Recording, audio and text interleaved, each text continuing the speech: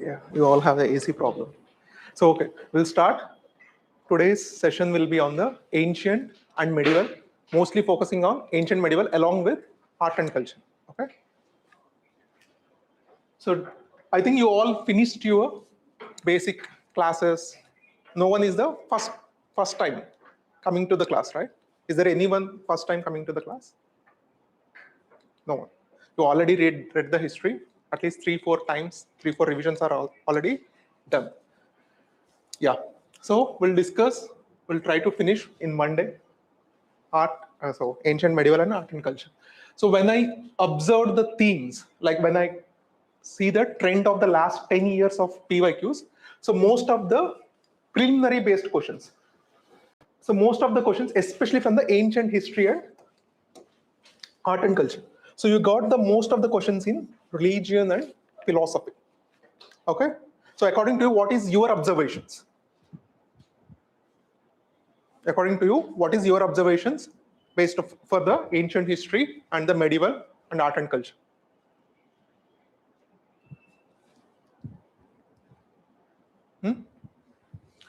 So this is what we analyzed. So you got the most of the questions from the religion and philosophy. Next important questions, next important topic was art and culture. You got nearly 25 to 30% of the questions. So this is the trend of the last 2015 to 2025. So why we have to brought this trend was, so whenever you read the subject, you have to follow this trend. You have to give more emphasis towards these kind of themes, religion and philosophy. When you read the Jainism and Buddhism, you have to go through little more deeper when it compares to the philosophy. What is the fundamental difference between the Jainism and Buddhism in the philosophical ways?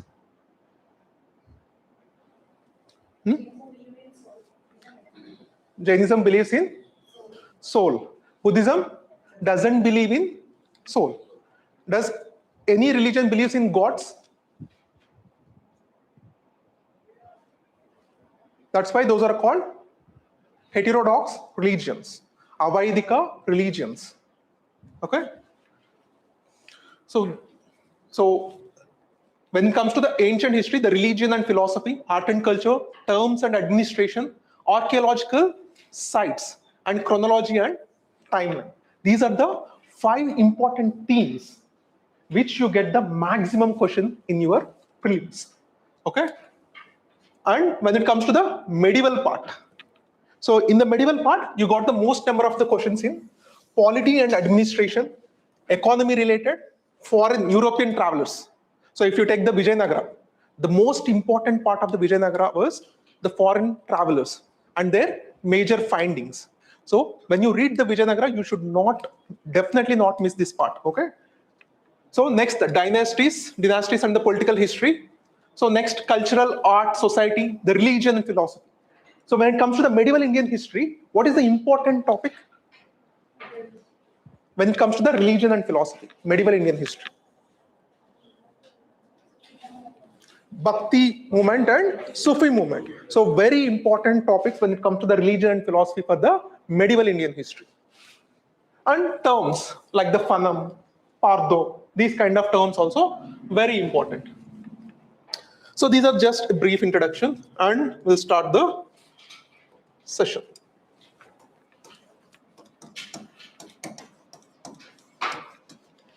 Starting from the history. What is the history?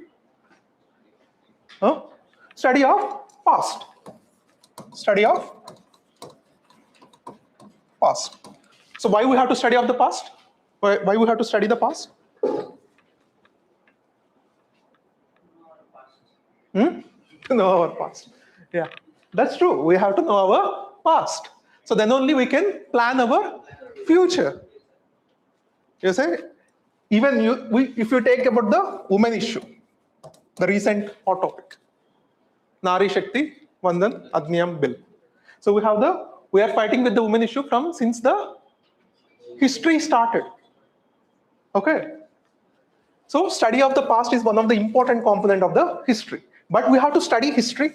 So everyone thinks map pointing is very much confined to the geography. But the map pointing is comparing to more than geography. It comes more in the history. So you have to relate. Means history has, you have to do two types of study. One is spatial study. Spatial. And one is timeline. So history is nothing but you are studying at particular place at particular time what is happening. So these two important components is important part of history. You have to study the spatial and the timeline. Okay. So this again, and history was divided into how many parts? How many types? Prehistory and history. So what is the difference between the prehistory and history? Huh? No, I want the clear difference. So what is the difference between the prehistory and history? Prehistory has no evidence of script. There is no lipi, script. We don't have lipi in the prehistory. No script. So how we will study the history then if there is no script? Archaeological excavations. Archaeological excavations. So what about the history or historic period? So script, evidence, the script-based study of history. Script-based study. So in between the history and prehistory, there is one part also. What is that? Proto-history.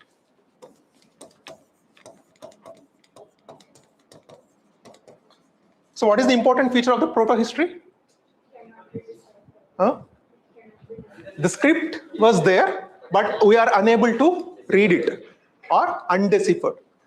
Best example is IVC Indus script is the best example. This is a simple classification of the history. So prehistory we study with the archaeological evidences, and history we study with the script-based evidences. And the proto-history, it's a bridge between the prehistory and history. Okay. So what are the important sources to study history? Important sources to study history. These are very, very important sources to study history. What is the important sources? Inscriptions. The first one is inscriptions. So writing on any kind of hard surface, which can stay for years, sometimes thousands of years. So inscriptions can be different types. What kind of inscriptions? Eulogies. Eulogies means precious things. Precious things. In the praise of the king. In the praise of the king, that is called eulogies. Eulogies is one form of inscription. And the second one was edicts. Ashokan pillar edicts. Edicts is also one of the form of the inscriptions. So next was, what is next? Land charters. Land charters. What is mean by land charters? Dana shasanas. So when you are giving some land to some temple or endowment lands, so that is called land charters, Dana shasanas. So what is the difference between these three? Eulogies and edicts mostly confined to the royal people. There is no involvement of civilian. Like you and me, we can't do the eulogies or edicts. Only the kings and the noble people, the commanders and all, so they can do the eulogies and edicts. But when it comes to the land charters, anyone can make a land charter. If you have 100 acres of land, if you want to give to one temple, so you can make a land charter. In the land charter also, we can read the history. See, this is the inscription which contains the eulogies, edicts, and the land charters. And next important source to study history is, what is the next important source? Coins. Study of coins is called numismatics. So which part of the history which we can study the best with coins? Kushans, more than Kushans. Guptas. Guptas are very famous for their coins. They are called the coin lovers. Okay, numismatics, study of coins. And what about the third source? Yeah, literature. What kind of literature? So this literature is also divided into two parts. One is indigenous literature, means written by people belongs to native peoples. And this indigenous literature again divides into what? Secular and religious. What is meant by the secular literature? Give best example for one secular and one religious literature. Example. Abdra Shastra is the secular. So again, one more. Gada Shaptasuti. Okay. Vikramurvasiyam, like Meghadutam, Abhignana Shakuntalam. So those are not very much related to the religion, but as social dramas. So those are the best examples from the which comes under secular. And what about the religious? Vedas, Puranas, Itihasas, Tripitakas. Okay, these are all things. Religious means not just Hindu, right? Jainism, Buddhism is also important religious part of Indian history. Okay, and what about the other? This is the indigenous is one. Next, foreign texts. So how many foreign people, how many types, like how many, as you know, how many countries people came to India as a foreign travelers? Starting from Persians, Greeks, Chinese, Arabs, Portuguese, yes, Italians,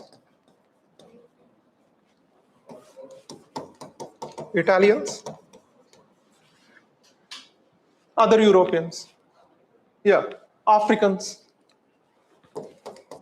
So many people visited India and they have written, just like how they are recording the blogs and all these days, like whenever they eat pani puri or something, they will record the YouTube videos, right? Similarly, they used to record their everyday experiences in India. So these are the important sources. Okay, after literature, what is the next? Monuments. So monuments. Also one important source to study the history. And what about the other? Archaeological excavations.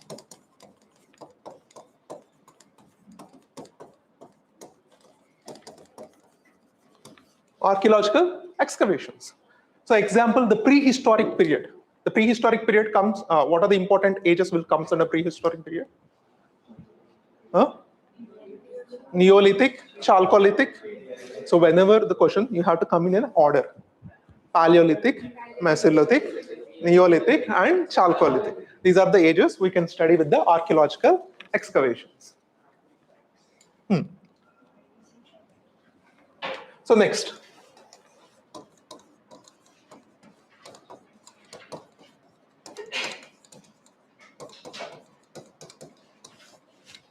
So what is the geographical impact on history?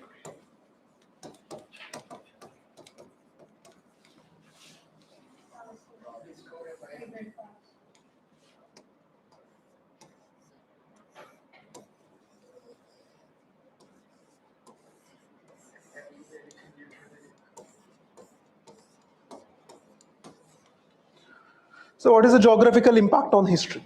So what are the important geographical features? Because why our history is like this? Because of our geography.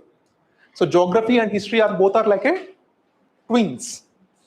So one you can't read without another. Okay? At least geography you can read, but not definitely not the history.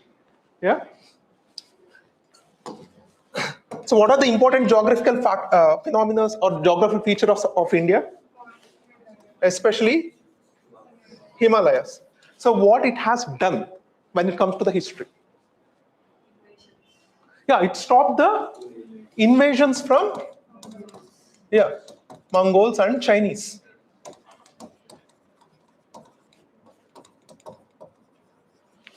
Okay. And what about these low range mountains, Hindu Kush range? So just like how the Himalayas stopped the invasions, they allowed the invasions of foreigners to come into the India. Okay, these Hindu Kush mountains.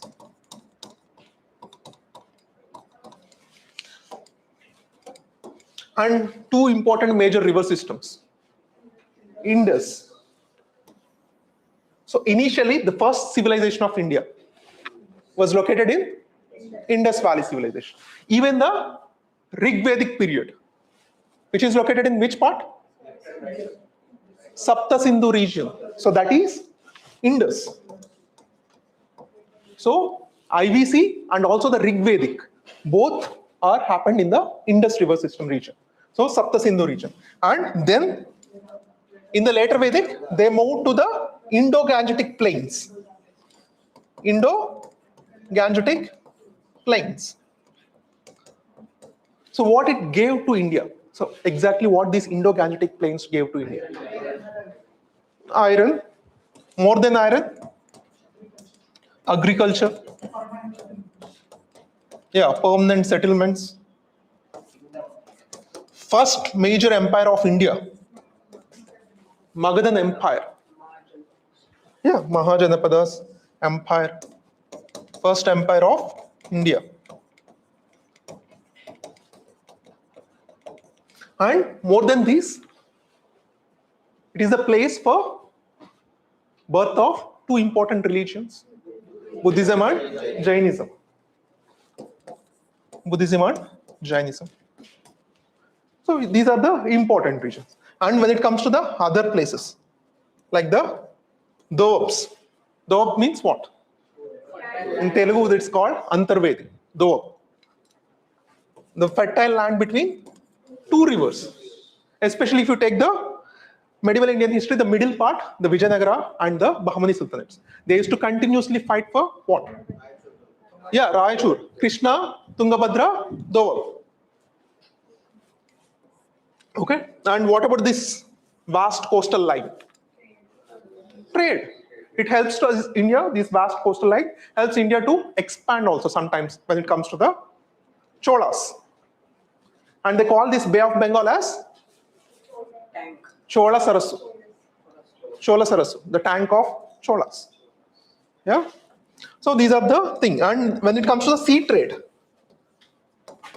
India used to export what and import what? Import horses, export, paper, salt, gemstones, iron. There is one special iron which used to export from the Sangam region. What is that iron is called? Wood steel. One of the very important, the finest steel, wood steel. And later this is called Damascus steel. So even today, this is one of the finest steel available in the world. So the wood steel, very important. Okay. So these are the simple impact of the geography on history. Next comes to the prehistoric period.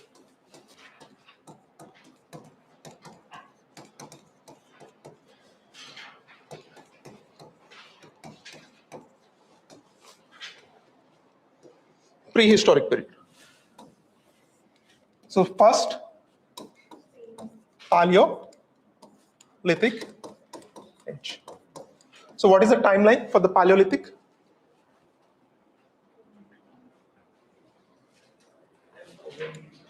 So it's almost like 2 million to 10,000 BC. And again, the Paleolithic was divided into three parts. What is that? The lower,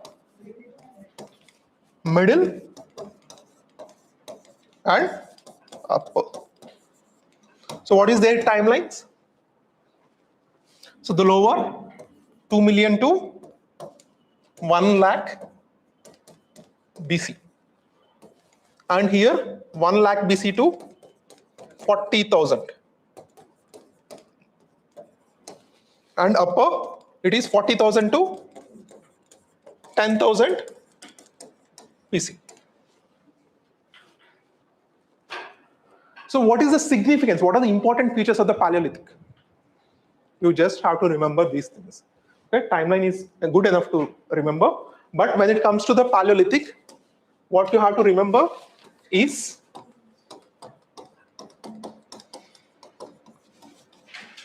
its sites. You have to remember. So what are the important sites? Son Valley, Bhimbetka, Belan, Pallavaram.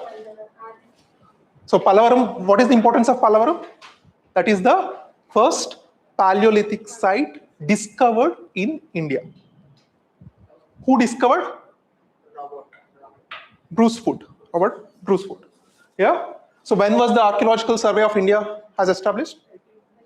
1861. 1861. Okay. So what is the important features of the Paleolithic? What exactly happened to the humans? So we are starting about how the humans has started. Until this age, even in the Paleolithic age, humans just lived like an animal. If you go see on the streets, you see the dogs, how the dogs lives. So just they will go and bring some food, they will procreate, and they will save that kids from other attacks, and they will continue, take rest, and continue the life. Even the human also live to adjust to the same life until the cognitive revolution takes place. Then when the human started to think, analyze, remember, communicate, so this is how the human started to make difference from the other animals. Okay. So what is important about the Paleolithic was fire, the discovery of fire. So the discovery of fire, why he discovered the fire? Not just to cook biryani, okay? Just, to make himself warm and protect against animals.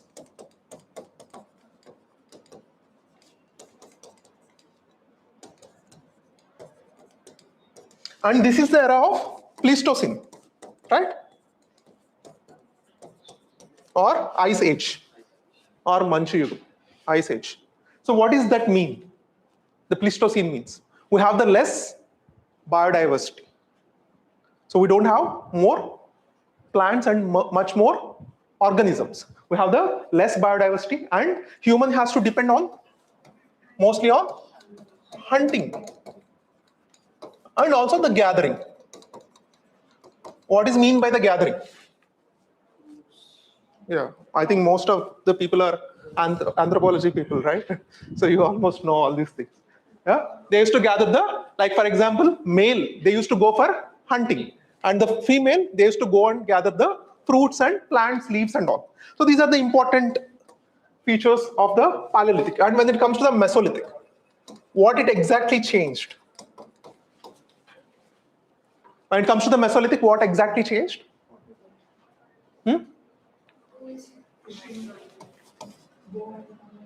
Yeah, in the Paleolithic, we also forgot that. So they used to use the big stones, big stone tools. So we'll also discuss all these. So in the Mesolithic, they used to use microliths also. Microliths also, just like our evolution of the hand smartphone. Initially, the smartphones are very big. Slowly, based on the necessity and need, he brought the size of the smartphones to much smaller and much thinner. Same, you can see the evolution with the Paleolithic man also. Initially, the Paleolithic man used to use big stone tools, and later he cut down the size based on his need. And here, even the microliths less than 5 centimeters. Less than 5 centimeters is also he used in the Mesolithic period. Less than 5 centimeters. And what are the other important features of the Mesolithic? Yeah, blades and all. And the semi-domestication has started. And previously, he used to stay as a nomad. Previously, he used to stay as a nomad. Mesolithic is just a bridge time period between the Paleolithic and Neolithic. Okay? Okay. Yeah. Agriculture is important feature of Neolithic. The two important features of the Neolithic was agriculture and domestication. The fishing actually started in the Mesolithic period. So domestication, very, very important. Domestication and agriculture.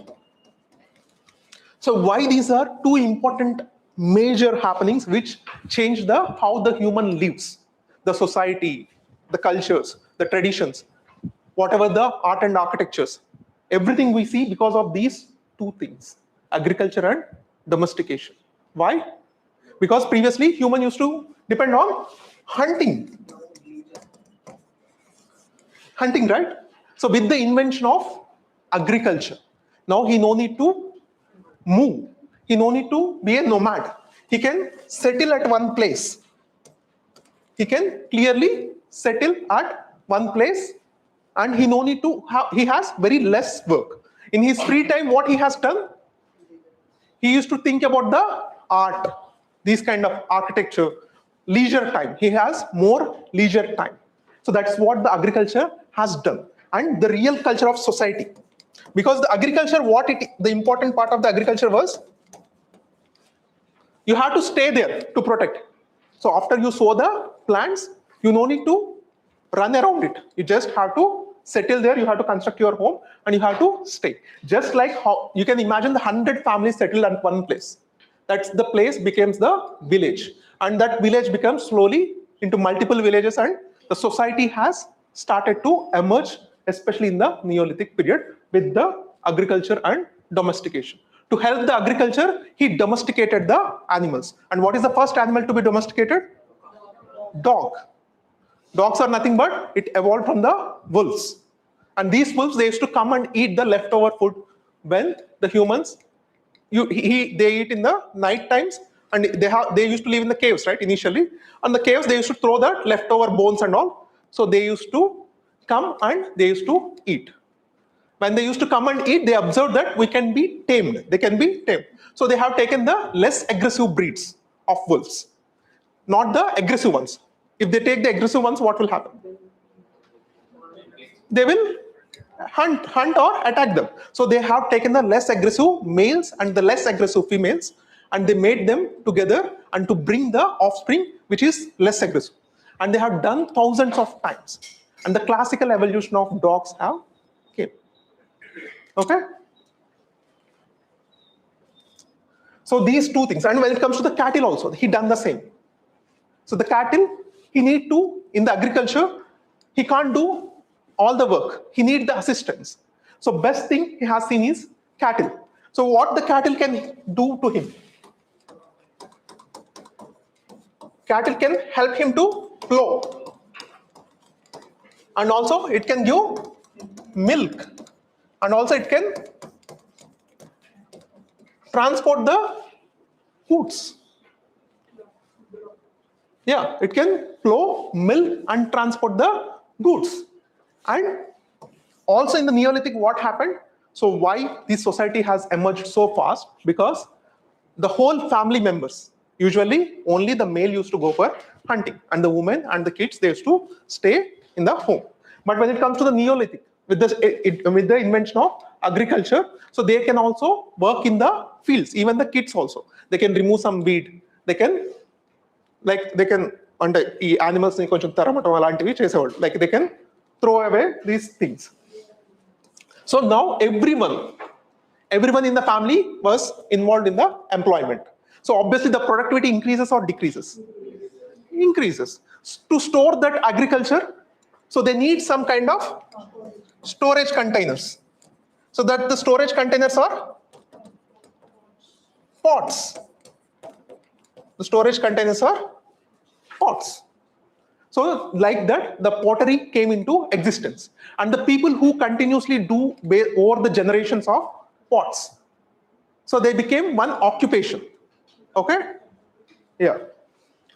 So next, during this time only, the burials started to emerge.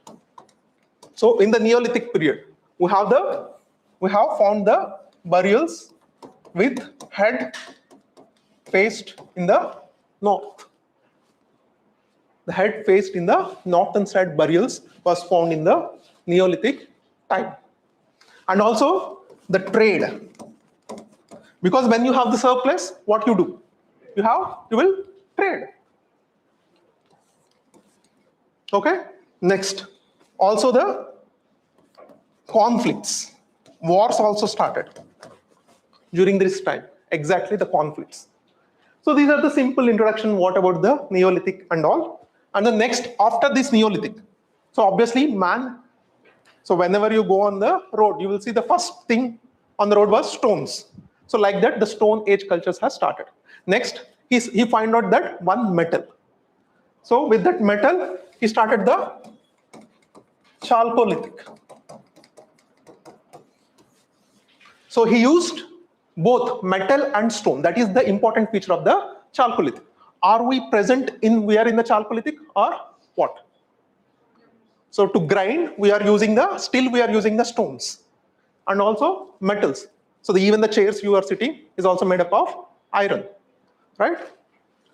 So first metal discovered by copper. So comparing to the stone, what is the advantages with the copper?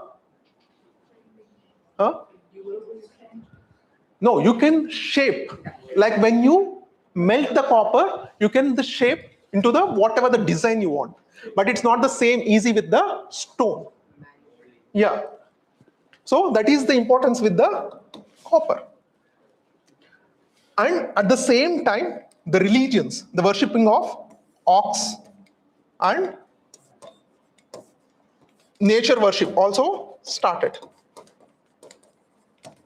Or linga worship in India especially.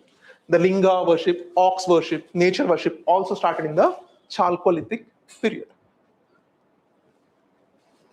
So we'll go a little more details.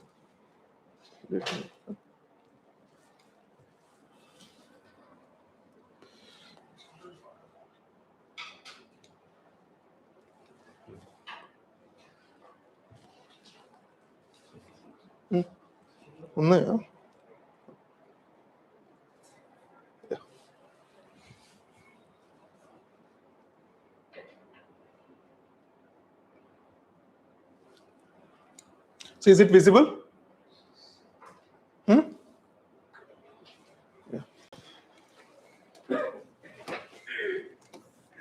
So Paleolithic.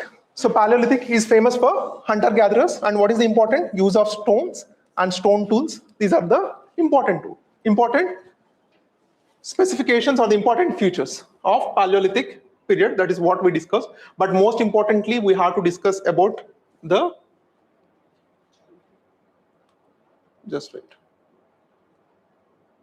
sites. These are very important. So when it comes to the lower Paleolithic, so the important sites are Swan Valley. If they give the questions, mostly they concentrate to give the questions either on the features of the lithic periods or the sites. Only maximum you will get the questions in these two areas only, either sites or in the features.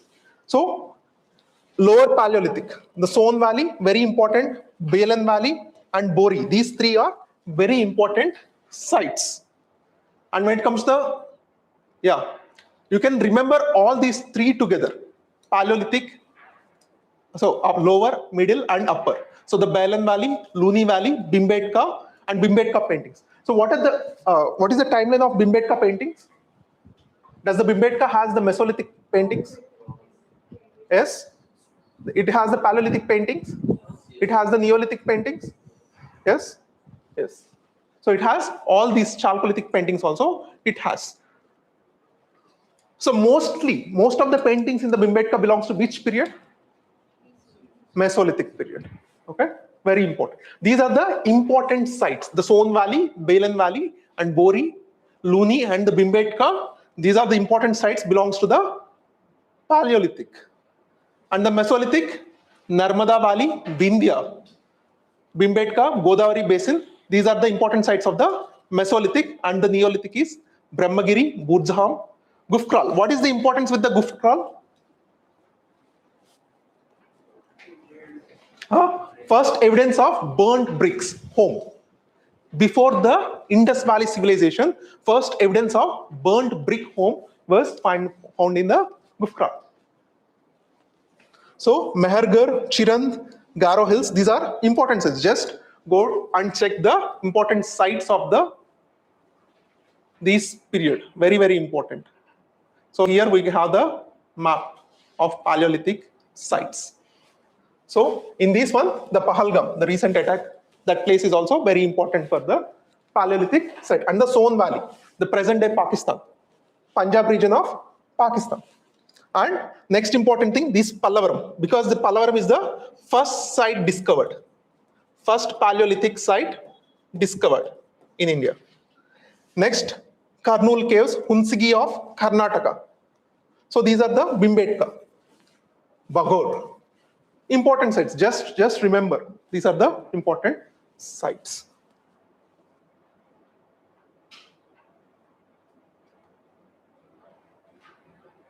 So these are the important features which we have discussed. So in the Mesolithic, what happened? The Ice Age came down to the Holocene period. So now what happened? Earth becomes more warmer.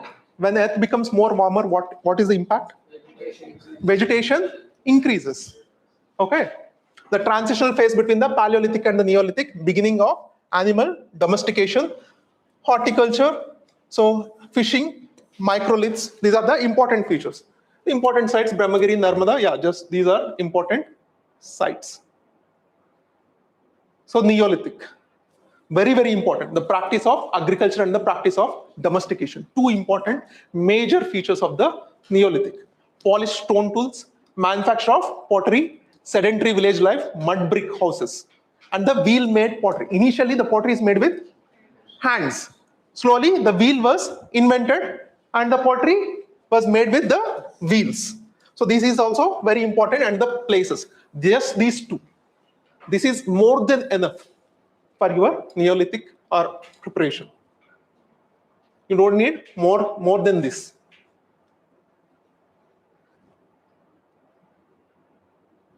Next comes to the Chalcolithic age. So we have the different types of pottery, right? So what are the major types of pottery you see in the history? What is the first type of pottery you see in the history? Black, red, black, red, where?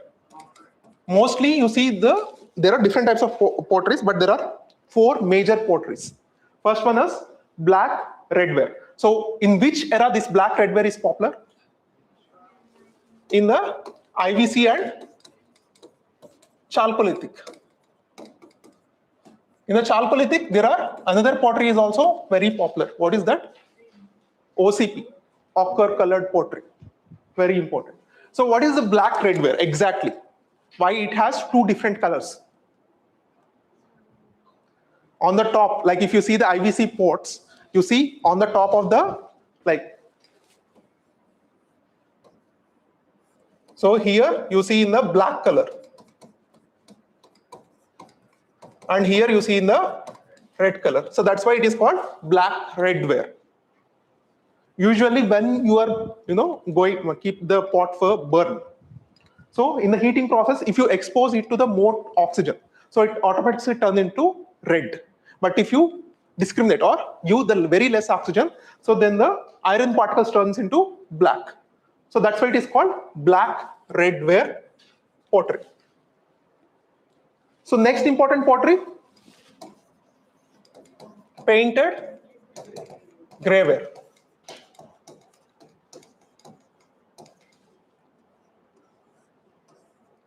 So it is a grey pottery painted different kind of symbols. So which era? That is very important. The painted graveware is in the which timeline?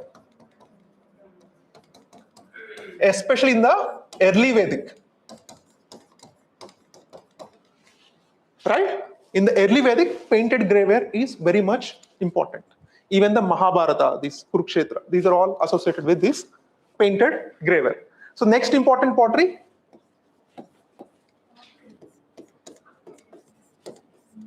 Northern black, polished ware.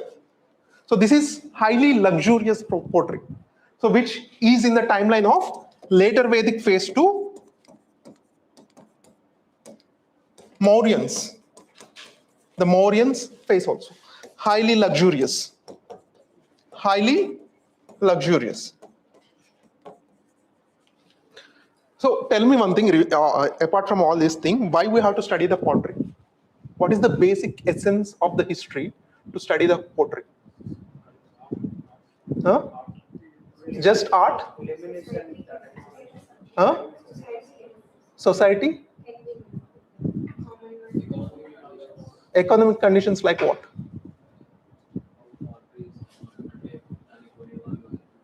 Yeah. It's, for example, you see the northern blackware, and the next important one was OCP. Ochre colored pottery. For example, even you see, if the families are not, which are not very affluent, you will see the very basic style of pot, red color, basic pot just to drink the water. But if you go into the rich people's home, you can see the Chinese blue style potteries, right? Which you can use as a flower vases and all. So, for example, if some apocalypse came and whole world destroyed, so after 1,000 years, if someone do this archaeological excavations, if they find these two kinds of pots, so what they can understand about the society?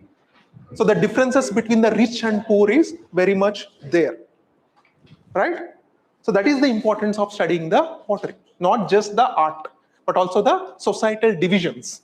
Very important. For example, this northern black polished ware, it's like you can imagine it's like a iPhone Pro Max. This is very highly luxurious pottery, which is only available for the very rich and the royal people. And when it comes to the ochre colored pottery, it is just like a plastic cheap bucket. So it is available for everyone. And even if you touch that pot, you can get some, you can get some stick of that little, remains of this pot. So this ochre colored pottery is famous in the Chalcolithic age. Chalcolithic. So these are the 4 important potteries you will see in the ancient India. So after this northern black polished ware, because mostly that time exactly what happened? Why we couldn't see the lot of pottery after that? Iron was discovered. So these pots are replaced with the iron pots. So the importance of iron started. You see exactly the later Vedic and the Mauryan phase. So when the iron was discovered, the same time, right, in the later Vedic. In the later Vedic, the iron is called, they use one term, Krishna Aya or Shama Aya. Aya means metal. So Krishna or Shama means the black metal. So these are the important. Krishna Aya or Shama Aya. So now you see the evolution. So Chalcolithic age came. In the Chalcolithic, they used the copper. So it also laid the foundations for early societies. And it laid the foundations for the civilizations. What is one simple meaning of the civilization?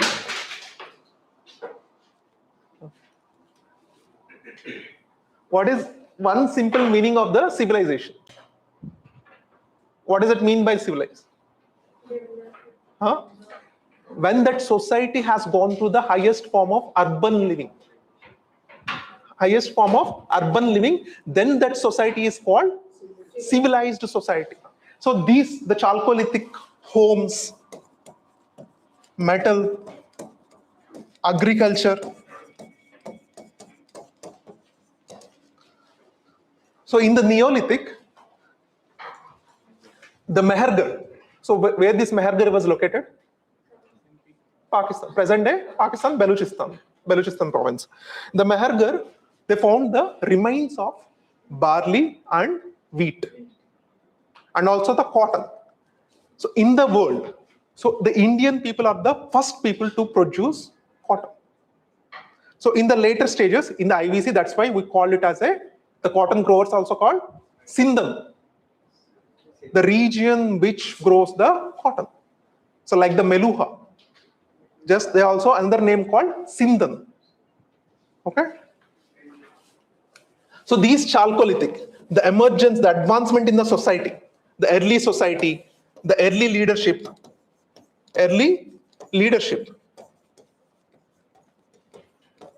So how exactly this leadership started to emerge?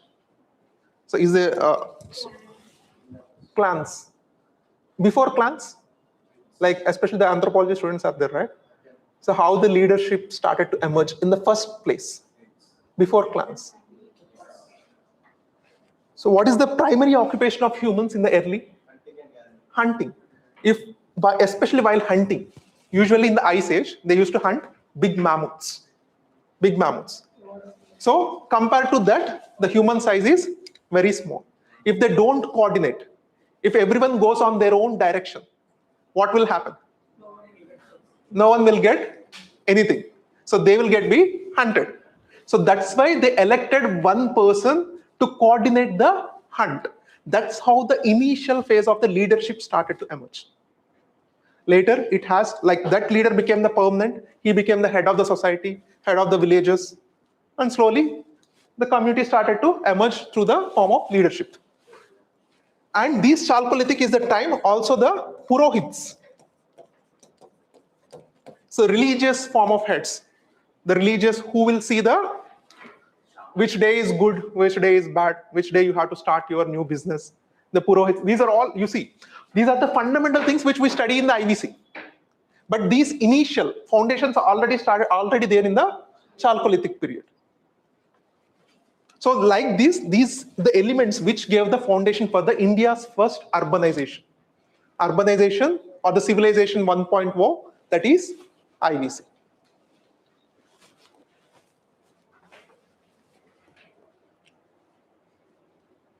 So one more important thing associated with the art and culture in the prehistoric time, one very important thing associated with the prehistoric apart from the archaeological excavations was paintings. So what is the definition of art? Expression of feelings. Your feelings you can be expressed into any form of art. So art can be music, art can be dance, art can be drawing, art can be literature, art can be paintings also. So they also try to express their feelings and their observations in the society. The first set of Bhimbetka historic paintings. So where you can see different types of paintings, right? What kind of paintings you can see in the Bhimbetka? Maybe the question also comes like this. What kind of paintings you can observe? Hunting can we observe? And other than hunting? Dancing we can observe. Dancing around the fire we can observe. And different animals like the tigers, elephants, these are all things we can observe. And also the honeycomb. They also draw the pictures of the honeycomb with the honeybees. So you have to see what kind of images. UPSC won't go much far. They will ask around like these questions only. Okay. So next, so IVC. So all these prehistoric period which laid the foundations for the IVC. Okay, that is the urbanization 1.0. So Harappa. So what is the first site discovered in the IVC? So when we study IVC, what are the important things we study? So what are the important things? It's urbanization. Can we study its urbanization? That is one important feature. What are the other important features? Economy. society, religion. What are the other things? Seals, ports, agriculture, yeah, art and architecture, you can see. So you can see majority of the what are the important components we study in the IBC are already there in the Chalcolithic and the Neolithic cultures. So what I'm trying to do is you have to connect the previous part with the present part. That's how you remember the history. If you just read the history based on the facts, it's very highly impossible to retain in your brain. Just connect. So everything has a dots and which is very much connected with one line. So Paleolithic is very much connected with the Mesolithic, and the Mesolithic is very much connected with the Neo, and the Neo is very much connected with the Chalcolithic, and the Chalcolithic is very much connected to the IVC. So what is the difference between the Chalcolithic and the IVC? Urbanization, advanced form of the urbanization, mostly the metal was more strengthened. Yeah, the copper, they added little more tin and they became the bronze. So what is the difference between the copper and the bronze? Huh? Bronze is in. So what is the use? If they make the bronze, huh? Yeah, because when they make the swords or the knives with the copper, those edges are not strong enough to cut. But when they make with the bronze, that edges will be more strong. So that's why even the bronze is one important metal in the present day also. Okay.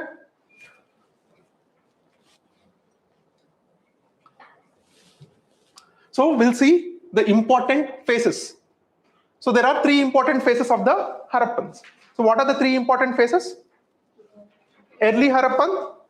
So what is the timeline of the early Harappan? Early Harappan. So why it is called Harappan? First site discovered. The Harappa is the first site discovered. So what is the timeline? 3300 BC to 23,000 around BC. And next, mature phase. So what is the mature phase? 23,000 to 2300 to 1700 BC. And from the mature phase, later phase or the declining phase, what is the timeline? 1700 to what? 1200 BC. So this is the simple timeline. Initially, in the early Harappan, so society started to emerge. Society started to emerge, and it got matured in the matured phase of the Harappan style. So where the urbanization, so it was so matured that the divisions are very much clearly visible in the society, just like our Jubilee Hills or Banjara Hills and the present. So all the Banjara Hills and Jubilee Hills, rich people used to live, right? Same kind of classification is also there in the Harappan society. So in the early Harappan, so this is the simple timeline.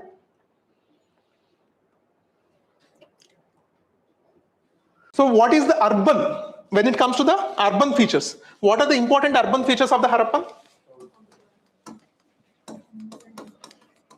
What is the important feature of urban features? Just give the drainage system. Streets are cut at the angle of 90 degrees. So the cross section of the streets cut at the 90 degrees angle. What are the other important features? Huh? Citadels. Citadels from which direction to which direction? Huh? North to south. West to east. West to east. So west to east. So in the upper part, west to east. So in the upper part, we have the citadel. So where the important people, they used to live, or that is used for the government functions, but still the classification of society was very much visible. Okay, this agriculture brought so many changes into the society. Agriculture made some people in the society rich and some people in the society poor. And the class divisions has started from with the invention of agriculture. Okay, mostly it's very much clearly visible. So citadel in the lower town, who used to stay? Common people. And the one more important feature of the houses, they don't have windows and doors to the main street. So the doors and the windows were in the sub street. They used to come here and they used to enter into the main street. But when you walk in the main street, so you will only see the walls of the houses to prevent the privacy, to have the privacy, so they used to construct their homes like that. So when you are going into the street, you will not see any door or any window of the house. You'll only see the clear wall. But the houses and the windows is connected to the small street, and that small street is connected to the main street. So this is how the urbanization in the IVC. And other more important part of the urbanization is drains. Yeah, drains. Drains are there and wells are there. Even recently, 2 years back, there is an floods in Mohenjo-daro in Pakistan. So that complete area of Pakistan was undergoing to the floods except that part. Why? Because even now, after 4,000 years, the drainage system is working very good. So their complete flood water was completely removed. It was the news 2 years back. This is what happened. So what are the other important urban features of IVC apart from this? Granaries. So where you found the granaries? So what is the use of the granaries? To store the grains, food grains. So just like our FCI godowns. At present we have the FCI godowns. What these FCI godowns will do? They store the food grains. And again, apart from the granaries, what are the other important thing? Yeah, great bath. And great bath is usually used for religious purpose. And can you compare it with the present? Yeah, present the temple tanks, the temple konerus and all, which is a classical emergence from the great bath of IVC. And other important feature is dockyards. Dockyard at Lodhal. So at the same time of the IBC, there are other civilizations also exist in the world. So what are the other civilizations? There are total 4 civilizations are there. What is the 4? Egyptian civilization on which river? Nile River. And Mesopotamia. So present day Iraq. What are the important rivers in the Mesopotamia? Euphrates and Tigris. Euphrates and Tigris. And Chinese. So what is the important river? Huang Ho River. And the 4th was Indus. Tributaries of Indus. So among these 4, which one is the biggest? Indus. Okay.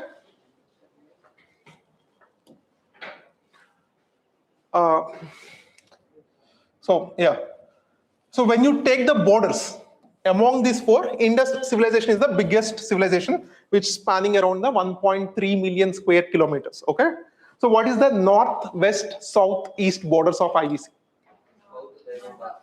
South, Daimabad. At present, which state?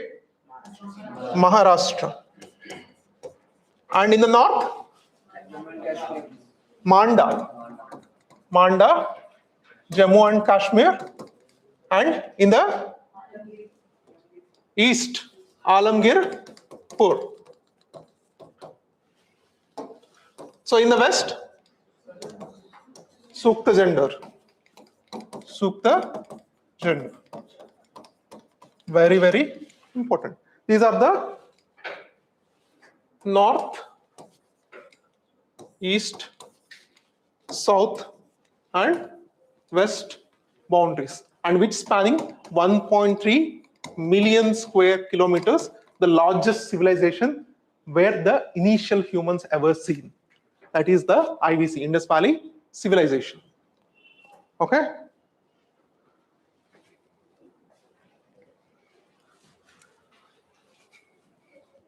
So now we'll go through important features. So yeah, planned urban layout, the grid pattern is there. Yes, the division of the city, citadel and lower town. So just we can compare with the present day division. So building materials, whether they use bricks or not. What kind of bricks? Burnt bricks or unburnt bricks? Burnt bricks. Burnt bricks you will also see in the Chalcolithic period also. Okay. So one thing you have to observe is IVC and the Chalcolithic period existed on the same time. Same time. So in one city, Chalcolithic period is happening. In another place, IVC is happening. So you have to remember like that. So these are contemporary. Because IVC is a Bronze Age. To supply bronze, they need copper. The copper will be supplied by Chalcolithic towns and Chalcolithic villages. Okay. So building materials, burnt bricks and houses, 2-storied, drainage system, underground drainage system, horizontal and vertical drains. Yeah, these are the important features. So water supply system, public wells in almost every street, civic communities, waste disposal, yes, major public structures, great bath. So these are very important. Overall structure. So 39 feet into 23 feet. The dimensions, very important. The granaries, 169 feet into 135 feet. Maybe these questions might come in the group 1 kind of exams, not exclusively in the UPSC.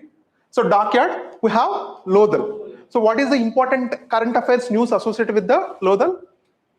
Because the Indian government is constructing the National Maritime Complex in the Lodhal. Very important. Okay, that is dockyard. Administrative features, mostly centralized administration. And agriculture. So they used to produce wheat, barley, rice, yeah, so many agriculture types of foods they used to produce. And the rice, whether they produce rice or not. This is one simple question. Rare. So they found the evidences in which place of rice? In Lodhal. They found the rice husk. Okay. So mostly they used to produce wheat and barley. You take any civilization, even you take the Mesopotamia, Egyptian and Chinese. Even if you take the Egyptian, they have even the pregnancy test based on the wheat and barley. If the woman after become the pregnant, so if she urinate on both the grains, so whichever comes first, whichever the plant comes first, if it is wheat, then the baby is girl. If it is on the barley, then the baby is boy. Like that, those kind of pregnancy test is also they used to do in the Egypt. So that is wheat and barley is very staple diet, not just in Indus Valley, but also in Egypt and also other important civilizations. The Harappans were the earliest producers of cotton. So before them only, the Neolithic time, the cotton was produced. But Indus people, like India people, the cotton, we are the first producers of cotton. So that's why they also used to refer us called Sindhan. The cotton is called Sindhan. Very important. So they found the seals and terracotta figurines. So how many people have seen the movie Mohenjo-daro? Is there anyone? No? Because in that movie you can see many of the IVC things. The seals and terracotta figurines depict the bulls. So most sites, yeah, these are canals, animal husbandry, yeah, Lodhal. So next when it comes to the trade. So what is the important exports from IVC? Cotton. So what is the important? Yeah, cotton. Next, food grains, beads, pearls, Yeah, these kind of things are very important exports. Even the bronze items also they used to export. But when it comes to the standardized weights, they have the standardized weight system. 16, 32, 64, like that they have the standardized weight system. If you go to the New Delhi, in New Delhi there is National Museum. In the near the Rashtrapati Bhavan, that palace, you have the National Museum where you can see all these things which are there in the IVC. The small bronze dancing girl and also these standard weights. Everything you can see there. Complete, it's like a IVC too. So evidence of extensive trade, numerous seals, uniform script. So with how many civilizations that Indus Valley people have the trade relations? Only Mesopotamia. So we didn't get any evidences of seals from Egyptian or Chinese. Only in the Mesopotamia. In the Mesopotamia also they found out the IVC seals, which means we only have the trade relations with international trade. Because in the previous Chalcolithic, like Neolithic, we don't have the international trade. We have only the local trade. So, but here we can see the international trade. So these are the trade commodities: stones, metals, shells. These are lapis lazuli and cotton goods. So these are important. And what are the important place to procure copper? Rajasthan. What kind of the name of K3 mines? That K3 is IVC site or the Chalcolithic site? Chalcolithic site. Chalcolithic site, right? Yeah.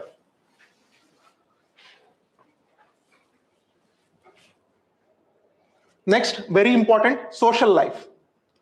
In Harappa, numerous terracotta figures. Women worship is there. Mother goddess figures they found. And Pashupati worship, Pashupati seal they have found.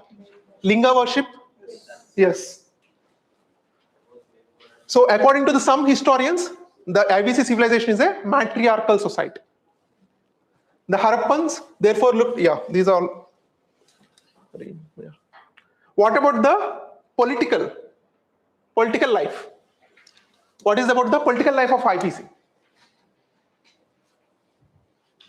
So is there any royal heads or monarchical heads existence of? There is no clear evidences of political life of IVC.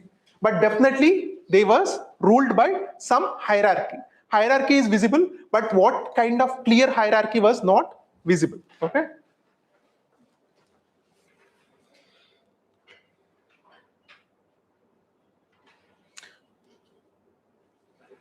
And about the burials. So what type of burials existed in IVC? Pot burials? No, different kind of burials existed. Pot burials, what does it mean by the pot burials?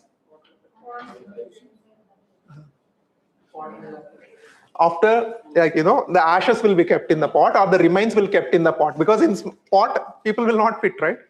So the remains of people will be kept in the pot and they used to bury. And what about the fractional burials? Fractions. Some body fractions used to kept in that, and they used to keep the fractional burials. And also double burials also there. What does it mean by the double burials? Yeah, two people. So some historians, they very funny, they told that it's kind of a sati, early form of sati.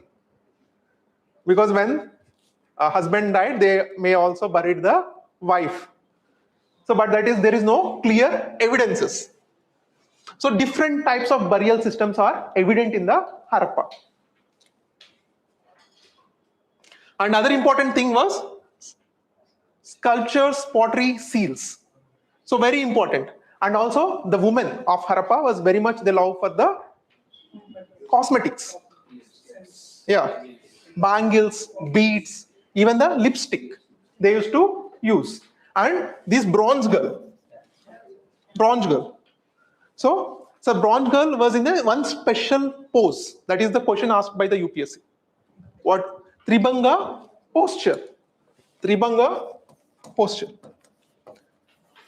In 2025 also they asked one question, right? On the dancing girl made up of bronze.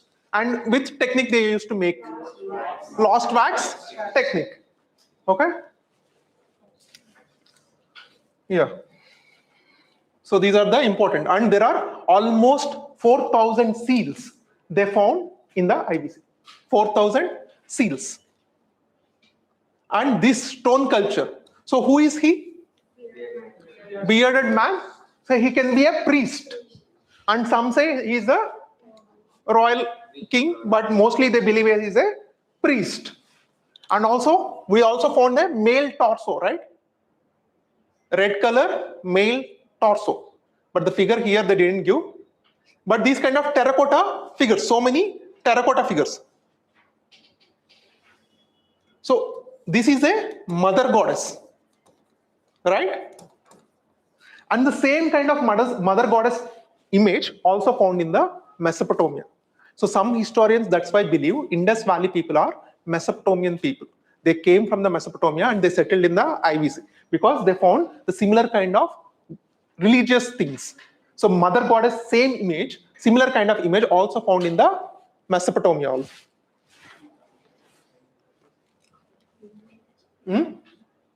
What happened? So next, terracotta sculptures.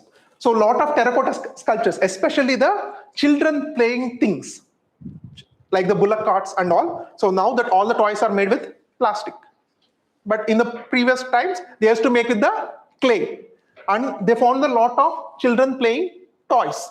So from that they can imagine, right?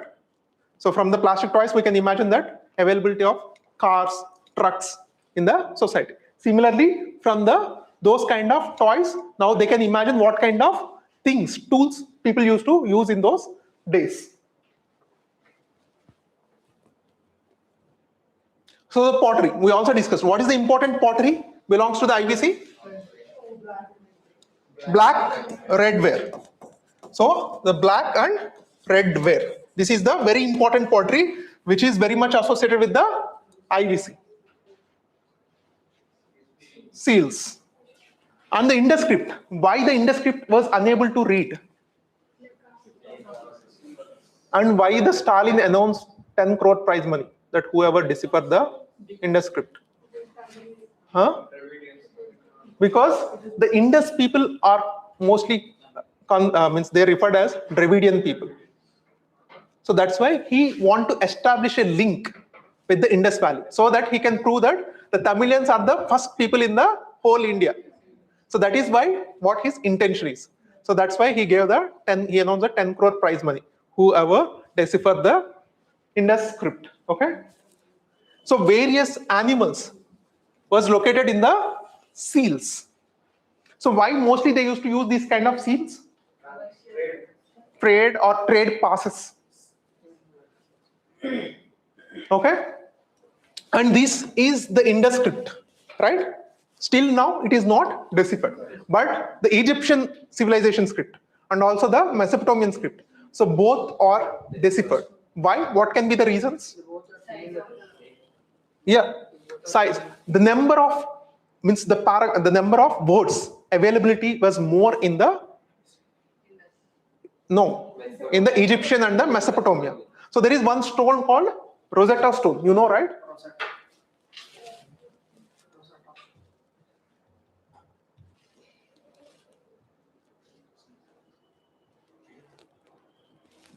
So this is the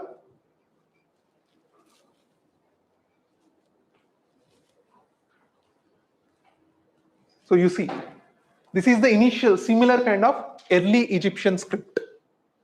So the availability of number of letters was more available. So, and also the translations of the next successive languages is also there. So it's very easy. Just for example, the Brahmi and also the Kharoshthi, these kind of scripts also they have read like this, because this is the early form, and we don't have similar kind of stone when it comes to the Indus script. So this is one of the thing which makes to read the Indus script very difficult, because the short availability of letters, very small number of letters are available, unlike the other scripts. So that is biggest hurdle to read the Indus script.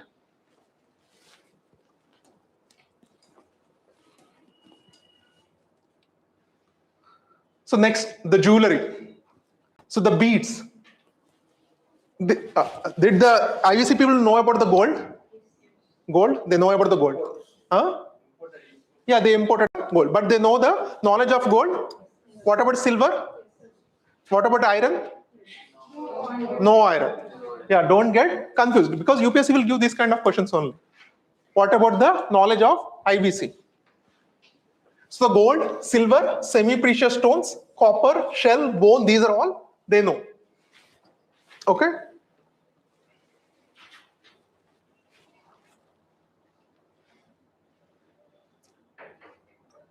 And the important sites, the Harappa, which was it's located? Punjab, Pakistan. That is the first site discovered. So that's why the civilization is also called Harappan site. It is a type site. Type site means type site. So when a site is called type site.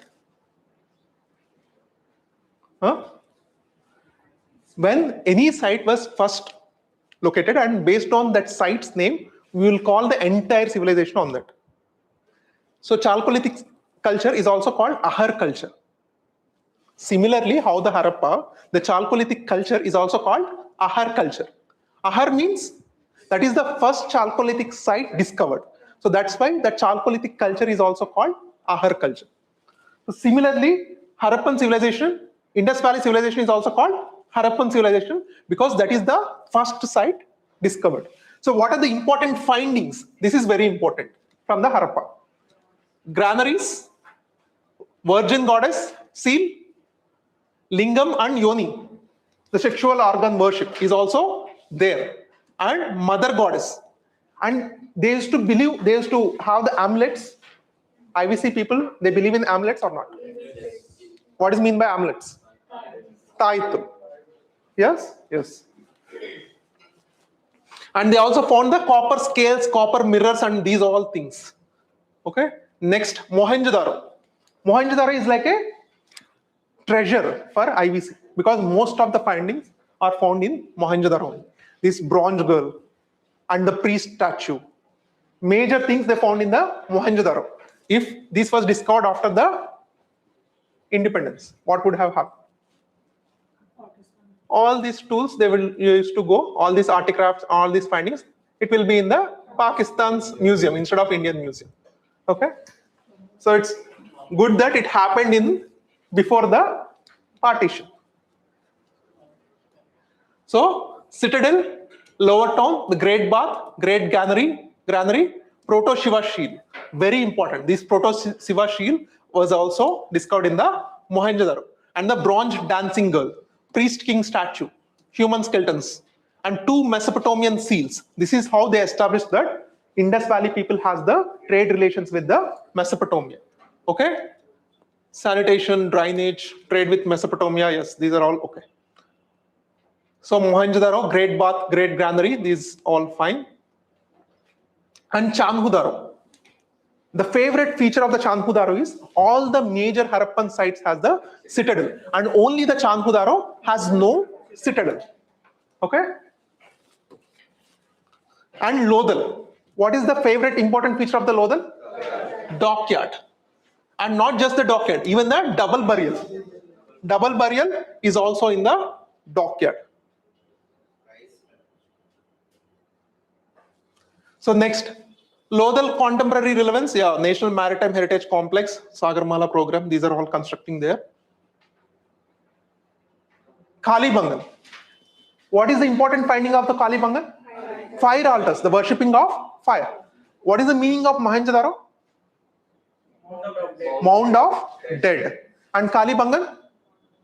Black bangles. So the fire worship, which means the fire worship is there in IVC or not? Yes. Because the fire altars was discovered in the Kalibangan. So these are the important. And next comes to Dholavira. Dholavira is also very important site. So what is the important feature of the Dholavira in IVC? Water harvesting reservoirs, because it has no river. So it has to, unlike the major Harappan cities, it doesn't have river. So it has to efficiently use the water. So that's why they have the best water reservoir systems. And also the stadium. Stadium, they have large Harappan inscription. Yeah, only Harappan site divided into 3 parts. very important. And the Dholavira is very famously known for its water management system. ACs aapesara? Did you stop the ACs? Okay. So, no. And what is the place where the bones of horse was located? Sarkotla. Which means the IVC people have the knowledge of horse or not? Knowledge of the horse is there, but the usage of horse was not there. And the usage of horse came into existence in the Vedic culture. Okay? And Rakhigarhi, largest Harappan site, 5 biggest Harappan townships. These are the important features. And it comes to the decline of the Indus Valley. So what are the important features? Floods, inundation. Inundation means flood, because the river changes its course, right? Yesterday geography you finished, right? Yeah. River changes its course. So when the river changes its course, what happens? It will inundate the landforms. So nature doesn't have any discrimination, whether the apartment is there, rich man's villa is there. So it will just flood. So that is one important theory. And the other theory was Aryan invasion. And there is also one more theory, malaria theory also there. So most of the people got the malaria epidemic and they're gone. Okay? And climate change. So, and also recurrent floods, soil exhaustion, Gagar Hakra, drying, reservoirs, deforestation. So these are the important sites, Harappan people. So contemporary Chalcolithic. Okay. So what is the present relevance of the Harappa? Maybe this is more focused about the main topic, but what is the present? What are the important and culture, IVC culture, which we are following still today? Urban town planning. Okay. Drainage system. Granaries. Goddess religious worship. Taitulu, yeah. Amulets. Yeah. And also other, like the cosmetic products, like copper mirror is there, and also the lipsticks. These are all bead making necklaces. These are all we are using. So this is the picture of Harappa. So Indus Valley, Harappan civilization, the Akkar Gagar river. So Daimabad, you can clearly see, which is in the Maharashtra, and Manda, Alamgirpur, Suktajandar. So yeah, Pakistan. All was concentrated in the Indus Valley. So next, what you have to understand, next the Vedic also mostly concentrated on here only. Okay? In the later Vedic only, they changed it to Indo-Gangetic plains. Okay? So that is what the Indus Valley. So when it comes to the Chalcolithic cultures, Ahar culture and the Chalcolithic culture both are same, just like Indus Valley civilization and Harappan civilization. Okay? Because the Ahar culture, this is the first located. So what is its timeline? 3000 to 1500 BC.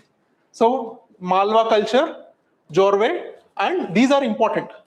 So where it was? In the Ahar culture, stone houses, Gilun, use of burnt brick. Yeah, these are very important. But mostly you will get less questions from this area. So next, Vedic period. So what is the outcome of IVC? So how it started and how it ended. So it has seen the highest form of urbanization. Yes? Yes. So it has the highest form of urban amenities. Yes. So then it started to decline. And later it gives the rise of Vedic civilization. But according to most of the historians, these Vedic people are Aryans. So that's why even the Tamil Nadu, they believe that these Indus Valley people, they came down and they settled in the south. And the later, especially the northern plains, are occupied by people comes from the, especially the Caucasians. The South Caucasian mountains or the present Germany, these all people, they came to the India and they got settled. So while they came, they can't come by walk, right? They came by horses. So that's why the horse is one of the important animal very much associated with Vedic. So from here, this history is called historic period. So Indus Valley is a proto-history because even the script evidences is there, but we can't study the history with the script. Mostly we read the history with archaeological excavations. Okay. Next comes the Vedic period. So what is the important features of the Vedic period? First, what is the timeline?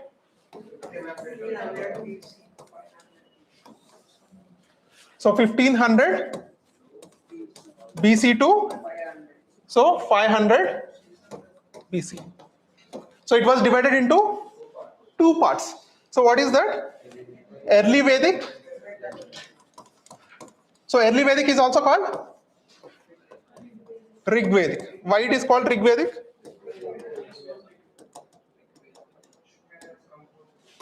Rig Veda.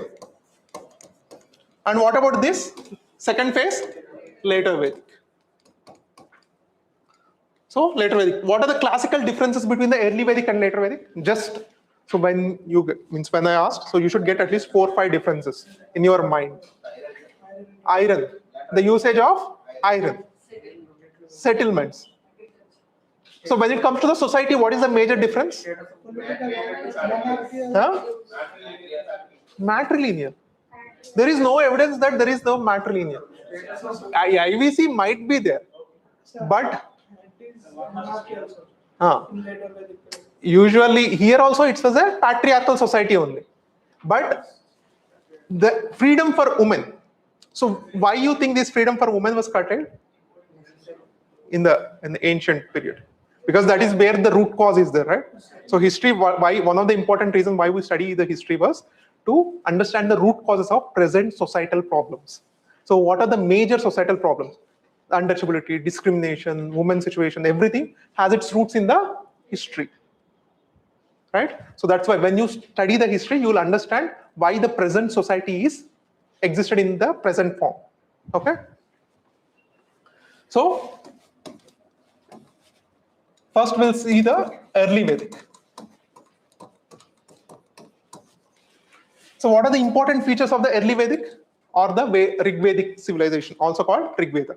Because the Vedic literature has multiple forms and the important one was Vedas. In that Vedas, the Rig Veda is the one single Veda was composed in the early Vedic time. Rest of all the Vedic literature, it comes under the later Vedic. So in the early Vedic time, what happened? What are the important features when it comes to the religion or society? Caste system, really caste system was there. So when it comes to the society, what are the important major features of early Vedic? Is women allowed for education? Women education allowed? Yes. Child marriages? No. Child marriages? No. Sati? No. Sati. Okay. Even they used to allow for the participation of Sabha, Samiti, and what are the other 2 forms? There are total 4 forms, right? 4 forms of assemblies like Sabha, Samiti, Gana, and Vidata. 4 things. So even the women also participated in the composition of Vedas. Lopamudra and Gargi. Lopamudra and Gargi. They even composed the hymns of Rig Veda. And the Rig Veda contains how many slokas? 1028 slokas. 1028 slokas. Even the Gayatri mantra was there in the Rig Veda. Rig Veda. And also the Purusha Sukta. So what is the importance of Purusha Sukta? Yeah. So again, these all have the root cause of, what is the root cause? Agriculture. Agriculture makes the society very much unequal. So in some peoples has more concentration of property and wealth. So what he has to do? After he died, what he has to do? He has to transfer it to the next generation. How he has to make sure that the next generation is only his. So he has to impose some restrictions on women. You should not let woman to have her own free will. So that's why, to make sure his legitimacy is of his hierarchy, means in the future generations, so he started to keep the restrictions for women. He started to restrict her movements. He started to restrict her education. Why he has to restrict her education? Because if the woman is educated, they will start to question. So that's why they restricted the education. And next, what about the marriage? Why they have to restrict the woman's marriage? Because the Anuloma and Pratiloma marriages, very important feature with the Vedic, which is allowed in the early Vedic, but not allowed in the later Vedic. Especially the Pratiloma marriages. So what is the Anuloma and Pratiloma marriages? Anuloma means higher caste male marrying the lower caste female.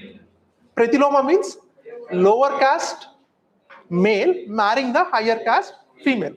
Okay? So these both are allowed in the early Vedic, but they don't allow in the later Vedic. Because to control your family, your clan, so making the marriage is one of the important thing. So to establish your relations and to protect your family name. So that's why they also restricted the marriages for women also. And they started to marrying the women in the early stages. So from there, the foundations of the women discrimination started in the Vedic. And it continued till today. Okay? So that is the important features. And what are the other important features of the early Vedic? So we'll discuss about the Vedic literature first. Vedic literature. So the Vedic literature was classified into how many types? What is that? Shruti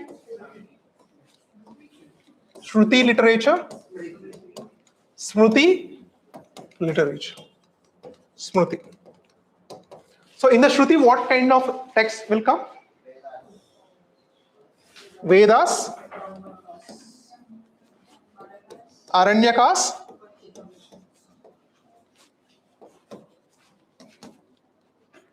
and after Aranyakas, first Brahmanas will be there, right?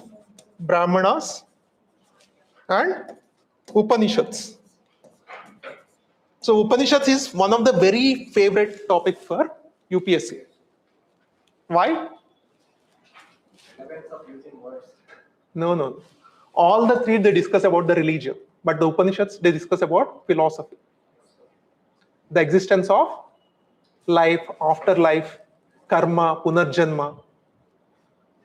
So these all things were discussed. Mostly the Upanishads are a philosophical text. Okay? But remaining were mostly religious texts. And when it comes to the Smruti, Vedangas, Upavedas, Itihasas, Puranas. So among all these 8, which is the oldest composed text? Huh? Okay, Rig Veda. So what is the earliest? Huh? Among all the Vedic literature, earliest one was Rig Veda. Oldest one was Puranas. Because in the Puranas, it was composed during the time of Guptas. So important source to study the Gupta's hierarchy or the Gupta society is Puranas also. So Puranas is the latest text among all the Vedic literature. So how many Vedas are there? 4 Vedas. What are the 4? Rig Veda, Yajur Veda, Sama Veda, Atharvana Veda. So among these 4, 3 are called Trai. What is the 3? Among these 4, only 3 are called Trai. Rig Veda, Yajur Veda, Sama Veda. Why they are called Trai and why they didn't add the Atharvana Veda? Because these movies like Polymera 2, these all movies, you will see that, right? Black magic.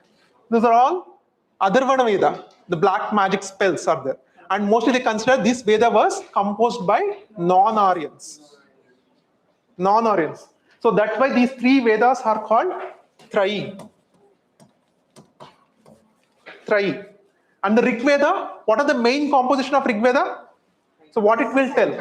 Hymens, shlokas. Yeah.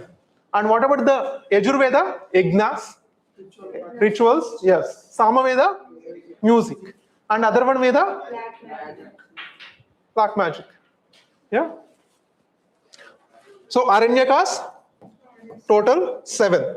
And Brahmanas also 7. So these were very much related to Vedas. And how many Upanishads are there? 108. So what are the major Upanishads? Because the UPSC asked many questions. They didn't ask the questions about Mandaka Upanishad, Maha Upanishad. Why Maha Upanishad is very important? Vasudhaiva Kutumbam, it was given from the Maha Upanishad. Yeah. Yeah. And what about the Katha Upanishad? Because this is also UPSC question. Katha Upanishad. This conversation between Nachiketa and Yama. Very important. Because the Nachiketa asks about what is afterlife. Afterlife, what happens to the Atma.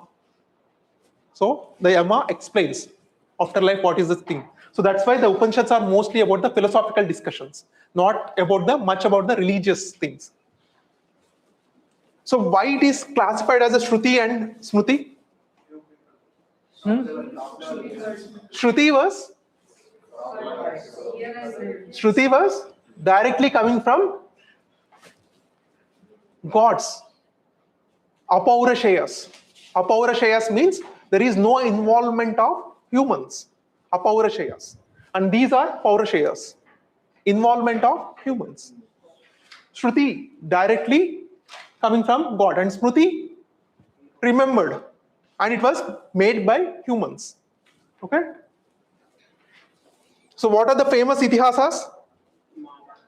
Mahabharata and Ramayana. Among the, which one has the largest text?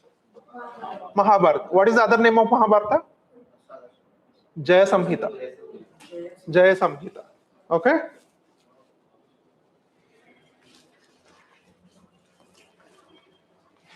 So we'll see about the early Vedic period. So the early Vedic period is also called Rig Vedic period. And it was geographical location. What is the geographical location? Sapta Sindhu region. Sapta Sindhu region. Very, very important. Okay? So with the agriculture and the invent of metal, what happened? Different occupations came into picture. Pottery, when we discussed about the pottery.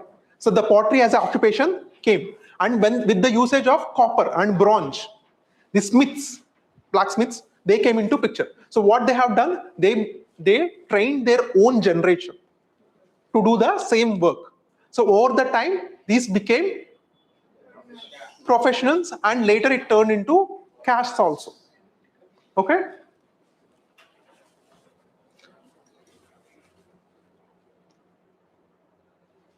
So when it comes to the society, yeah, these you know, right? So it was divided into Brahmin, Kshatriya, Vaishya, and Shudra. So highest form, yeah. So what is the difference between the Bhakti and Vedic worship? So Bhakti, we will see in the Bhakti movement in 15th century, right? So what is the difference between the Bhakti movement and Vedic? So what is the fundamental difference between the Bhakti movement and Vedic form of worship?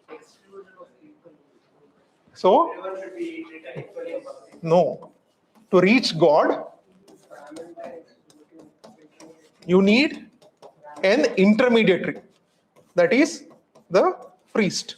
So you have to, without priest, you can't reach the God. But in the Bhakti, so this part was completely eliminated. So that is the fundamental difference between the Vedic and Bhakti movement. Okay? So where it is mentioned, the classification of Varnas?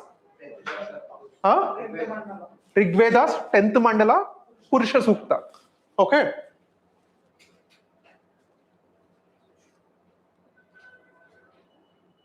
So next, it was said the caste system, yeah. So intercaste marriages is permitted in early Vedic or not? Anuloma, Pratiloma marriages. You know, right? What is mean by Anuloma and Pratiloma? Yeah. And the society. What is the fundamental unit of the administration? Kula, family. And the head of the Kula family was called Kulapati. So next, Grama, Gramapati. Yeah. Next one was Vishpati. And next, Jana. And from the Janas, slowly the Janapadas and the most biggest form of Janapadas. Like the cities, metropolitan cities, like that. So Mahajanapadas has started to emerge. And the Rig Vedic literature. So we have discussed, right? Rig Vedic earliest contains the how many hymens? Hymens means shlokas. So Yajurveda, it contains the sacrifices, Sama music, Atharvana contains the detailed rituals, but black magic mostly was in the Atharvana Veda, like which you can control the other person. Chatabadi, Banamati. These are all things was there in Atharvana Veda. So what is the difference between the Chatabadi and Banamati?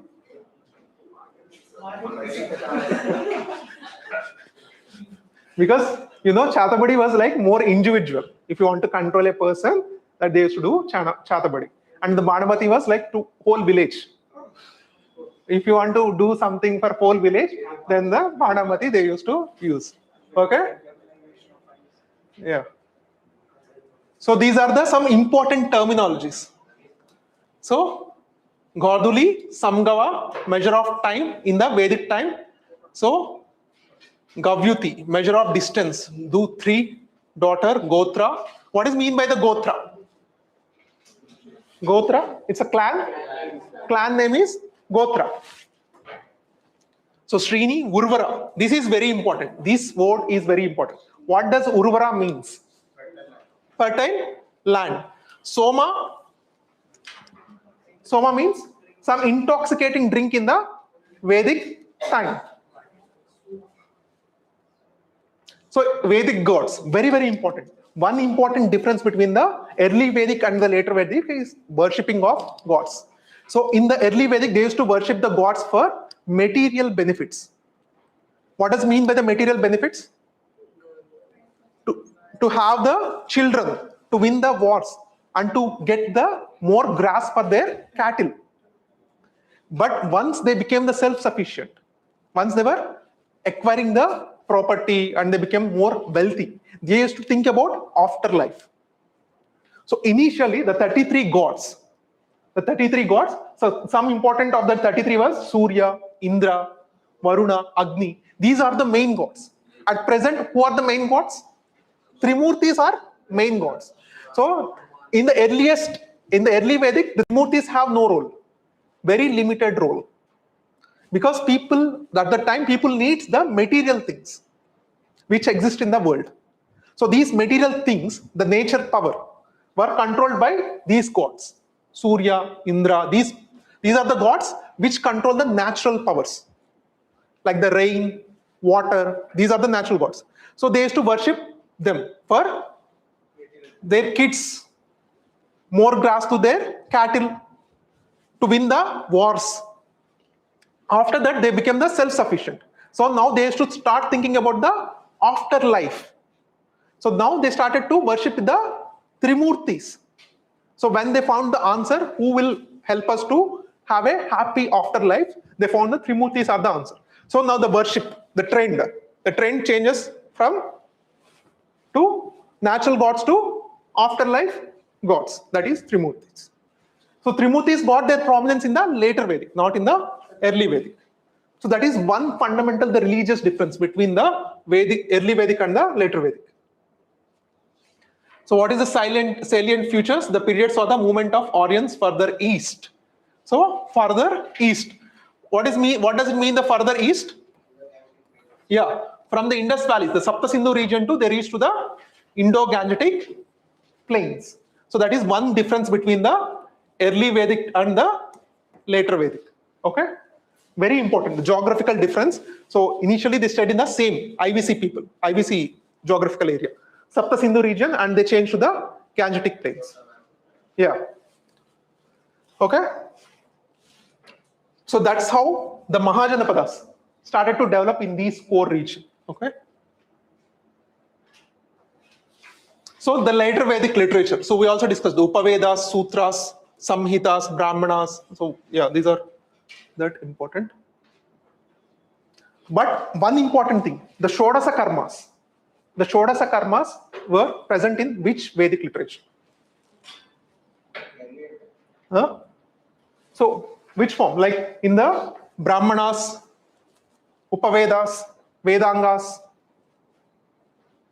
What does it mean by the Shodasa Karmas? Mandatory. So mandatory 16 things which a person have to attain the afterlife, heaven. So that person have to do these 16 important rituals. These are called Shodasa Karmas, like the Kesha Kandana, Simantam. Okay? Yeah. Upanayana. These are all 16 important rituals a person have to do from the womb to tomb. Yeah, womb to tomb. Not even birth, before birth only. Okay? So 16, that is called Shodasa Karmas. That Shodasa Karmas were present in the Vedangas. Vedangas. In the Vedangas, Kalpa. Where in the Kalpa, these 16 important things are present. So Yajurveda, Upanishads, Aranyakas, Shruti, yeah, Vedangas. So very important. So in the Vedangas, it contains the Vedangas means limbs of supplements of phonetics, grammar, ritual instructions, and also the important 3 rituals. Vajapeya, Ashwamedha, Rajasuya is also present in the Vedangas only. So what is the difference between the Vajapeya, Rajasuya and Ashwamedha? Ashwamedha, the horse sacrifice. Meda means the sacrifice, right? So in the IVC, human sacrifice is there or not? How you know? Because the evidence of one female head was found. So the human sacrifice is also present in the IVC. Okay. So here, when it comes to the here, what is the difference between the Rajasuya and Vajapeya and Ashwamedha? So why they have to bring these kind of rituals? To appease the people. Because if I say I am your king, why you will believe? But if I say I am appointed by God, definitely you will believe. At least some of you will believe. Right? So that's why the rituals, these kind of rituals came into place. So what they do in the Rajasuya Yaga? They do some kind of puja and they will get the titles. Ekrat, Samrat. These kind of titles they will get in the Rajasuya Yaga. And Ashwamedha Yaga. Yeah.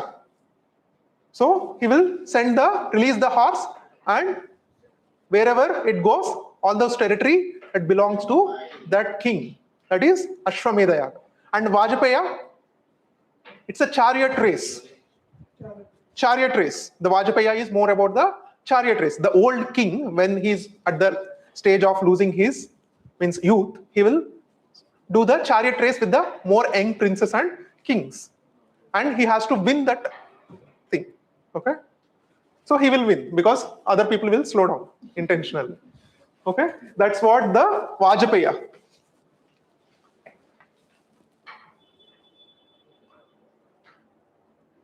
So when it comes to we discussed about the women's situation. So women's situation is better or not better in the later Vedic. So why? Because when the civilization is growing, because the later Vedic, Mahajanapadas, we used to term as a urbanization, civilization 2.0 or urbanization 2.0. When the civilization is growing up, so even the woman place in the society should also go, right? Why it happened in reverse? Yeah. Iron was heavier. No, iron, before iron, right? it happened? Iron has very less role. So so religion case we discussed, the religious differences. Initially they worshipped about the material gods, Indra, Varuna, Agni, these things. And when it comes to the later Vedic, they worship the Trimurtis. Yeah? So Brahma, Vishnu, Maheshwaras. This is the religious difference between the later Vedic and early Vedic. When it comes to the political side, so the Vidata and also the 4 major assemblies. What are the 4? Sabha, Samiti, Gana, Vidata. Especially the Sabha Samiti, the kings, they used to listen to the people. But when it comes to the later Vedic, so as they are getting the power from the god, so they now clearly tells that I no need to listen to your words. So I will be the monarch.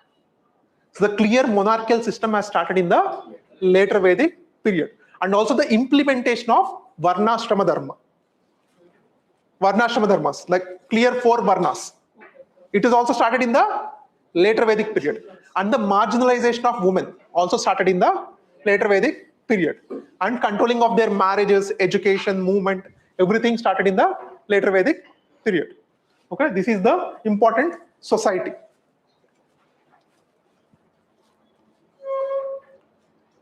Okay. And the art and culture was mostly the painted graveware. So as we discussed this, painted graveware was mostly associated with the later early Vedic period. But the later Vedic period was associated with the northern black polished ware.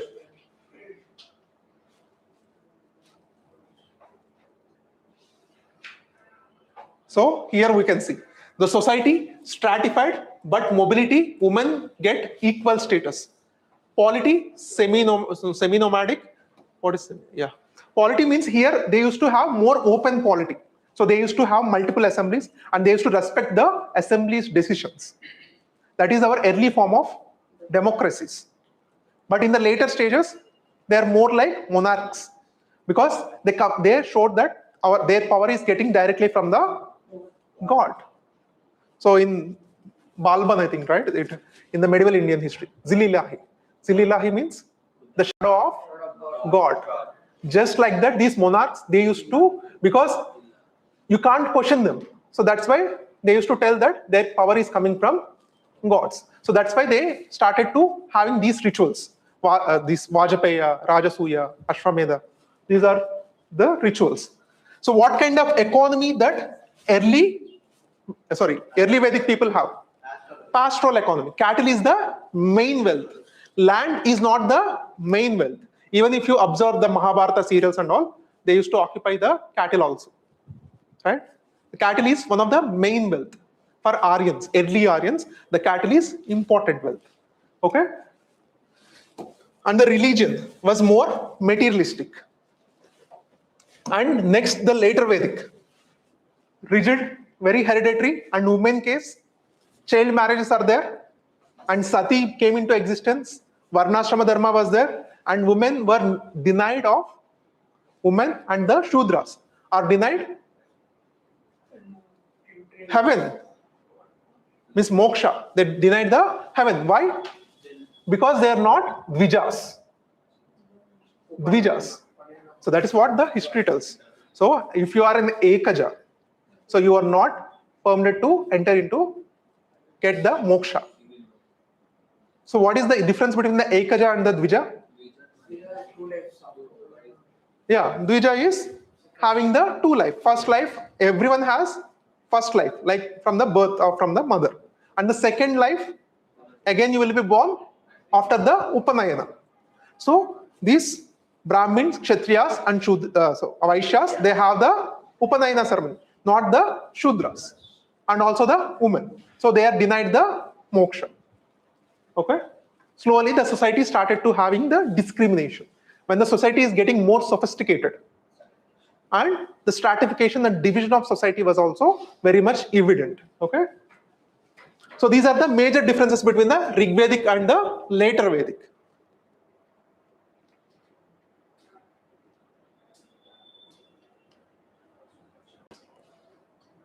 So polity.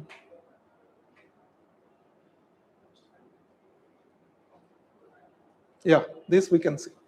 So the time period 1500. So just we'll quickly discuss about the early Vedic time period and the later Vedic time period. 500 years, 500 years. Okay. So what is the geographical spread? Punjab, Haryana, Western Uttar Pradesh. That is called Gaggar Hakra Valley. Gaggar Hakra Valley, Punjab, Haryana, and Uttar Pradesh. And next it was spread to the eastward, Gangetic Plains. Why they came to Gangetic Plains? Water and also the large availability of fertile lands. Alluvial soil, very important.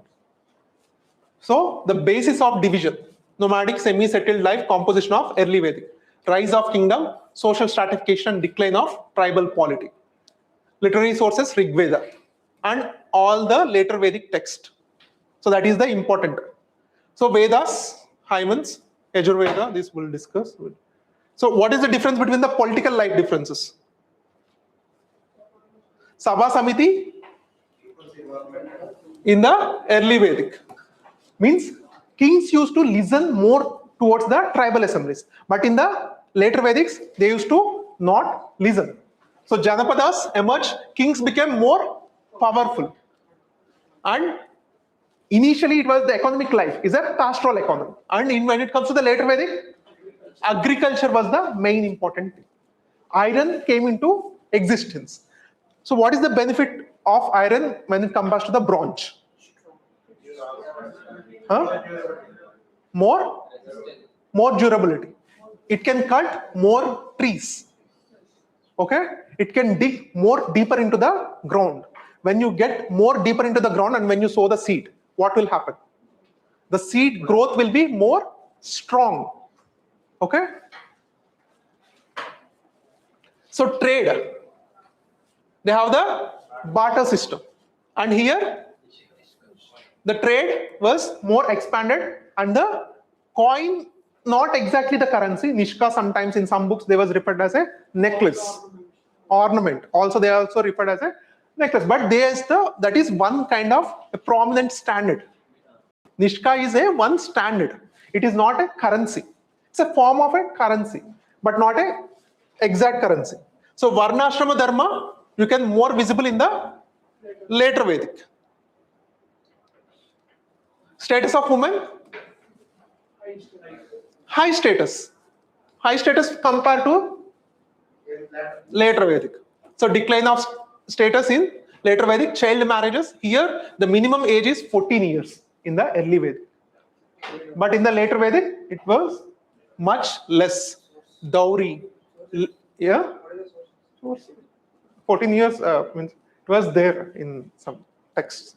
Because not until 14 years means until she get the property. So that's why they had. Only after that they used to marry. But here they doesn't care about that. So religious life, the worship of Indra, Agni, Varuna. And here rituals are become more, and the importance of the afterlife was high.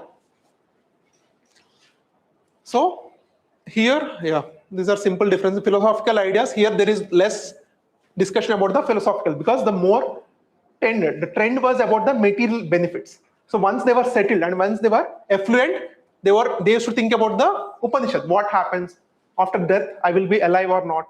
What happens to my property, my family? So they used to think once they were self-sustained. And one important thing in the later Vedic was the discovery of iron.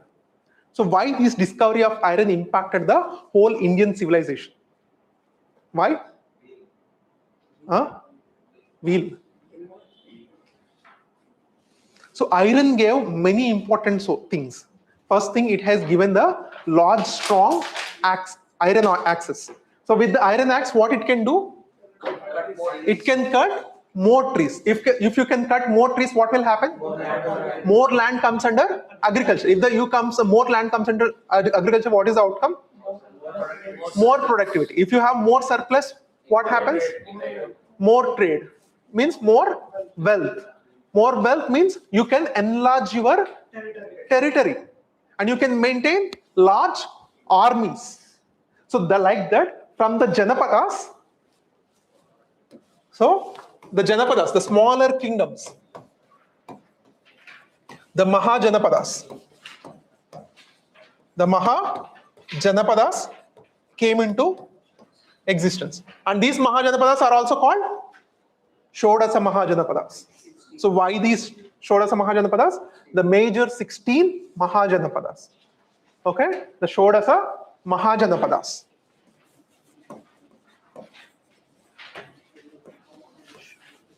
And Shodasa Karmas were there in which part of Vedic literature? Vedangas. Okay, these Shodasa Mahajanapadas came from the Janapadas. There are multiple reasons. So increase of trade and usage of iron. And what is the other? More agriculture. So when you have more wealth, what happens? Just like you take the Hyderabad. 30 years back, territory was very small. So when the wealth grows into the city, the expansion of the territory increases. The same with happened to the Janapadas. So when the wealth was increasing, the smaller cities are becoming the bigger cities. The same thing happened there. So those Janapadas became the Mahajanapadas, or the Shodasa 16 major kingdoms. Okay. Along with these, what happens into the society, especially the post-Vedic society? So just imagine the post-Vedic society. Just you are in a time machine. Just imagine you went there, so you already know some history. So what are the things you might see in the society? So what about the situation of women? Not so great, right? Not so great. So what about the other sections of the society? Can you see the untouchability? Yes. Caste system? Yes. The Shudras? Discrimination? Yes. And the high rituals. The rituals came into place. High form of rituals you have to do in the post-Vedic society. So the inequality, or you can see the inequalities in the society, is high or less? High? Inequality is high or less? High. If it is the inequality is high, what happens to the society? Usually some form of reform, revolution starts. So like that, the revolutionary religions came into picture. Buddhism and Jainism. Okay? So to stand against these rituals, so what the Buddha has done, he completely denied the authority of Vedas. He completely denied the authority of Vedas. He strongly opposed against the Vedic religions. So then what the Vedic religion has done to him? They added him as a 9th avatar of Vishnu. Okay?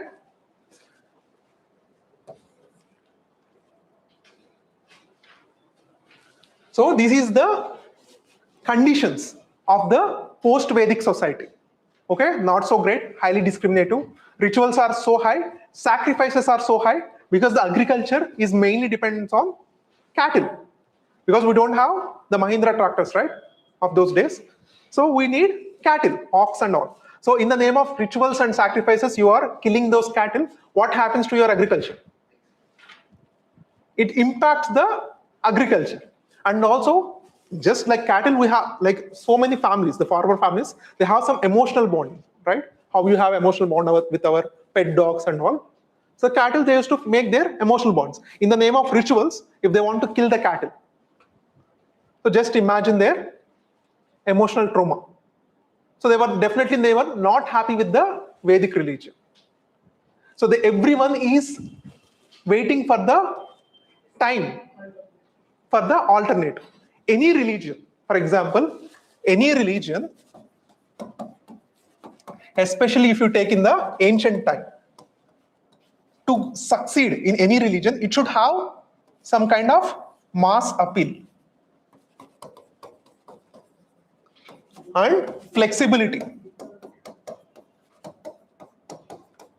And also the royal patronage. Royal patronage. And there should be no discrimination. So this is to survive. Any religion to stay long in the society, it should need all these factors. It should look easy for masses to follow. If it is expensive affair like the Vedic religion, definitely only few people follows that religions. And flexibility. Just you take the examples of Buddhism and Jainism, which is more flexible. Buddhism, obviously.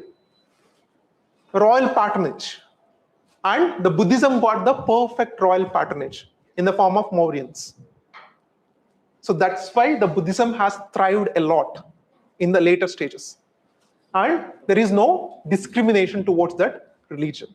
So this is the perfect conditions which make any religion into a major religion. Okay?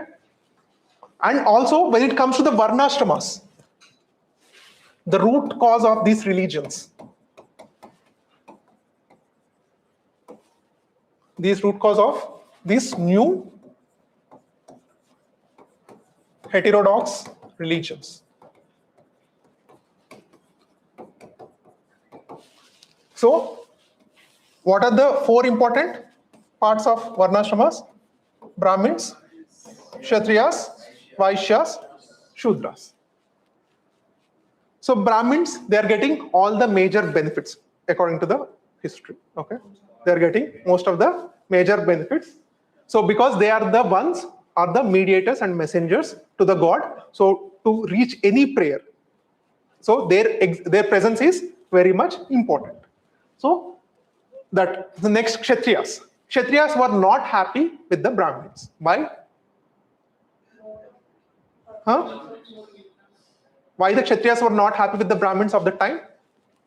Because they are the rulers, they are the protectors, and they are sacrificing their lives in the battles. But still they are in the second place in the society and they have to listen to the Brahmins. So that's why they are not at all very much happy.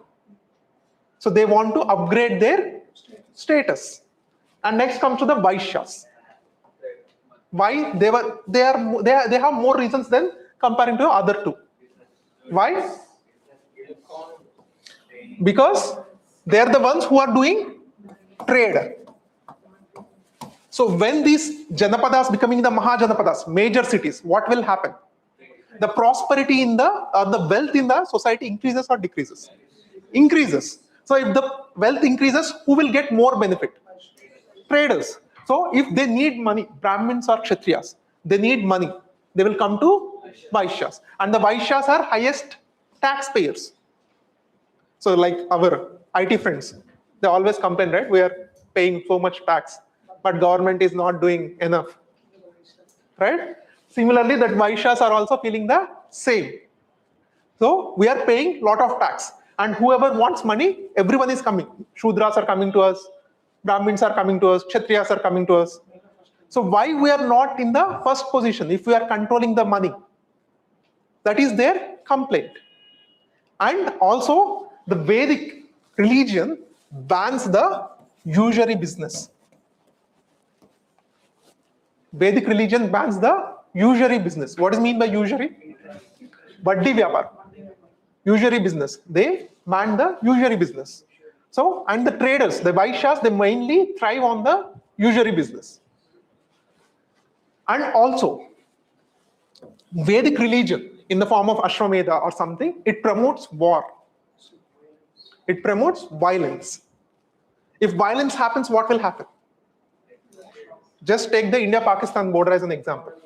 So when these cross-border terrorism, what happens? India stops the complete trade with Pakistan. Same.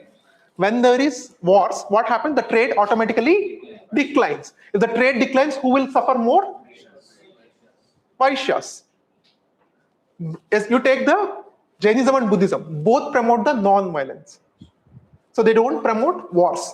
If there is no wars, trade will be more. If the trade will be more, who will get advantage? Vaishyas get advantage. So they have all kind of active reasons and also the passive reasons to support the new religions. So that's how they became the chief funders of Buddhism and Jainism to thrive. Even now, the Jainism, you see, they mostly associated with trade. Trade. Yeah. Why? They mostly associate with trade? Because it has less non-violence. It has more non-violence. You don't need to kill or do something. Yeah. So these are the fundamental reasons. So why it promoted, these are the factors, how these new religions started to emerge. And more than that, these Mahavira and Buddha, both are Kshatriyas. And the Kshatriyas believe, so he belongs to us. So these are all going against the Varnashrama Dharma. But still they think that Buddha and Mahavir, both are our brothers. So we have to more responsibility to support. So these all the kings, they supported the Mahavir and Buddha. Yes, they both belongs to Kshatriya class. So these are the important factors how it promoted and it nurtured the growth of Buddhism and Jainism. Before that, we'll discuss about Janapadas. So we'll discuss about the Janapadas and we'll take lunch break. So after half an hour, how much time you want? Half an hour? Half an hour is enough or 40 minutes? 40 minutes? Yeah. Yeah.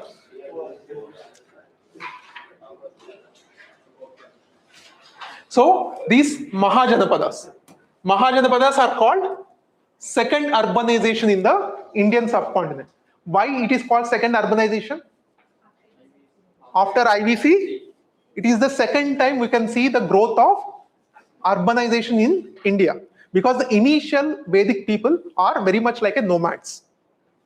And in the early Vedic, they used to stand in Indus Vedic or the Sapta Sindhu region, and they moved to the Gangetic plains, and now they settled. When they settled, their villages slowly turning into towns and cities. And now they are seeing the urbanization. First urbanization, it is happened in the IBC area, means Indus Valley area. Second urbanization in the Gangetic plains. Okay, so that's why the geography is very important. So the use of better iron tools, weapons enabled some territorial states to become very large. Yeah, small states became the large state.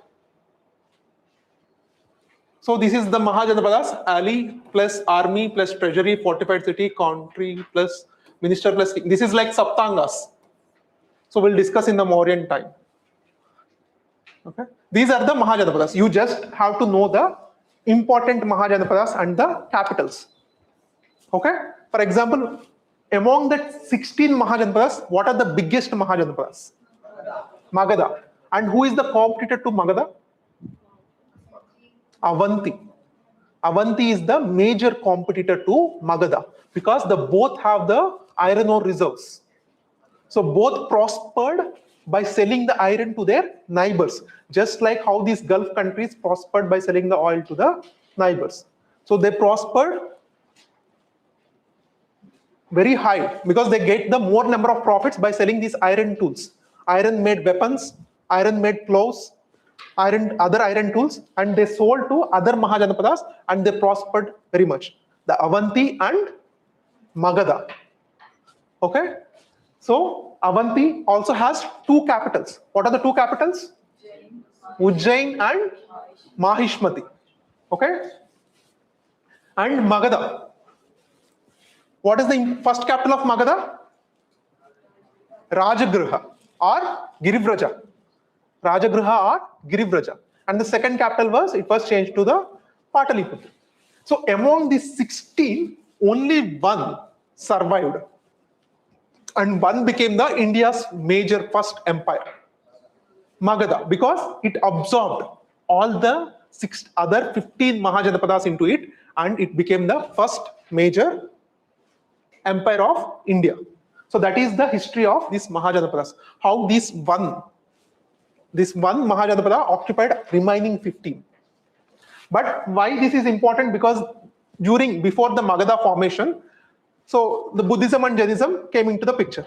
And in the UPSC, it also asked the questions about the important Mahajanapadas associated with Buddha. Important Mahajanapadas associated with Mahavira also, maybe future question may come. So, where the Buddha born? Which Mahajanapada? Not Nepal. Don't give the present names, okay? Which Mahajanapada? Kosala. He has he born in Kosala in one tribe, one called Sakya. Sakya. That's why he is also called Sakya Muni. And what is the other title of Buddha? Tathagata. Tathagata, Sakya Muni. These are the titles. So the Kosala. And then what is where he died? Kushinagar, Malla. So he died in Kushinagar. And where Mahavira died? Mahavira, where Mahavira died? Which? Paupuri. Paupuri is in which Mahajanapada? Malla. Both died in the Malla only. So he died in the Kushinagar and Mahavir died in the Paupuri. And both are contemporaries. They are like around 20 years apart from each other. Both are contemporaries. And yeah, where he traveled. For example, you take the Buddha. He born in the Kosala. Next, he traveled to Magadha. And he gave his first sermon where? Kasi and Vajji and Malla. These 5 Mahajanapadas. Kosala, Malla, Vajji, Magadha and Kasi. These 5 Mahajanapadas were associated with Buddha. Because in his whole lifetime he didn't travel other Mahajanapadas. Only these 5, which are neighbors. These 5 Mahajanapadas. And when it comes to the Mahavira, it is only associated with only 3. Malla, because he born in Vajji. Yeah. So Vajji, Malla and Magadha. Okay. So under which tree Buddha got enlightenment? People tree. What is the scientific name? Sal tree. Ficus religiosa. Ficus religiosa. Yeah. Ficus religiosa. So the name, the official scientific name of that Buddha Bodhi tree was Ficus religiosa. Okay. So what is the southernmost Mahajanapada?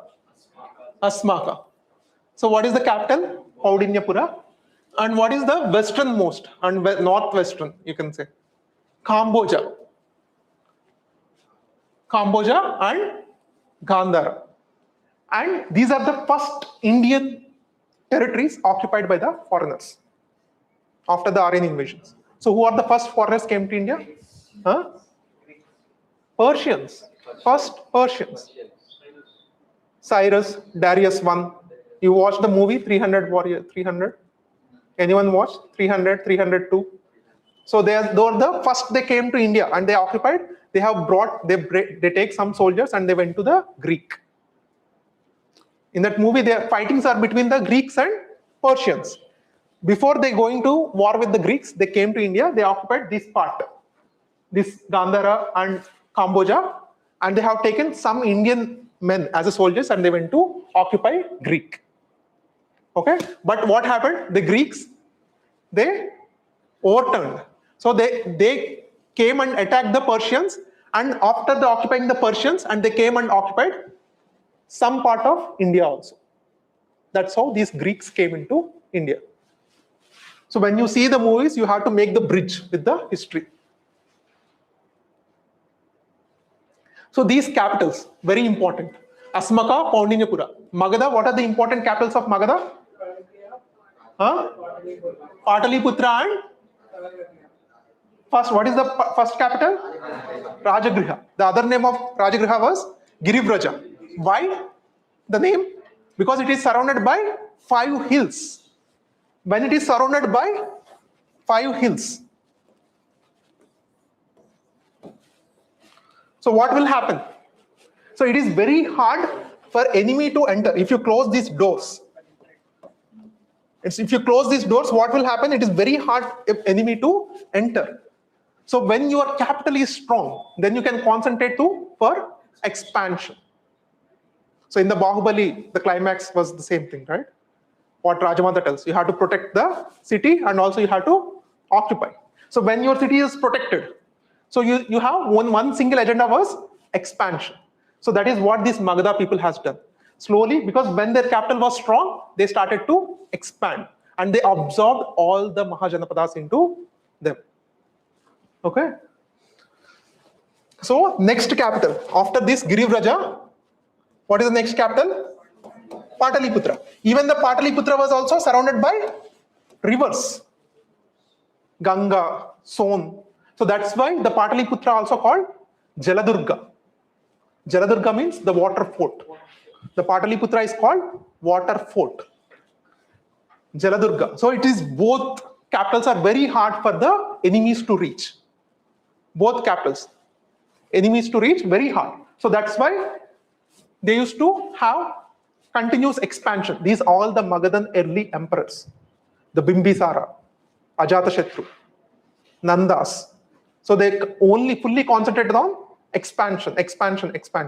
And they occupied almost all the Mahajanapadas. Okay? So among here, the Kuru, the Indraprastha, very important. Why?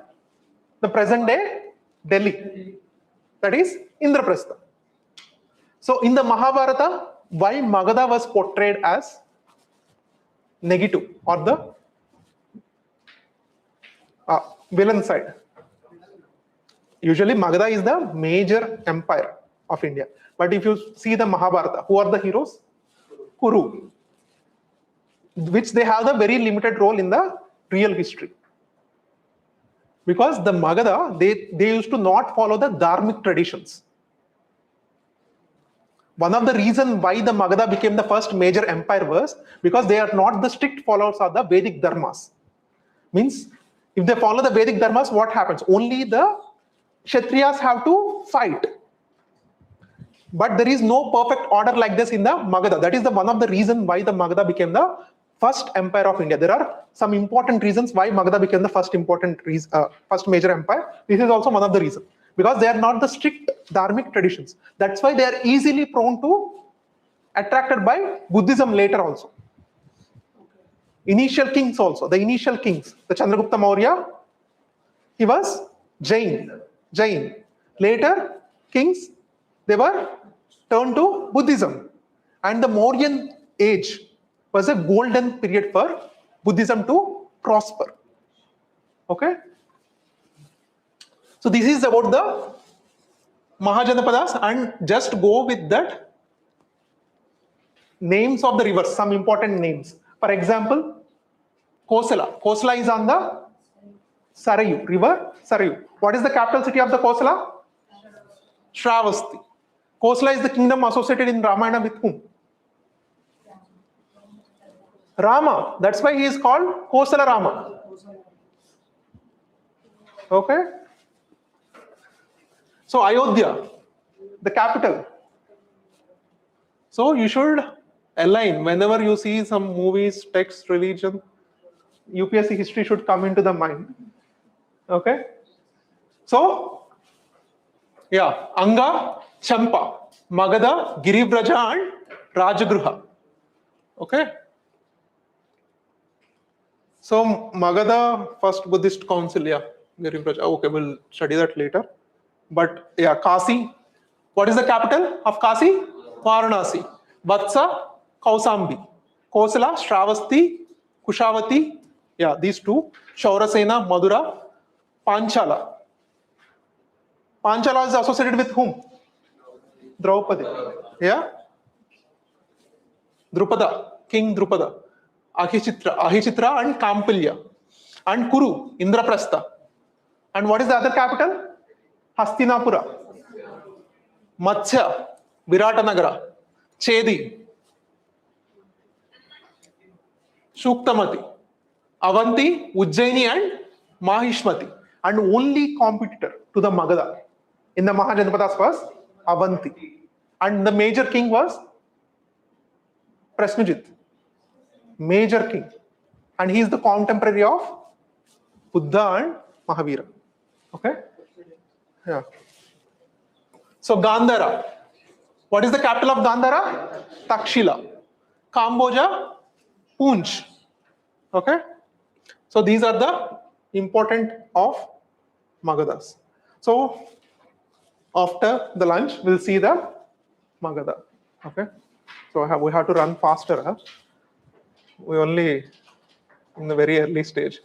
We have to still finish the ancient history and also the medieval also. Okay.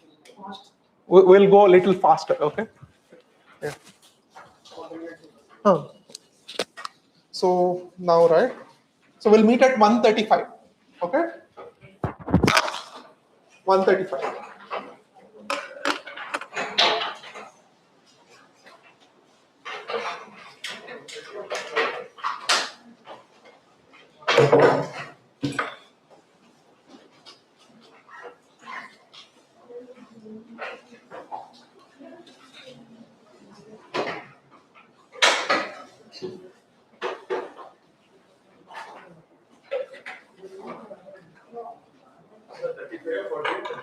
One 1:35.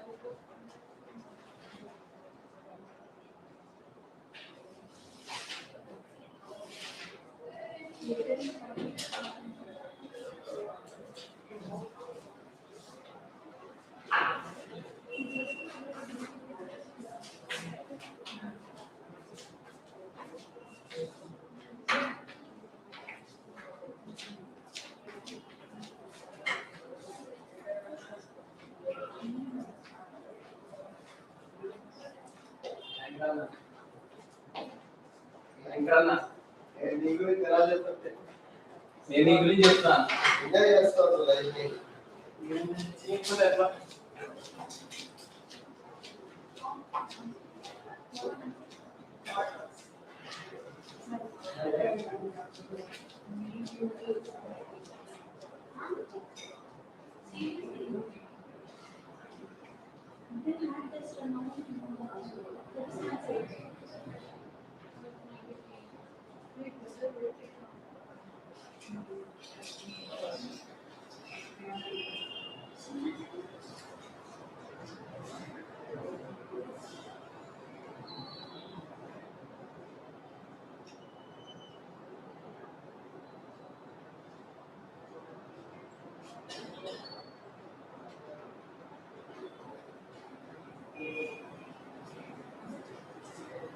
My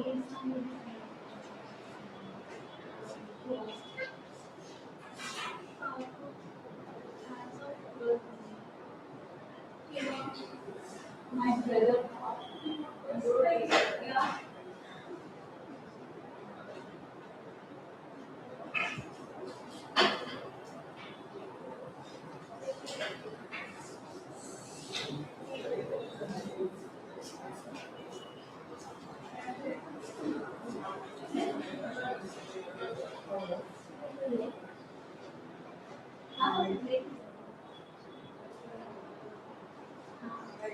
और अभी अभी तो लोग new करते हैं वो NEET करेंगे NEET में अभी इसमें देख रहे हैं तो न्यूज़ बता रहा है कि नीट का इस साल को पेपर कैंसिल कर दिए हैं क्योंकि पेपर नीट वगैरह हो गया था तो फिर से उसका दोबारा से काम है ऐसे कुछ नहीं रहा है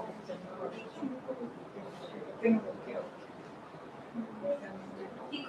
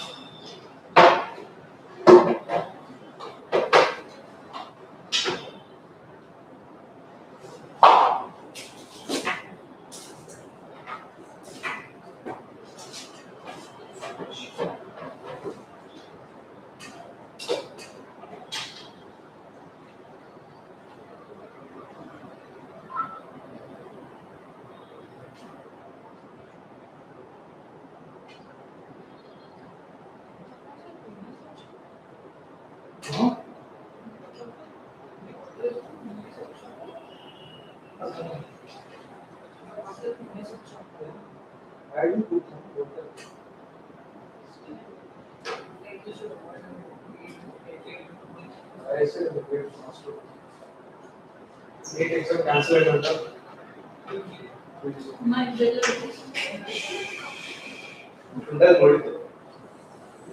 Paper leak. 10 years or 64 times. Paper leak. In total 10 years. 64 times.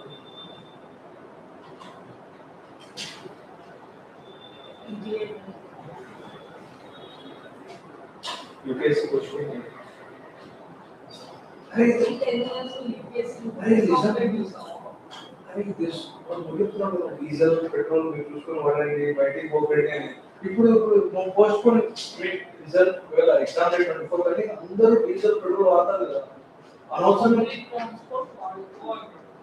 మీకు ఎగ్జామ్ సెంటర్ కరెక్ట్ మధ్యలో పెడితే 3 రోజులు పెట్టాలి నా కన్నా పెట్రోల్ వచ్చే కదా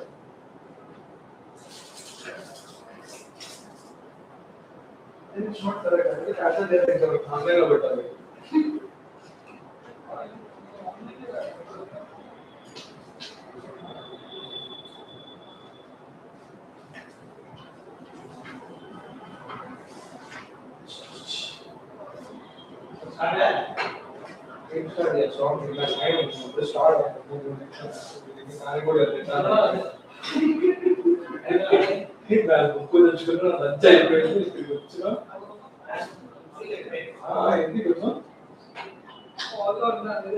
చేతులు పని చేస్తున్నాయి కదా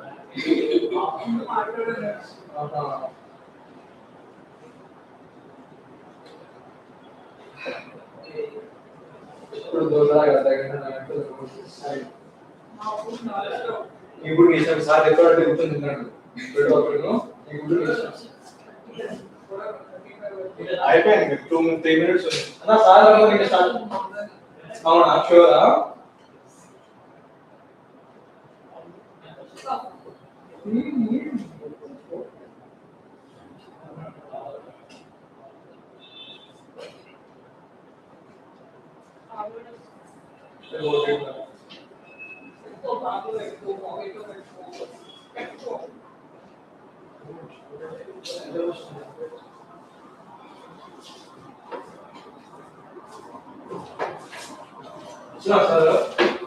రమ్మని స్టార్ట్ చేయడం ఎందుకు వచ్చే స్టార్ట్ చేయండి క్లాస్ మారథాన్ రన్ అవ్వాలి సార్ ఎందుకు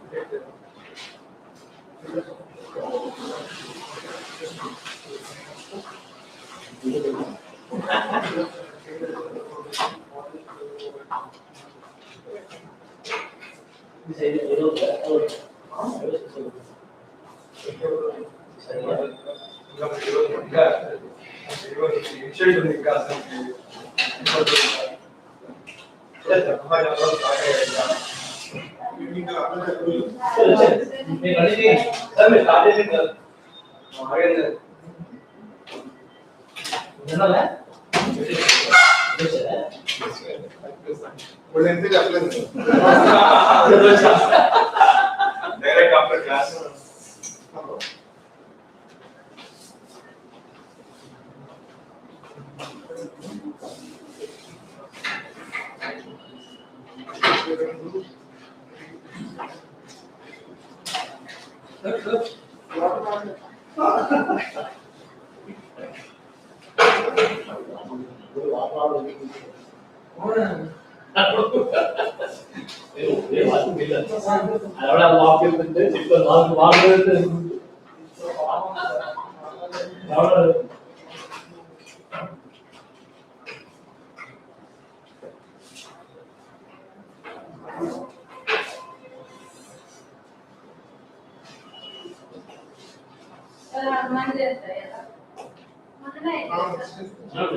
Last 1 month, 2 months back.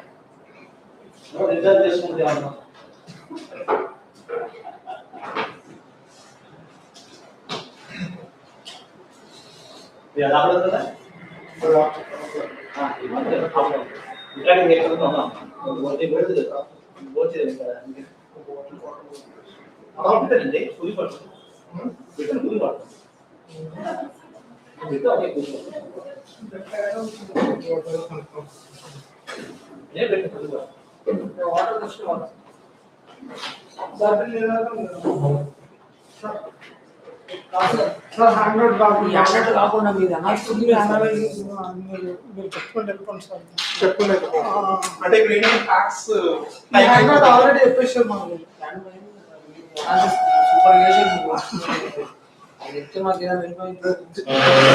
Facts కూడా మిస్ అవ్వకూడదు కదా, సో అదే అనాలిసిస్ ఎక్కువ చెప్పి ఫ్యాక్ట్స్ తక్కువ.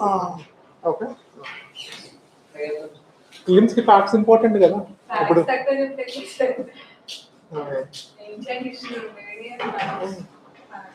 ఫ్యాక్ట్స్ చాలా important.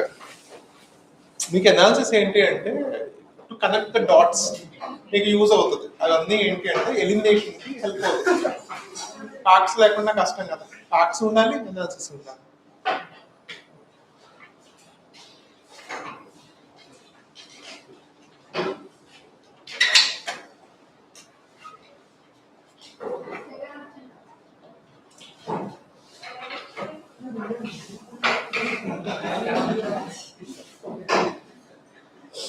Okay.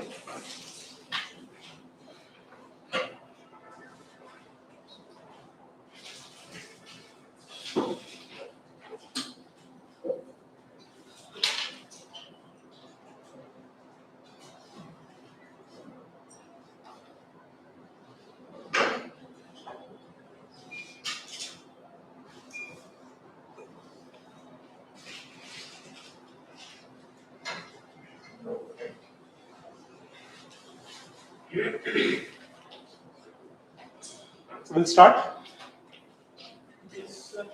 It already crossed the time. So you all had the.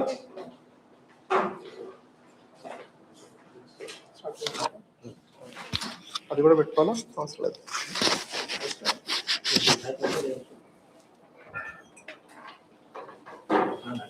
ఇందాక పెట్టుకున్నాను.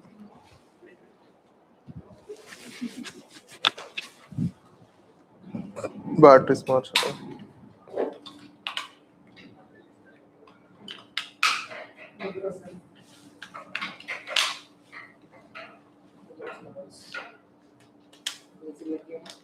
సో ఏ ఫుడ్ తిన్నారు? ఐవిసి ఫుడ్ తిన్నారా లేకపోతే వేదిక్ ఫుడ్ తిన్నారా? ఐవిసి means wheat and barley. Vedic means rice. In Vedic, rice is also called what? Ruhi. Ruhi means rice.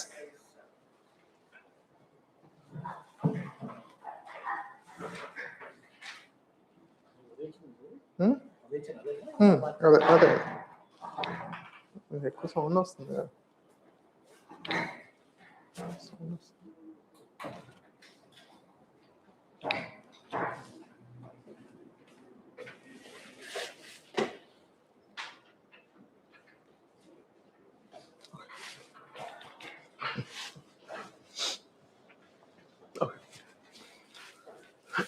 So we are discussing about the Mahajanapadas.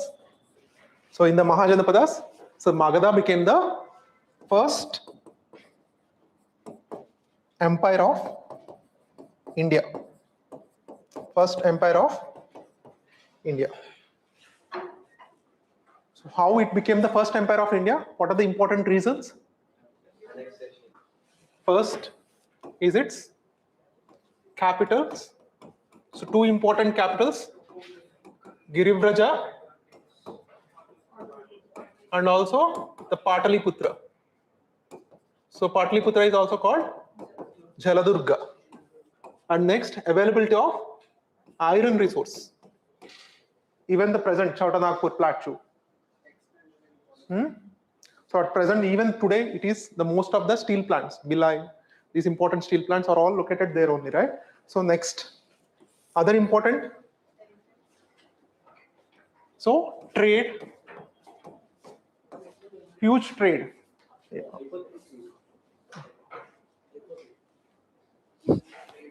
Yeah.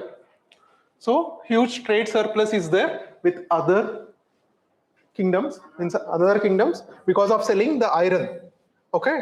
Next, military. It has very high strength of military. So the military equipments and tools which you have seen in the movie of Bahubali. So the Bahubali, you see the catapults, right? So where he will tie one cloth and he will throw. The catapults and also the Malala Deva's chariot, the sword with some kind of sword, blade chariots. So these are recorded in history that the Magadha Empire possessed these kind of war equipment. Okay. So next important thing was their social factors. This social factor is very, very important because they don't follow the strict Varnashrama Dharma. They don't follow the strict Varnashrama Dharma, which means that fighting wars is not just confined to the Kshatriyas. It is open to anyone. So that is the one important factor why the Magadha succeeded and why the Indian kingdoms lost in the end of ancient India. How these Rajput kingdoms, they lost to the Islamic invaders. Why? This is the fundamental reason. Why? Because they only confined the fighting only for Kshatriyas. So these are the 5 important reasons why the Magadha became the first major empire of. Yeah, they are the first one who used the elephant. That's all. Comes under the military. So when it comes to the Magadha, so what are the important dynasties it has ruled? What are the first dynasty? Haryanka dynasty. And who is the major king? Bimbisara. Bimbisara. And next his son Ajatashatru, AJ. And yeah, so what is the important thing related to the Ajatashatru? He was the one who organized the first Buddhist council. He was the patron of first Buddhist council. Where it happened? Rajgriha. So next important after the Haryanka. Yeah. Who is the founder of the Shishnaga? Shishnaga himself. Yeah. Shishnaga is the founder. And next his son Kala Ashoka. Kala Ashoka. Second Buddhist council. Yeah, he is the patron of second Buddhist council, the Kala Ashoka. And he is the one who shifted the capital from Giribraja to Pataliputra. And after the Shishunagas, Nandas. Nanda. And Nandas, they came into the power by killing the last ruler of the Shishunaga. And Nandas were termed as adharmic people. Adharmic means they are not, they are not the Kshatriyas. They belongs to the Shudra clan. So that is one.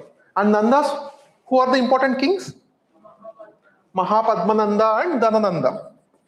Mahapadmananda and Dhanananda.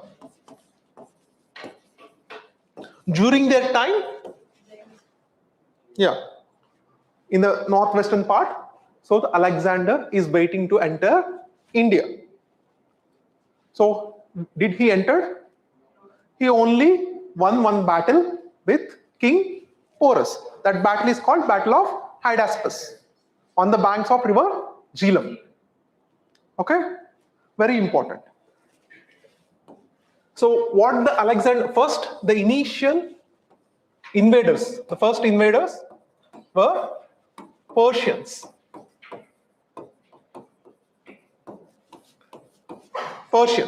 So what we got from the Persians, that is what important, right? So what is the cultural impact? art. What kind of art?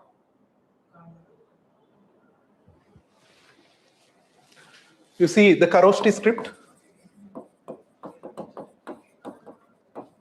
and also the pillars. So we have the Ashokan pillars, right? Ashokan, the Mauryans, we have the pillars. Just 1 minute. So these Ashoka, like the capitals. So the lion capitals, bull capitals, we have the capital statues, right? Those capitals are from the Achaemenid Empire, which belongs to the Persia. So from their inspiration, he started to make those kind of capital statues in India. So the inspiration is from Persians. And who are the kings? Darius and Xerxes. So these are also in the movie also, they kept the same names. If you see the movie of 300 warriors, Darius I and his son Xerxes. They are the first invaders of India. Next invaders were Greeks. Greeks. Who is the Greek king? Means the Greek emperor? Alexander.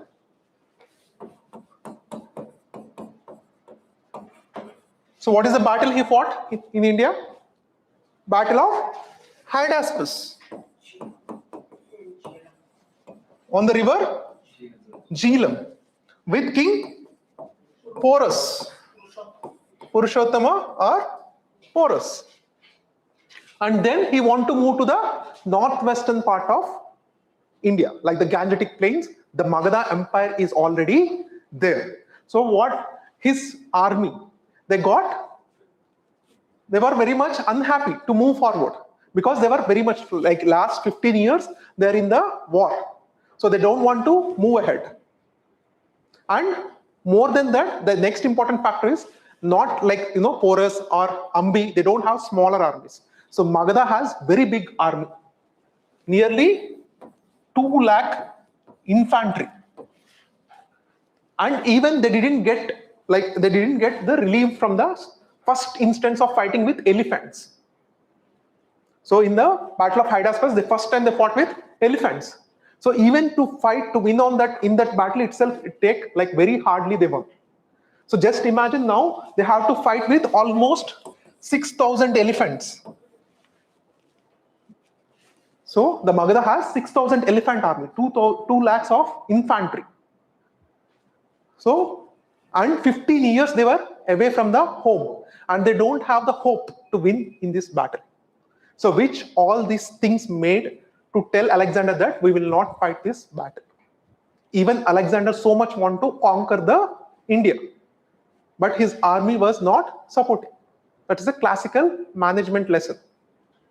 Even if you want to do, if your team is not ready to work with you, then obviously you have to accept the defeat. So that's what happened. So whatever the territory occupied, so he occupied some territory, right? So this territory he kept his commander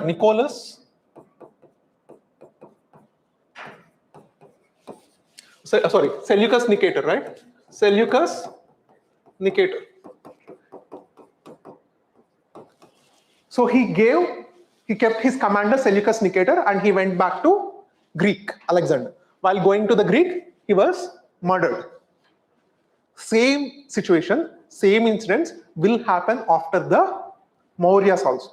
Again, similarly, Alexander, we have the Indo-Greeks, right? After the Mauryans, we have the second kingdom called Indo-Greeks. In the Indo-Greeks, same, the Demetrius, same like the Alexander, he came to conquer India and he conquered the northwestern part and he kept his general, Meander, and he left back to Greece. And while going to Greece, he killed.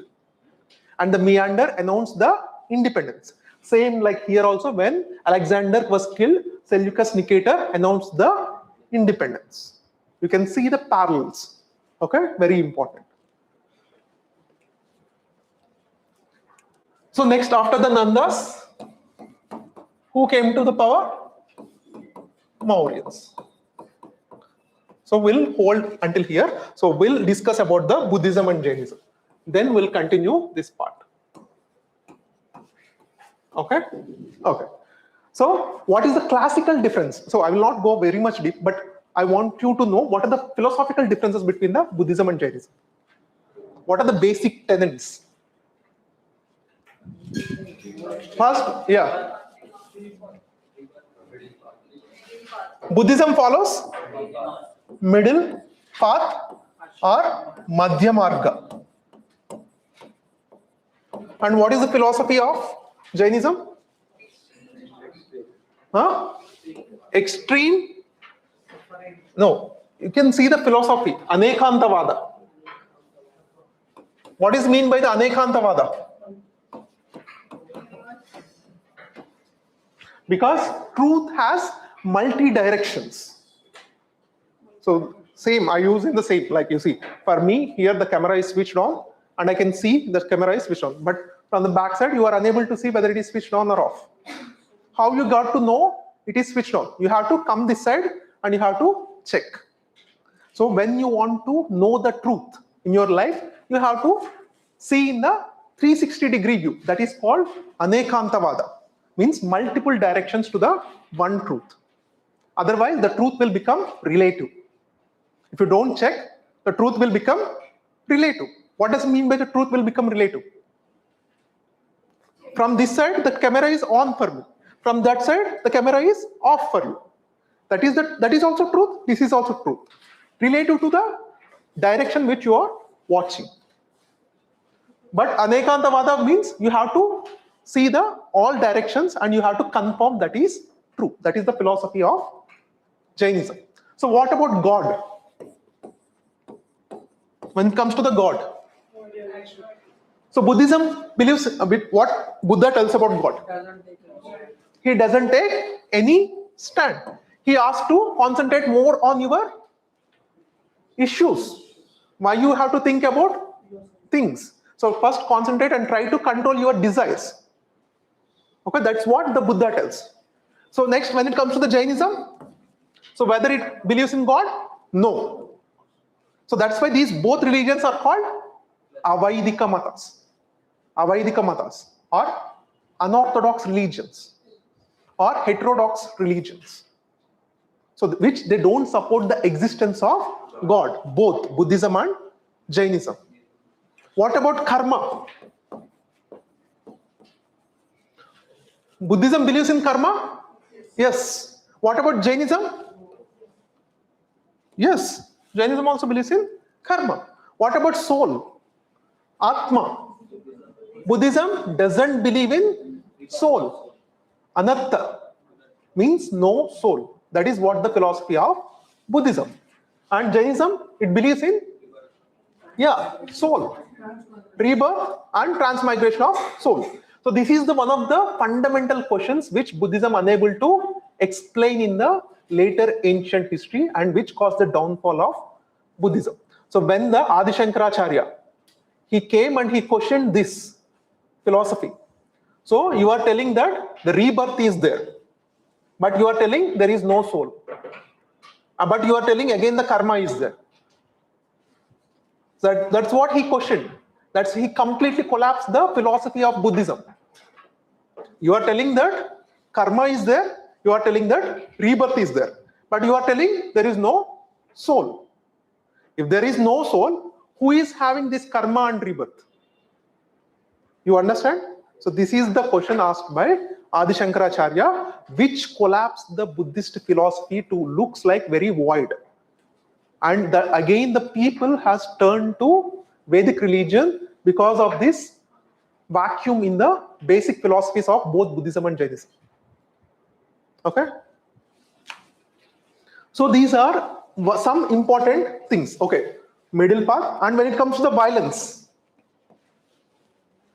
so support non-violence. So Buddhism follows extreme non-violence, not extreme non-violence. But Jainism follows extreme non-violence. Right? Buddhism even allows its monks to eat meat. only if that animal is not killed for him. So that animal should not kill for only to feed him. If you are killing that animal to have you in the family, and as a donation you give some meat to that monk, that is allowed. So there is some conditions. Those kind of conditions is not complete non-violence, and that violence should not happen dedicatedly because of you. Okay. So next, to attain the nirvana, salvation, moksha. So what it will tell? So Jainism tells you have to go extreme asceticism, sallekana. You have to follow the sallekana. So you should not eat, you should not fast. Extreme fasting, you should die. But when it comes to the Buddhism, you don't have like that. Just you can meditate and pray, you can attain the salvation. So these are the fundamental differences between the Buddhism philosophy and Jainism philosophy. Okay. And when it comes to the Buddhism, what are the 4 Arya Satyas? Arya Satyas and Ashtanga Marga and Triratnas. The Triratnas is also there in the Buddhism, right? So what is the Triratnas? Buddham, Dharmam, Sangam. That is the Triratnas of Buddhism. And Arya Satyas? So world is full of suffering. Desire is the main cause of suffering. So to remove that suffering, there is one solution, and that solution is Ashtanga Marga. Okay? Then the Ashtanga Marga, and then the Triratnas, the Buddham Sharanam Gacchami. This Buddham Sharanam Gacchami, Sangam Sharanam Gacchami, and the three, right? Dharmam Sharanam Gacchami, like 3. Recently it happened on May 1st, right? Buddha Purnima, the the celebration of Buddha. So there are 5 important symbols also associated with Buddha. That is also very important. What are that? Lotus. And lotus, horse. Horse means what? What it indicates? Mahabhinishkramana. Next, Bodhi, tree. And also chakra, the 8th spokes wheel, Ashtanga Marga, which indicates the first sermon of Buddha. Where it happened, the first sermon of Buddha? Saranath. And what is the other last one? Mahabhinishkramana. Okay? So initially the Buddhism, they used to worship, even the Buddha, he himself told to follow his ideals, follow his lessons, not to worship him as a human figure. Okay? That is what he told. But later what happened? These Mahasamgikas and Mahayanas. So what they have done? They worship the Buddha in anthropomorphic form. Anthropomorphic form means the deification of Buddha. So these are the classical terms used by UPSC. Anthropomorphic form means worshipping of Buddha in human form. Deification of Buddha means worshipping Buddha as a god. You see, UPSC always play with these kind of words also. You should be careful. Deification, anthropomorphic form. So it all happened with the Mahasamgikas, especially with the Mahayana Buddhist. Okay. So what are the Buddhist literature? Important Buddhist literature? Buddhist literature. Tripitakas. Tripitakas, right? Other than Tripitakas, what are the other important literature? Milinda Panho. After the Tripitakas, the second most religious and sacred religious text of Buddhist was Milinda Panho. Milinda Panho is the conversation between whom? Nagasena and King Meander. Just we discussed, right, how the Alexander left his commander Seleucus Nicator and left to Greece. The second time after the Mauryans, Demetrius, the king Demetrius left his general Meander and he left back to Greece. And while going, he also got murdered. So these meander announced the independence and starting the Indo-Greek kingdom in India. Okay, but this Milinda Panho is the second most religious book of, second most sacred religious books after the Tripitakas. Other than this, Divyavadana. There are many other books. Okay, Deepavamsa, Mahavamsa.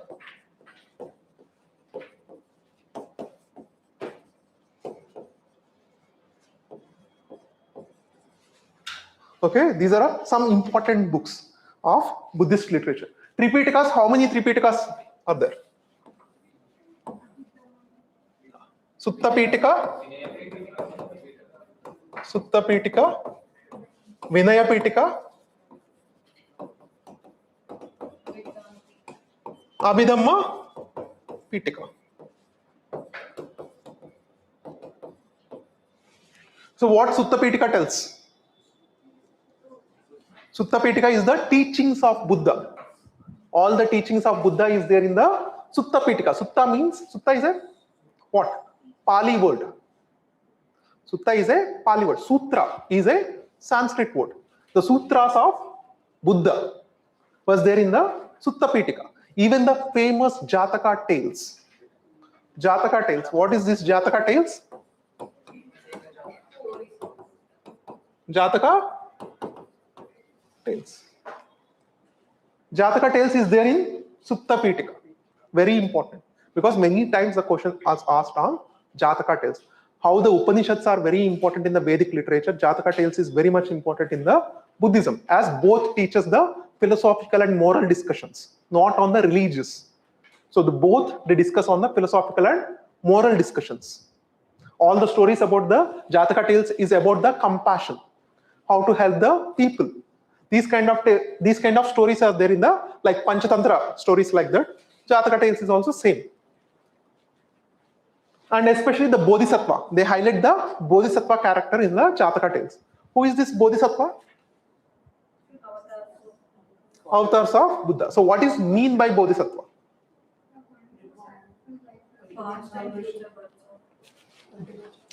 So the Bodhisattva is the one. So you should know the clear difference, a clear definition of Bodhisattva. So when Buddha got enlightened, so that is what? Nirvana. Attaining the Nirvana. So you should have the clear difference between the Nirvana and Mahaparinirvana. Mahaparinirvana means leaving the world, means the death. Nirvana means attaining the knowledge, enlightenment. That is Nirvana. Don't get confused, okay? Nirvana and Mahaparinirvana. Mahaparinirvana means completely leaving the world. Nirvana means attaining the enlightenment. So this Bodhisattva is the one who can attain the enlightenment, but he will not attain. He is not attaining the Nirvana to help others to attain the Nirvana. Okay? So that is the Bodhisattva. And this Bodhisattva was most highly regarded in which sect of Buddhism? Mahayanas, they strongly follow the Bodhisattvas. Okay? Who delay their nirvana, okay, they delay their enlightenment to help the others. So that is Bodhisattva. So next, after the Bodhisattvas, Buddhist councils. There are 4 Buddhist councils related to Buddhism. And the first Buddhist council happened during which time? Ajata Shatru. And what is the timeline?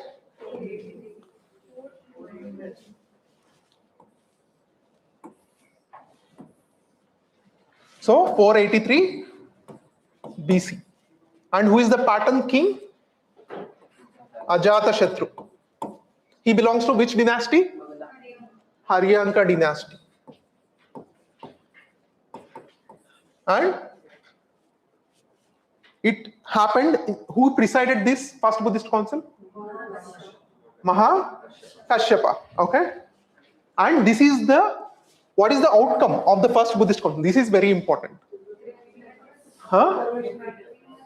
Vinaya, compilation of Sutta Pitaka and Vinaya Pitaka. This is very, very important. The outcome of this first Buddhist council was compilation of. These outcomes are very important. Vinaya Pitaka and Sutta Pitaka. And it was composed by whom? Ananda and Upali. Who are these Ananda and Upali? Two favorite disciples of Buddha. And who is the first woman to enter into the Buddhist Sangha? His foster mother, Mahaprajapati Gautami. She is the first woman to enter the Buddhist Sangha. Okay. So next Buddhist council, when it happened? 383 BC. And who is the patron? Kala Ashoka. And what is the outcome? Split between Mahasamgikas and Staviravadas. Mahasamgikas and Staviravadas. Very important. Mahasamgikas and Staviravadas. Staviravadas means they are like an old school, very conservative, orthodox. They don't want to change. So next Buddhist council around 250 BC happened during the Ashoka. And what are the outcomes? Abhidhamma Pitaka, compilation of Abhidhamma Pitaka, and sending the missionaries to spread the Buddhism to the Sri Lanka and other parts of Asia. So these are the two important outcomes of the third Buddhist council. Very, very important. And the fourth Buddhist council, first century AD, which happened during the time of Kanishka. Okay. And what is the outcome? These people who divided this Mahasamgikas and Staviravadas, all these Mahasamgika groups, they combined together and they formed the Mahayana. And all these Staviravadas groups, they formed Hinayana. Okay? That is the outcome of these four Buddhist councils. So you should remember the outcomes and the timelines. Very, very important. Okay? So these about the Buddhism. And next about the Jainism. So Jainism. Who is the founder of the Jainism? Founder of the Jainism. Vrishabhanada. Vrishabhanada, first Tirthankara. First Tirthankara is Vrishabhanada. And what about Mahavira? 24th Tirthankara Mahavira. So what is the three Ratnas? Right knowledge, right faith, right conduct. In the right conduct, there are 5 important duties. What is that? These are very important for the prelims perspectives. In the right conduct, so in the three Ratnas, one of the important was right conduct. In the right conduct tells how you have to live, how you have to conduct. So what is that 5? Asteya, Asatya, Aparigraha, and Ahimsa. What does it mean? Asteya.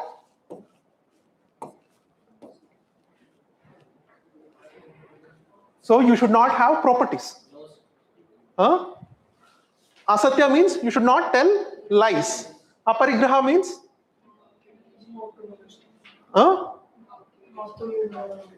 not to means you should not steal. Aparigraha means you should not acquire properties. So asteya means you should not steal from others. Ahimsa means non-violence.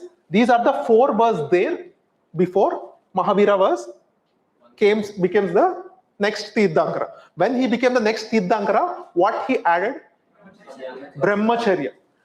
So this is one fundamental element which the Jains got divided. This is one fundamental element the Jains got divided. Because all these 5 who are following, they become, that is one of the fundamental tenet of Digambaras. And these 4 became one of the fundamental tenets of Svetambars. How the Digambars live? Without Digambars, without any clothes. And Svetambars, what caused the division? What caused the division?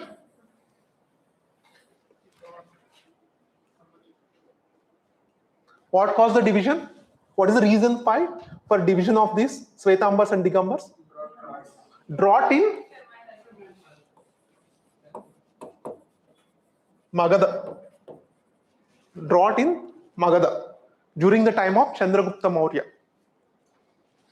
Chandragupta Maurya time, so there is drought in famine, and some Jain, they came to south and they settled at Shravana Belugula.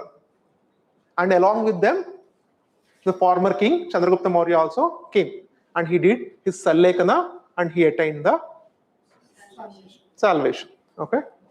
So the people who came to south are called Digambars. So under the which leadership? Bhadrabahu. Under the Bhadrabahu. And they became Digambars. And even if you see the statue of Bahubali, so is it in Digambar pose or Svetambar pose? Digambar pose. So whenever you see these Jain statues, you should be able to differentiate whether it is in Digambar or Svetambar. So the people who resided in Magadha, they are called Shvetambars. Svetambars. So in Buddhism, to come into the Sangha, does anyone is allowed into Sangha, irrespective of their caste, religion? Yes. Later, some restrictions came into place. What kind of restrictions? Slaves. You should not allow slaves. Why they have kept this kind of clause? Because those Buddhism or Jainism was supported by merchants. If you allow the slaves, so they can leave, it's very difficult for them to do their works if there is no slaves. So that's why they said, because these are the chief funders, right? So whoever funds, whatever they say, it will go. Yeah. So they don't want their funders to be unhappy. So that's why the Sangha brought a rule that they will not allow any slaves. And also they will not allow any thieves. They will not allow slaves. They will not also allow any thieves. And also the debtors. So who has loan, uncleared loans. So they will also not allow, because these are all mostly impacting the Vaishyas. And the Vaishyas are chief patrons of Buddhism. So next, Jainism. Come back to Jainism. Jainism was divided into Svetambars and Digambars. And the Svetambars supported the salvation even for women. But Digambars, they don't supported the salvation for women. Okay? So the Jainism, they also believe the soul existed for everything. Even the stone, even the water, even the non-living things and the living things alike. This is also UPSC question. So which religion believes that soul existed in stones and water? So they gave these 4, like Buddhism, Jainism, Hinduism, like that. So this is one thing. And Jainism follows the extreme non-violence and extreme asceticism. Okay, you should be very strongly, you should not harm any kind of organism. So even the Svetambars, if you see, they cover their mouth with the white cloth because they don't want to, they think that they might kill the microorganisms.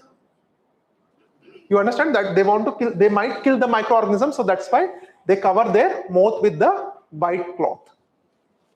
Digambar strongly believe only if you are a Digambar, then you are free, really free from all the world entities. Then only you will attain the salvation. Okay. Next, we'll quickly see. So this discussed. Just I want to see, is there any important facts we missed? So you all know, right? Buddha, where he born? Lumbini. And Ashoka also, he erected one pillar there. What is that pillar called? Rumende. Rumende pillar inscription. In that Rumende pillar inscription, what Ashoka has done? He completely abolished the taxes. So this is the birthplace of Buddha. So these people do not need to pay the taxes. He completely relieved the people from this Lumbini to not pay any taxes. That is important about the Rumende pillar inscription. So Rumende pillar inscription is in Lumbini. Lumbini is the birthplace of Buddha. Okay. So who is the mother of Buddha? Mahamaya. She died while giving the birth. And next, her own sister, Mahaprajapati Gautami. So she is the foster mother. Okay.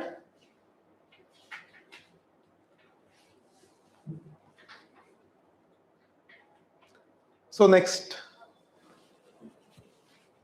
Three Ratnas, Buddha, Dharma and Sangha, and Arya Satyas, the world is full of sufferings. So you all know, right? World is full of sufferings. Next one, it is all because of desires. And you have to seize these desires so to get the peace and salvation. So what is the way?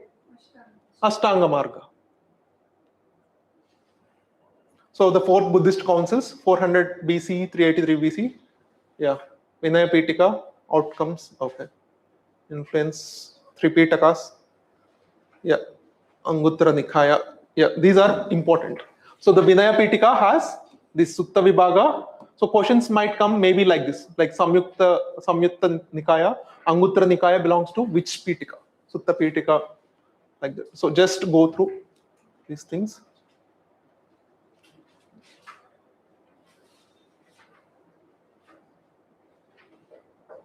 And these are the prominent personalities associated with Buddhism. Nagasena. Who is he? He wrote the Milinda Panho. Milinda Panho is the conversations between Milinda and Nagasena. Like the king Milinda Meander. He asked the questions to Nagasena and he gives the answers. So the compilation of those conversations is Milinda Panho. Next, Nagarjuna. Nagarjuna propounded which school of Buddhism? Madhyamika school of Buddhism, and he belongs to Mahayana. Okay. Next, Vasubandhu. He is also very famous Buddhist scholar. Bodhidharma. He lived around the 5th or 6th century AD. You all know, right? Bodhidharma. Yeah. Buddha Ghosha. So 5th century Theravada Buddhist, and Padmasambhava. He is very important because he is called the second Buddha. Padmasambhava. He is regarded as second Buddha across Tibet, Nepal and Bhutan. So Tibet, present Tibet. So which form of Buddhism they follow? Vajrayana Buddhism. So Vajrayana Buddhism is Tantric Buddhism. So Bodhidharma is not a head of all the Buddhists in the world. Just like how the Pope is not the head of all the Christians in the world. They are all the heads of that particular sects. Like the Pope is the head of only Catholics, Roman Catholics. Same like him. He is the head of Tibet, just the Vajrayana Buddhist. So the Dalai Lama is the head of only the Tibetan Buddhism. Okay? The Tibetan Buddhism is Vajrayana Buddhism. So what are the major divisions of Buddhism? How many major sects are there in the Buddhism? Major sects. We didn't discuss, right? Mahayana, Hinayana, Vajrayana, and one new sect was founded by Ambedkar. What is the name? Navayana. Navayana is founded by Dr. B.R. Ambedkar, because he strongly believed that all the three sects are not following the Buddhist principles. So that's why he started his own sect. Okay. So what is the fundamental differences of especially the Mahayana, Hinayana and Vajrayana? Vajrayana also believes in the tantric worship.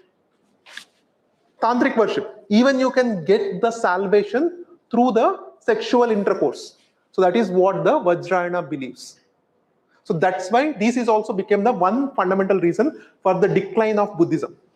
Because it looks like for society, it looks very negative, right? So, and what about the Hinayana? This is called lesser vehicle. They don't worship the Buddha in human form or God form, just they believe in the teachings. That is what the Buddha he himself told. Instead of worshipping me, follow my teachings. Don't worship me, follow my teachings. That is what the Hinayana people are doing, and that's why it is also called the old school. And Mahayana, so they were very new of that time. They changed even their languages. For example, Tripitakas, they wrote in Pali. But Mahayana, they have wrote their text, the later text in Sanskrit, which was very much against the fundamental tenets of Buddhism. Okay? And worshipping the Buddha in idol form. Idol form. And this looks very attractive. So that's why many people followed the Mahayana Buddhism instead of the Hinayana and the Vajrayana. So that's why you see mostly the scholars, kings, they follow the Mahayana Buddhism. Even the schools, the Gandhara, Madura and Amaravati schools, both the Gandhara and Madura schools, they follow the Mahayana Buddhism. Okay, so this is about the Buddhism. So yeah, even sometimes they ask some mudras, right? At least Dharma Chakra Mudra. So read that. It is also called the gesture of teaching of wheel of Dharma that describes the one of the most important. It performed with the help of both the hands, which are held against the chest, the left facing inward covering the right facing outward. It is performed with the help of. So this is the mudra, classical mudra, which you can see.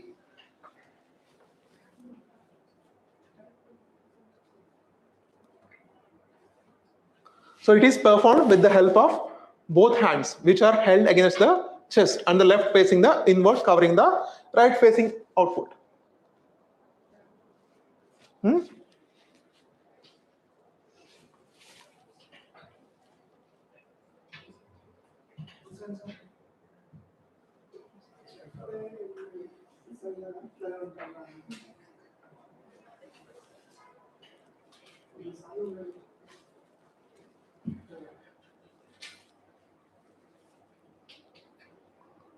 So you can see how he is keeping his hand. This is called Dharma Chakra Mudra. Okay. So keeping one hand, left hand with the chest, and showing the right hand.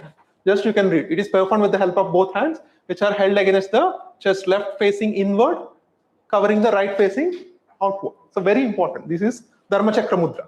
Next, Jnana Mudra, Bhumi, Sparsa Mudra. These are important mudras, might come. So just go through what are the important mudras.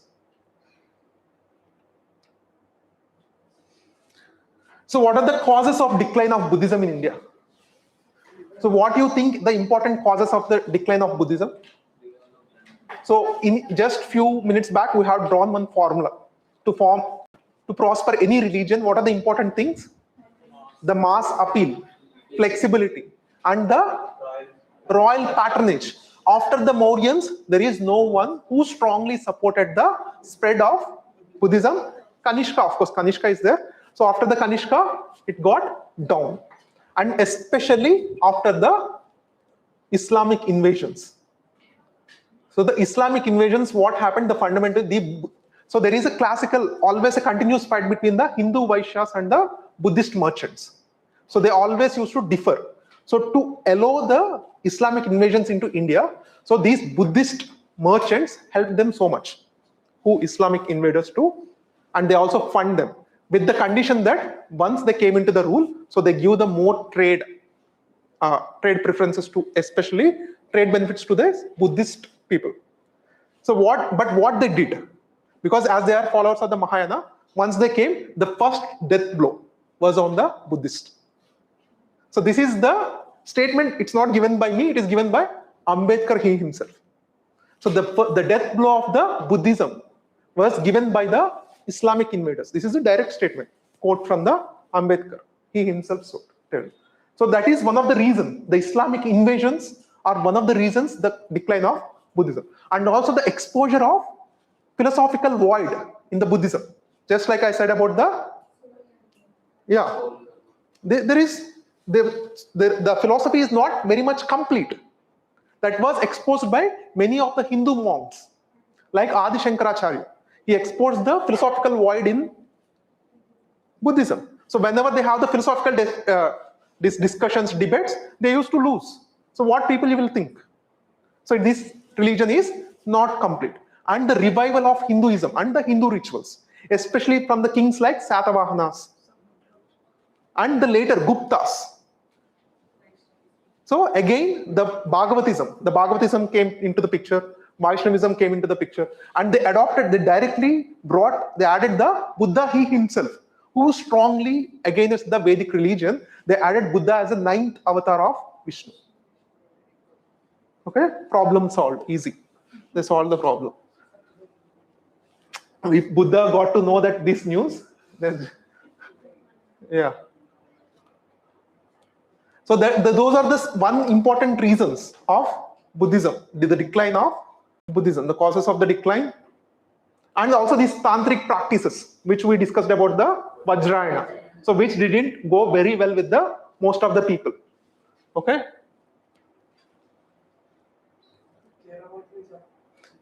Huh? Theravada is same. Theravadis and Hinayan almost like their old school. Mostly Theravada was most popular in where? Which place? Sri Lanka. They all follow the Theravada and Hinayana. They all follow similar tenets. Okay. So what about the Jainism? So what are the 3 pillars? Right faith, right knowledge, right conduct. And the right conduct, same. Not lie. These are all the 5 tenets which we discussed. And there are 2 important Jain councils. Until now, there is no question asked on the Jain councils. We may expect, but it's not so important like the Buddhist councils. Okay.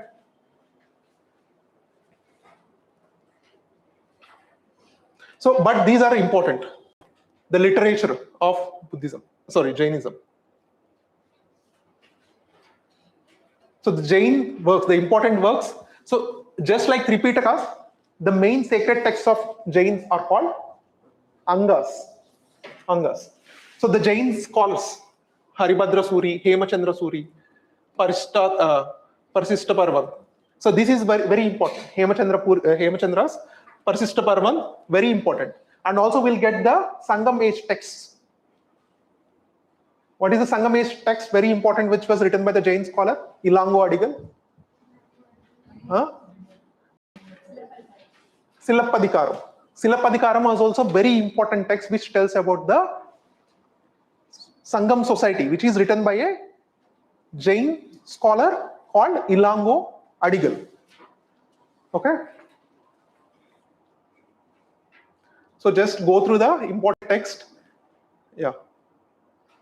And paintings, spread of Jainism. So we'll start with the Mauryans. Okay. Just we'll roughly go because at this speed.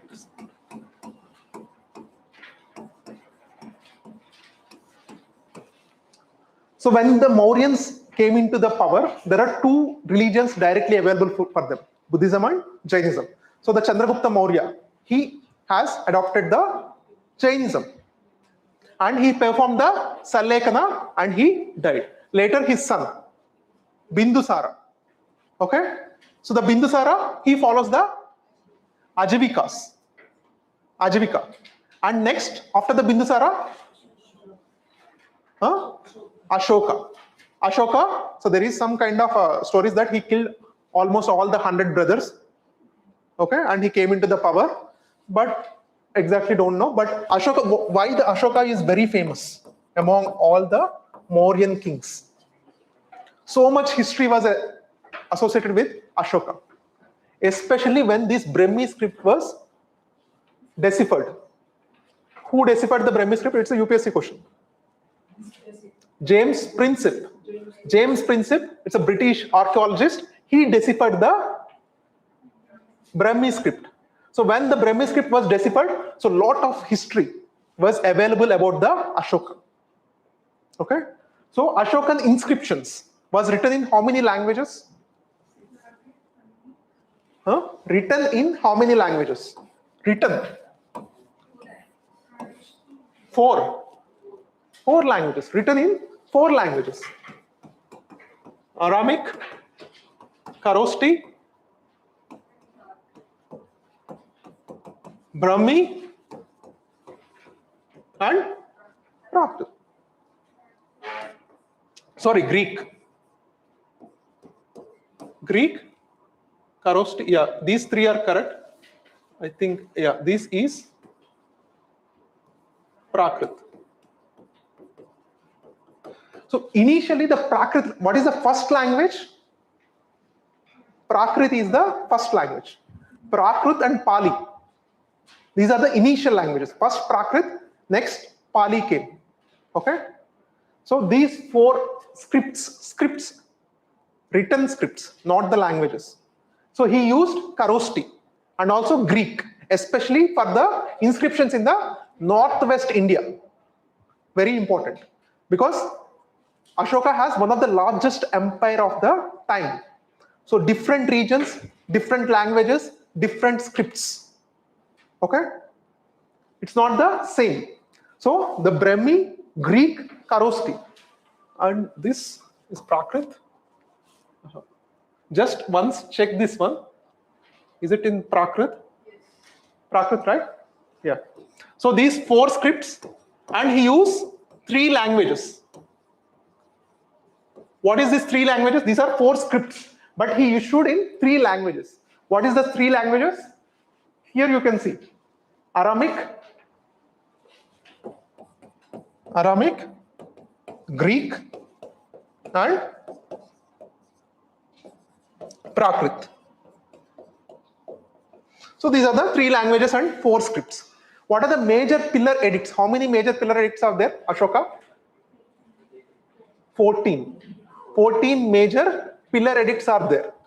So why the Ashoka has more importance in the history? Because he is the one who transferred from Chanda Ashoka to Dhamma Ashoka. So what is this transformation of Chanda Ashoka to Dhamma Ashoka? Violence to complete promoter of Dharma. Okay? So then when he converted to Buddhism, he almost took 2 years to completely settle in the Buddhism. After that, he understood the importance of Buddhism and the promotion of Dhamma, and he started to issue the inscriptions, the edicts. So in the class, in the starting of the beginning, the important sources we discussed, right? Inscriptions, one of the important subdivision of inscriptions is edicts. So edicts means the Raja Agna. The Agna by Raja, you have to follow. You don't have any kind of escape. Definitely whatever the king says, you have to follow. That is called edicts, directly issued by kings. So what are the important features, major important features, what it will tell us? Ashokan edicts tells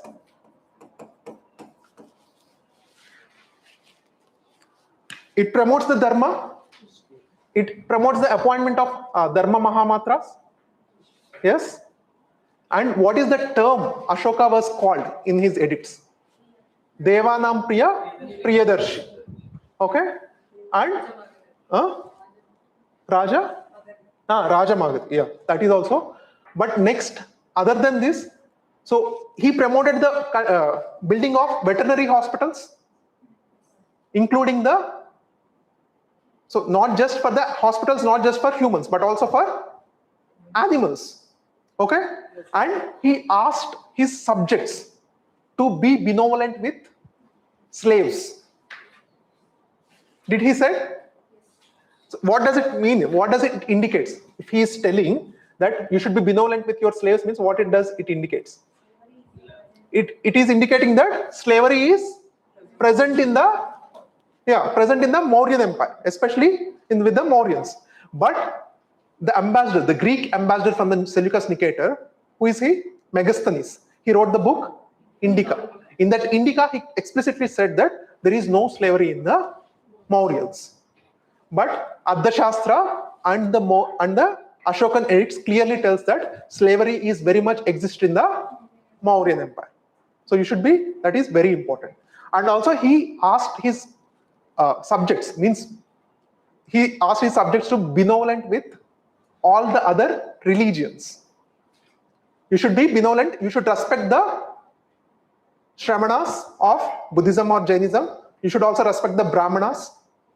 Yes, you should be. He asked people to be a secular society. One of the very much ideal society which that present any country needs. So he asked to be very secular. So you should not show any anger towards the other religious people, right? And what are the other important things? He asked to do the Dharma Yatras. Dharma Yatras. Instead of Vihara Yatras and other, he asked to do the Dharma Yatras. So, and also, instead of Beri Gosha, he promoted the Dharma Gosha. Beri Gosha means when you go into for wars, you beat the drums, right? So like that, he asked his people to, instead of going for wars and promoting the violence, so go for the promoting for the Dharma. These are the important things which is mentioned in his edicts. Okay? The titles are very important. So these days, Ashok, so UPSC is also asking the titles. In the last 2025 UPSC, it asked the titles of Mahendravarman I. So Bimbisara. Then when it comes to the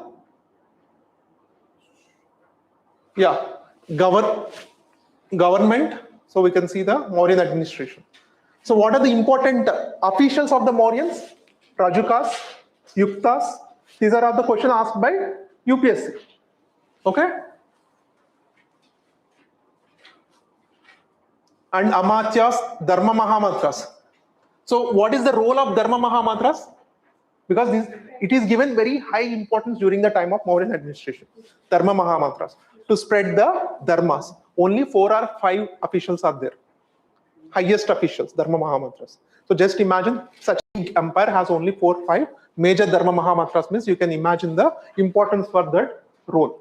To supervise and the spread of dharma. So the revenue department, Samaharta. Samaharta is the chief of the revenue department in Mauryan administration. Okay? Tax 1/6 of the produce.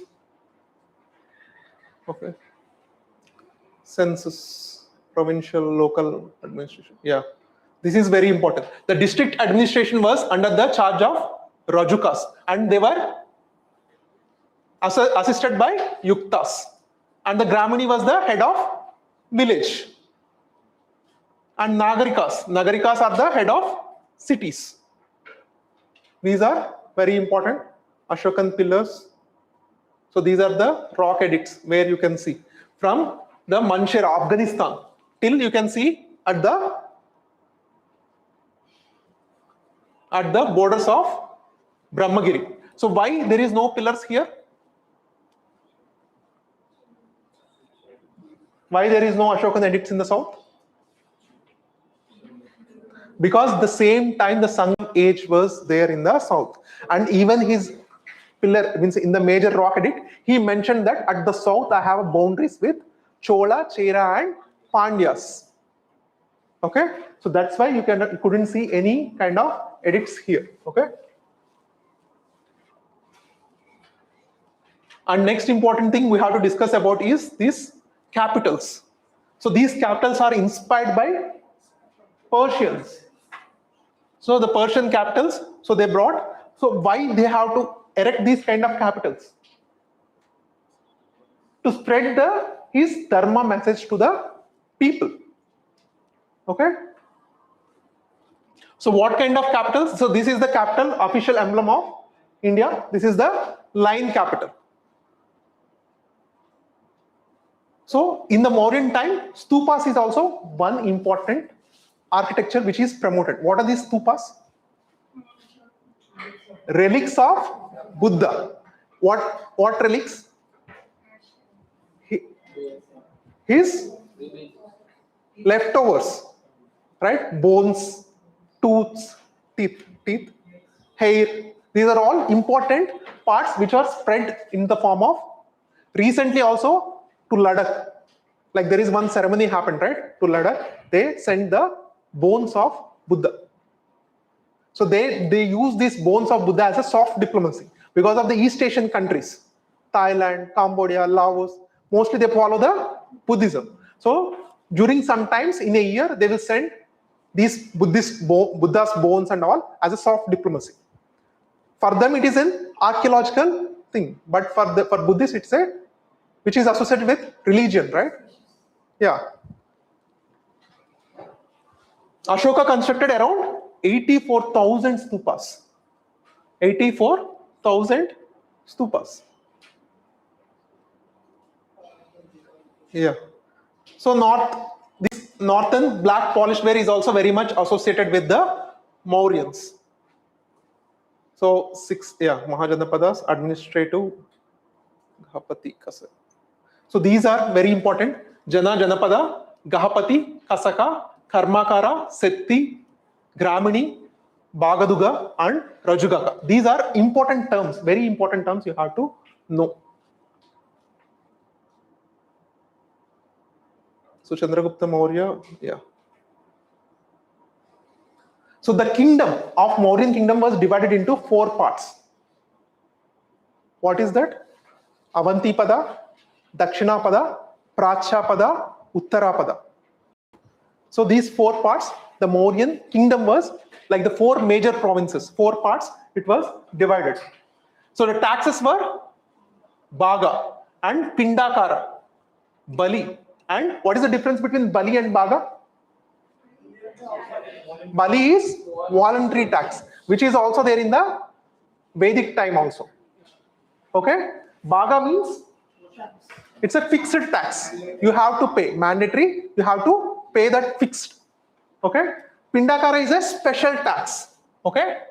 Hiranya is a tax you should pay in the form of cash. Next, revenue officials, Samaharta and Sannidata. These are very important.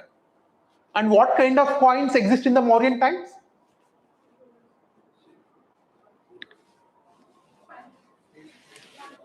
Punch-marked coins. Okay? Punch-marked coins. What is the difference between the punch-marked and the double die-stack coins? 2 types of coins are there, right? Double die-stack coins and the punch-marked coins. And who invented into India, like who introduced in India double die-stack coins?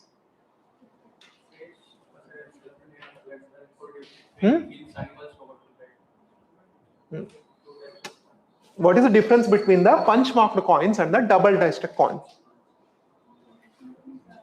So double die-stack coins has 2 sides. It has, die, you can see, just like our present coins. Okay? And punch-marked means only one side you can see. That is very raw or very early form of making coins are punch-marked coins. Double die-stack coins are little advanced coins. And these double die-stack coins are introduced into India by Indo-Greeks. And they're also the ones who introduced the gold coins into India first time. Very, very important. This is very, very important. Gold coins into India was introduced by Indo-Greeks. And also double die-stack coins is also introduced by Indo-Greeks. Okay? So these offices, Panyadjaksha, Samastadhyaksha, Pautadhyaksha, Navadhyaksha, and the Sulkadhyaksha. These are also very important. The questions will come from these terminologies. You should not neglect, okay? So next we'll go about the post-Mauryan age. Post-Mauryan era. Post-Mauryan era. And after the Mauryans, which is the major kingdom after the Mauryans? Huh? Okay, which major kingdom ruled North India? Guptas. Between the Mauryans and the Guptas, nearly how much age difference was there? 450 years difference is there. 450 years of difference is there between the Mauryans and Guptas. So 450 years means there is lot of things to happen. 450. And when the Mauryans became weak, what happened? So the kingdom got dismantled into small pockets. So it was occupied by Indian kings as well as foreign rulers. In the foreign rulers, what are the major dynasties formed after the Mauryans? Indo-Greeks.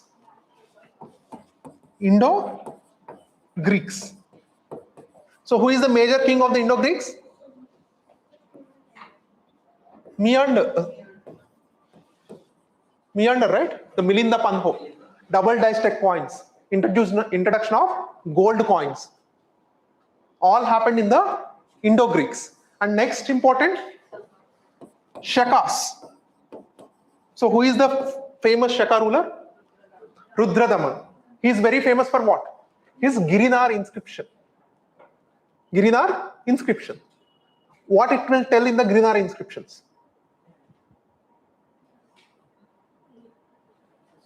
Sudarshana Tataka. Sudarshana Tataka, which was constructed during the time of Chandragupta Maurya, and he renovated that Sudarshana Tataka, and he laid the Girinar inscription. Very, very important. Girinar inscription. And Shakas, the Shaka rulers, it was divided into 5 kingdoms. That is called Kshatraps. In the Shaka, they have 5 kingdoms. One is in Afghanistan, like present day, Pakistan, Ujjain, Deccan. Okay, like that there are 5 kingdoms. Especially the Deccan kingdoms was headed by Nahapana. And that Nahapana was defeated by Gautami Putra Shatakarni. Okay? Shakas. Who are the other important? Parthians and Kushans.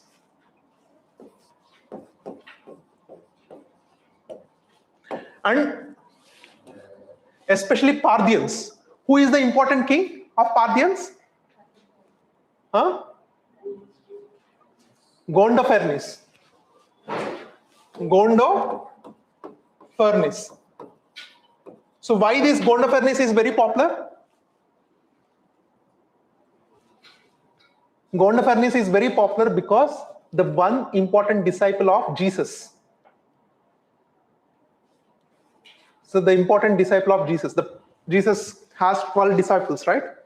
In that 12 disciples, one person, Saint Thomas, visited his court, Gondophares court. So that is important thing happened in when it comes to the Parthians. And next comes to the Kushans.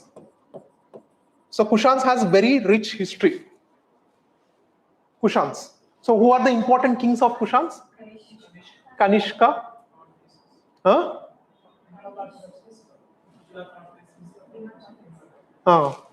So Kushans, who are the Kushans? So where they came? Kushans are from the Central Asia. when they are the tribes which they used to live on dacoitry, which they used to loot the border villages of China and they used to live. And when China has constructed the Great Wall of China, now they are unable to reach the borders of and to loot the Chinese villages. So now they turn their direction towards the India and they established their kingdom, Kushans.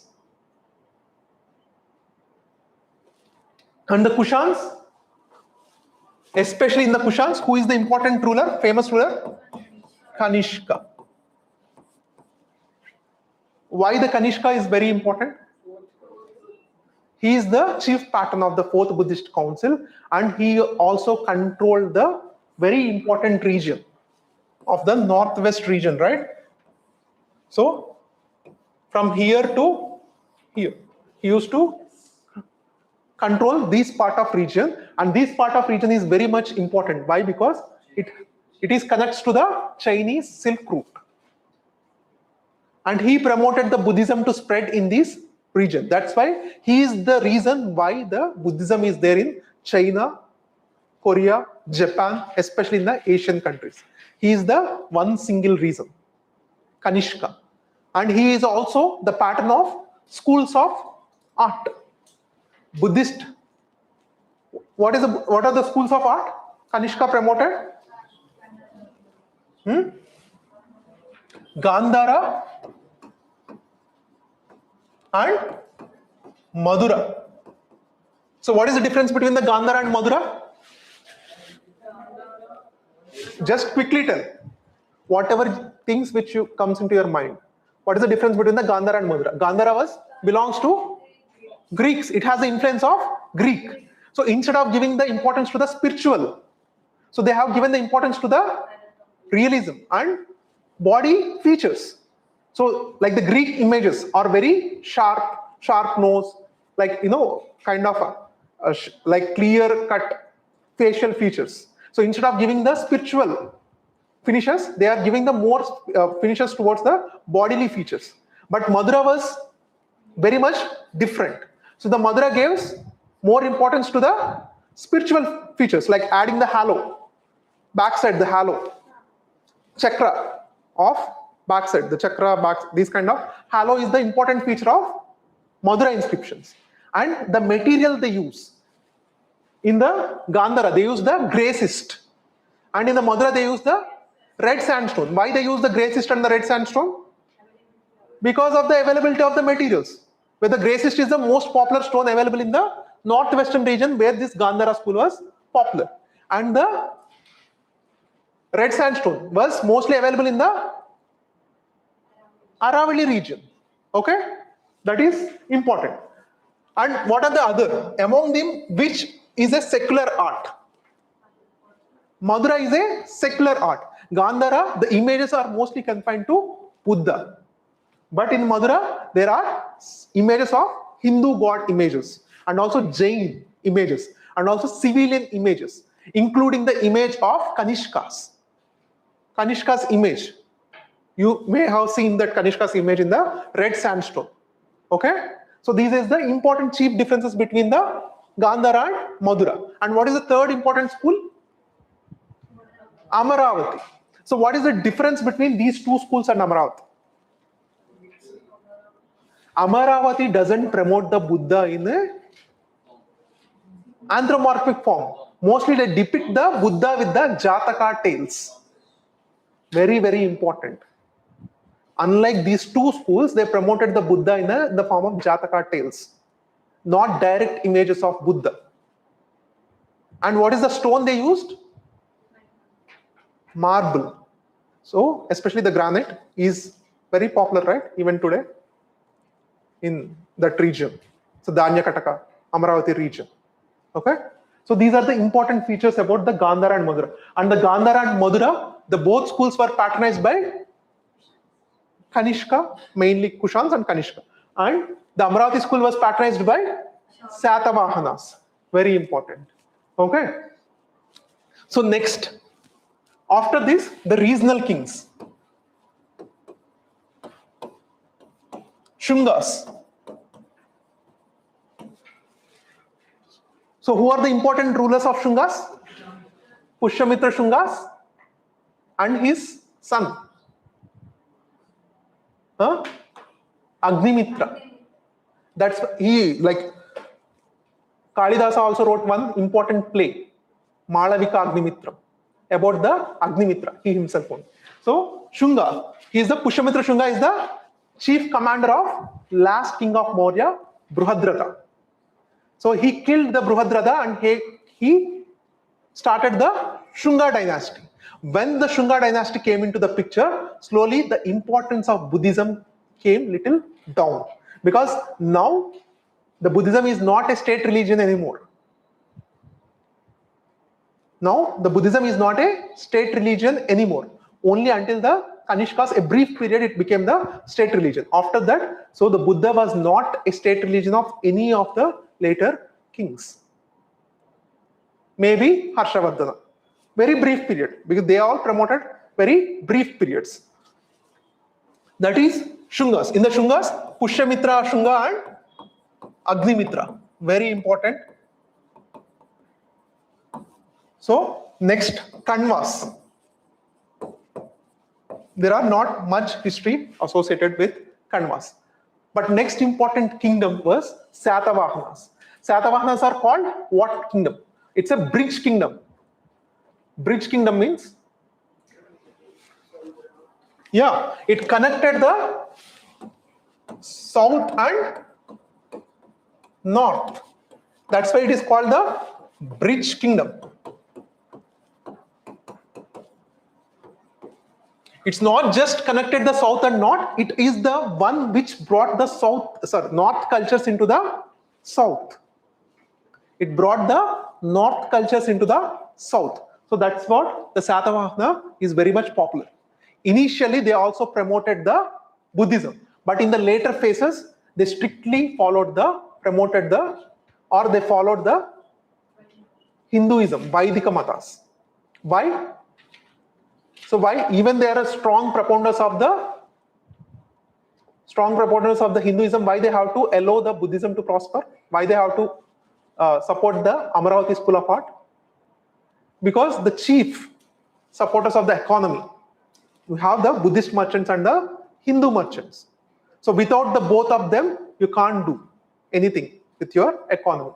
Even the king of that time, he needs the support of the Ambani and Adani, like that. Right? So that's why they have to follow and they have to allow their religions to prosper. Okay, but who are the important kings of Satavahanas? Gautami Putra Shatakarni. So what is the situation of the women of that time?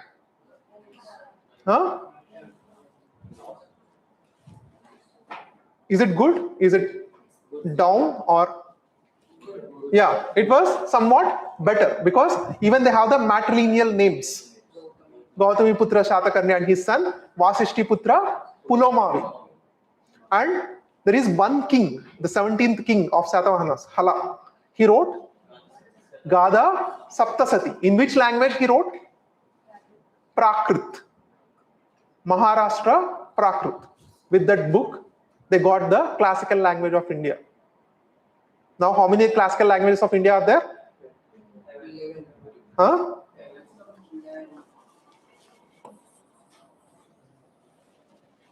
So, starting from Marathi, then Malayali, then Kannada, Tamil,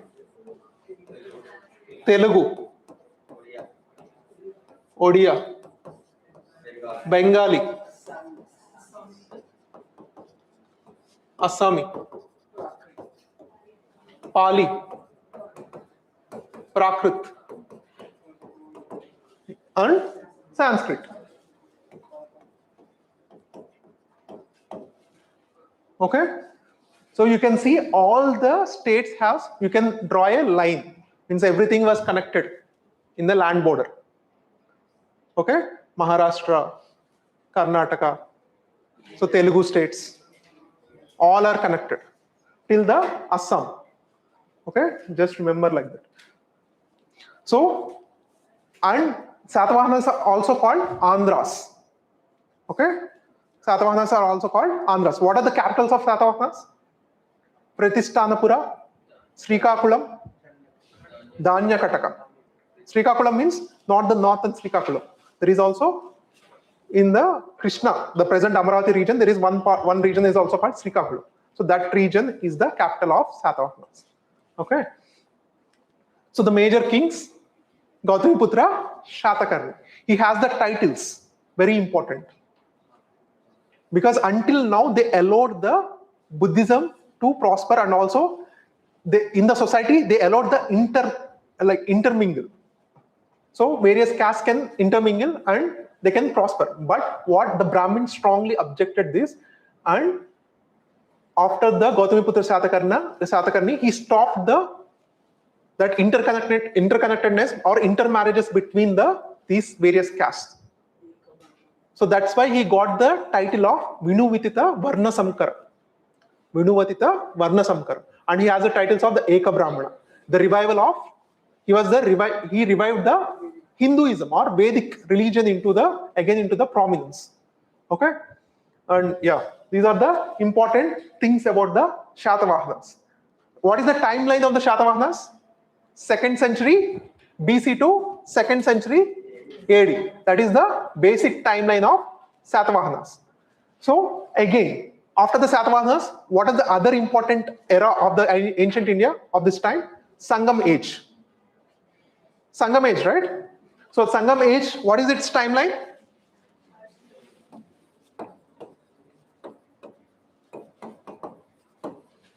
Sangam age, 3rd century BC to 3rd century AD. Even with the recent excavations of Kiladi.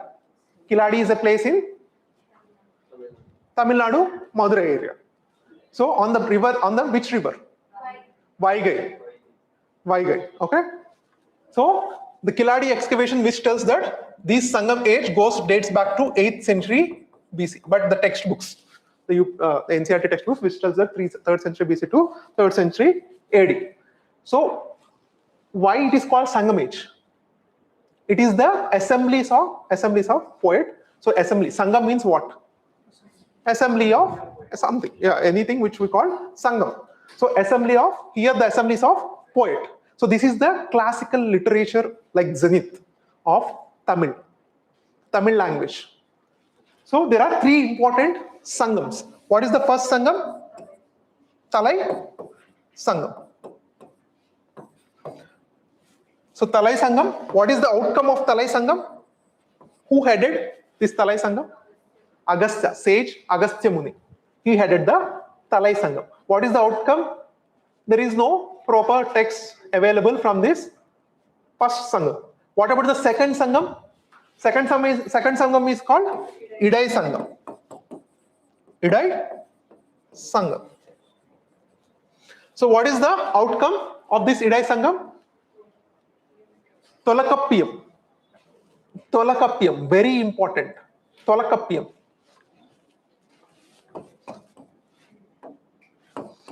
So who wrote this Tolakappiyam?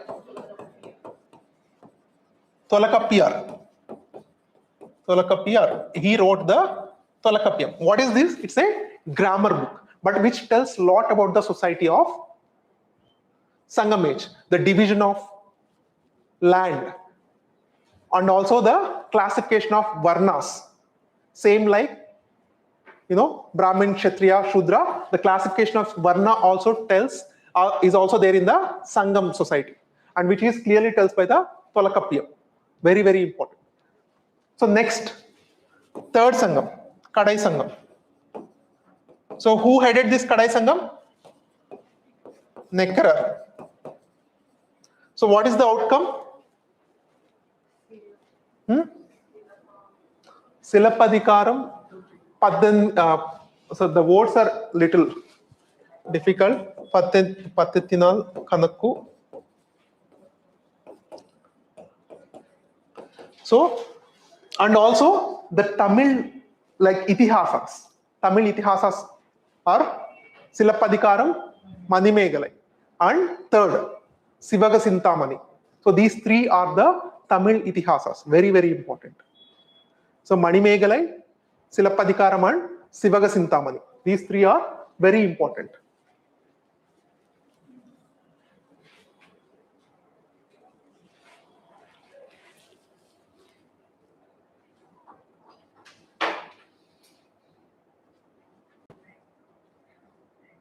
So yeah, you can see here, the Sangam literature.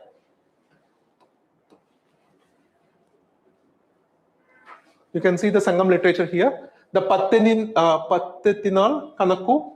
So these epics, Silapadikaram and Manimegalai and Sivaga Sintamani. Sivaga Sintamani. These three are very important. So this is the simple Sangam literature, 8 Gottai.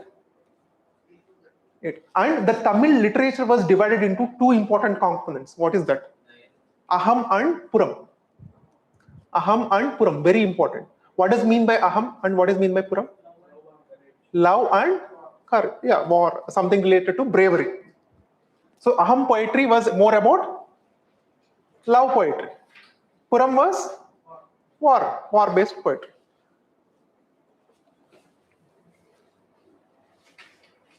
So 8 Gottai. Yes. So the 3 important major kingdoms of Sangam age was Chola, Chera, Pandyas, and their seaports. Very important because it's already asked in the UPSC. So Puhar, Puhar belongs to which? Huh? No. Cholas. Cholas was Puhar. And Cheras was this Vanji, Tondi, Musri. These are the ports of Cheras. Yeah.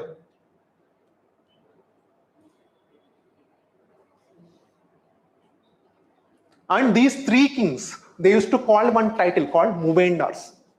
Movendars means 3. Mu means, in Telugu also we call Mugguru, right? Mu means 3 great kings. Movendars. So who are those 3 kings? The Chela, Chora and Pandya kings are called Movendars. And Tolakapyam, the 5-fold division of land. Kurinji means hilly land and Mulai, pastoral land. This Tolakapyam is a grammar book written by Tolakapyar. So this 5-fold classification is very important. So Marudam, agricultural land, Naidal, coastal and Palai, desert land, and it also tells about the 4 castes. It tells the 5 division of land and 4 castes also. Arsar, Anantar, Manigar and Vellalar. So these are the 4 castes, right? Very important, which is mentioned in the Tolakapyam. And they are used to worship the hero stone worship. What is the hero stone worship? Huh? If you see the, especially Surya movies, like Simham 1, I don't know, remember. So Singham 1. In the movie, in the entry scenes, you see there is one fight at the village, entrance of the village, where they have some hero stones at some temples. Those kind of worship is very much popular in the Sangam age. And the important god of the Sangam age is Murugan. Okay? And women has very high position and they also used to have a love marriages in the Sangam age. Okay?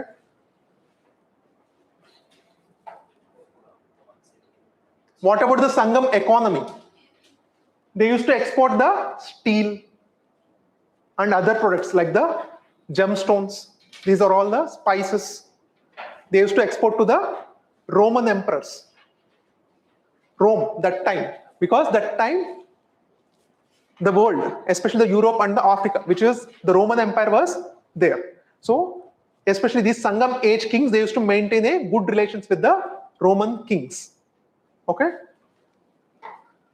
So, external trade with Romans gained the importance with their residency of several ports.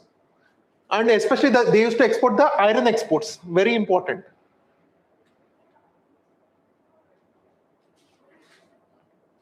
And Sangam arts. Okay. So this is about the Sangam age. And next, After this, what are the other important kingdoms? Guptas. So Guptas are very, very important. Why the Guptas are very important? Because their age is called Golden Age. Why their age is called Golden Age?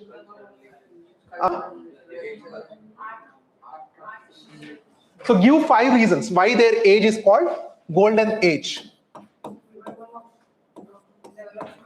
If you give this some reasons, then I think you already understand this Gupta very well. Development of architecture. So why the Gupta architecture is very important?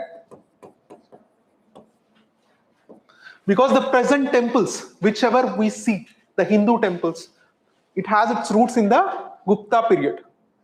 Okay? So the temple architecture exactly started in the time of Guptas. Okay? Next, what about the second? Literature. Literature. Okay? Very important. Literature, especially there are numerous literary books like Vishnu Sharma's Panchatantra. Okay? And Kalidasa's. How many works he has? 7. What are the 7 works of Kalidasa? Abhignana Shakuntalam, Meghadutam, Kumara Sambhavam, Rutu Samharam, Raghuvamsam, Malavika Agnimitra. Among them, he didn't complete one. He kept one incomplete and he died. Raghuvamsam. Raghuvamsam he kept incomplete and he died. So architecture, literature. Next was science and technology. Science and technology, especially the pillar at Mehruli, iron pillar inscription. Iron is, even today it's not rust. So the science and technology, the metallurgy is very high, and along with the metallurgy, also the Aryabhatta, Brahmagupta, and Varahamihra. What he wrote? Varahamihra? Bruhat Samhita. Varahamihra, he wrote Bruhat Samhita. What are the important things about the Bruhat Samhita? It contains the natural sciences. Like, so when during the rain comes, these animals behave very differently. So he observed the animal behaviors to the natural calamities. So when the floods come, all the ants in the ground, they come into the upward. So they detect the floods much far away. So he observed these animal behavior. So means nearly 1000 years before. So he all compiled in the Bruhat Samhita. So Bruhat Samhita has natural sciences, very important. And Brahmagupta, Aryabhatta. So gravity, zero, these are all important things. And what are the other important? So why it is called the Golden Age? Numismatics. Advancement in the numismatics. So the Guptas are very much the coin lovers. So we got so many coins related to the Gupta age.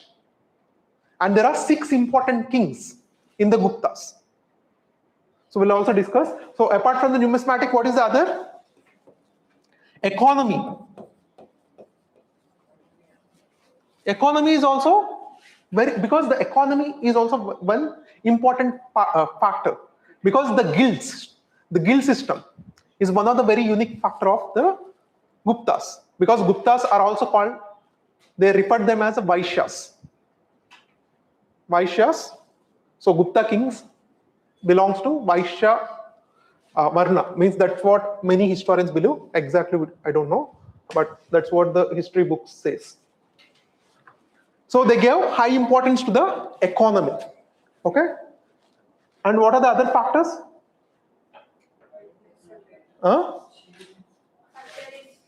Surgeries. Sushrutas. Yeah, Sushruta. So advancement in the medicines. So that is also one important factor. These are all the important factors why it is called Golden Age. So next comes to the inscriptions. So Gupta's history you can read with the many inscriptions. What kind of inscriptions you can read? Allahabad pillar inscription. Allahabad pillar inscriptions was related to 3 important kings of the history. Who are the 3? Allahabad pillar inscription. Ashoka, Samudragupta, and Jahangir of Mughals. So these 3 people, they wrote their writings on this one single inscription, that is Allahabad pillar inscriptions. Okay? Allahabad pillar inscriptions. And also this Mehruli iron pillar inscription. Mehruli iron pillar inscription. And Iran inscription. Why this Iran inscription is very famous? First recorded evidence of Sati. First recorded evidence of Sati was there in the Iran inscription. Very, very important. Okay. First recorded evidence of Sati. So these are the important inscriptions. Next, important kings. Important kings of Guptas. So who is the founder of the Guptas? Sri Gupta. Okay? Sri Gupta. So Guptas are the vassal states of which kings? Kanvas. Because Satavahanas is in the Deccan region, right? This Guptas is in the northern region. So not Kanvas, I think. Kushans. Kushans. They are the vassals of Kushans. The first Sri Gupta. After the Sri Gupta, who is the important king? Chandragupta I. And after the Chandragupta I, Samudragupta. Samudragupta is also called Napoleon of India.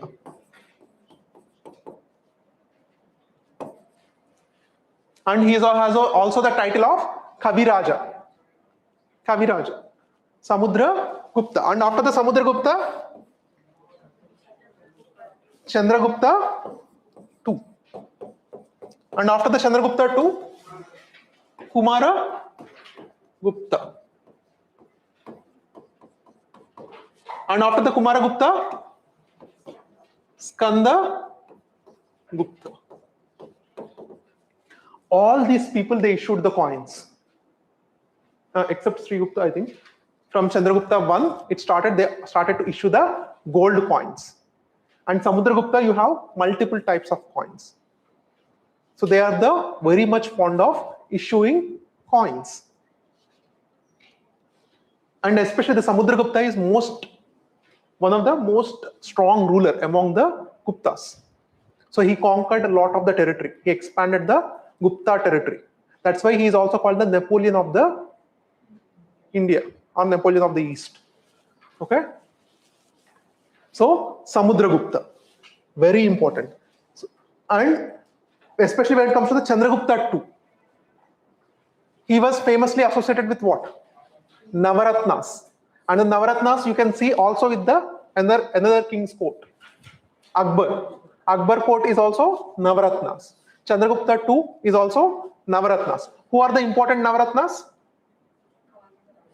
Kalidasa, Aryabhatta, Amarasimha. Amarasimha wrote Amarakosha. It's also kind of a grammar book, lexicon. Brahmagupta. And Vishnu Sharma. Vishnu Sharma wrote Panchatantra. Varahamihra. Yeah. So these are all the important Navaratnas of Chandragupta II's court. And when it comes to the Kumaragupta, what are the important historical? He established the Nalanda Mahavihara.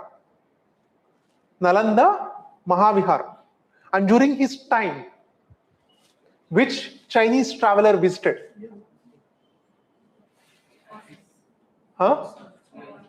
Fahiam. So you should also remember the order. There are only 3 famous Chinese travelers. Okay? throughout the history, there are only 3 famous Chinese travelers, starting with Fahian. Fahian visited the Kumaragupta time, and Huyen-Tsang. Second one was Huyen-Tsang. Huyen-Tsang visited the Harshavardhana, and also Nandivarman, one Pallava king, also he visited. Okay. So Huyen-Tsang. So yeah, Kumaragupta. So next, Skandagupta. And also one more important feature associated with Kumaragupta is Han invasions were started during the time of Kumaragupta. So why the Gupta kingdom declined? One of the important reasons was Han invasions. Huns are the tribes from the Central Asia. Han invasions. So all these people, they issued the coins, but one single problem with their coins was the purity of the coins got declined over the time. What does it indicates? Like for example, the initial kings, they issued the coins in the 24 carats, and later 22 carats, later 18 carats, later 14 carats. The size of the coins are same, but the purity of the gold was decreased.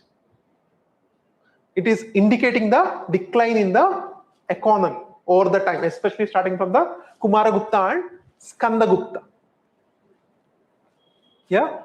So, and they are the very much fond of the Murugan, the Subramanya Swami, Kumara. Yeah, that's why you can see the names Kumara and Skanda. Those are the 2 names of Kartik. This one Kartik. Yeah, that god. So the Kumara and Skanda both are the names of the son of Shiva. That's why even the Kalidasa, he wrote the Kumara Sambhavam. Okay. So Nalanda Mahavihara is also established during their time.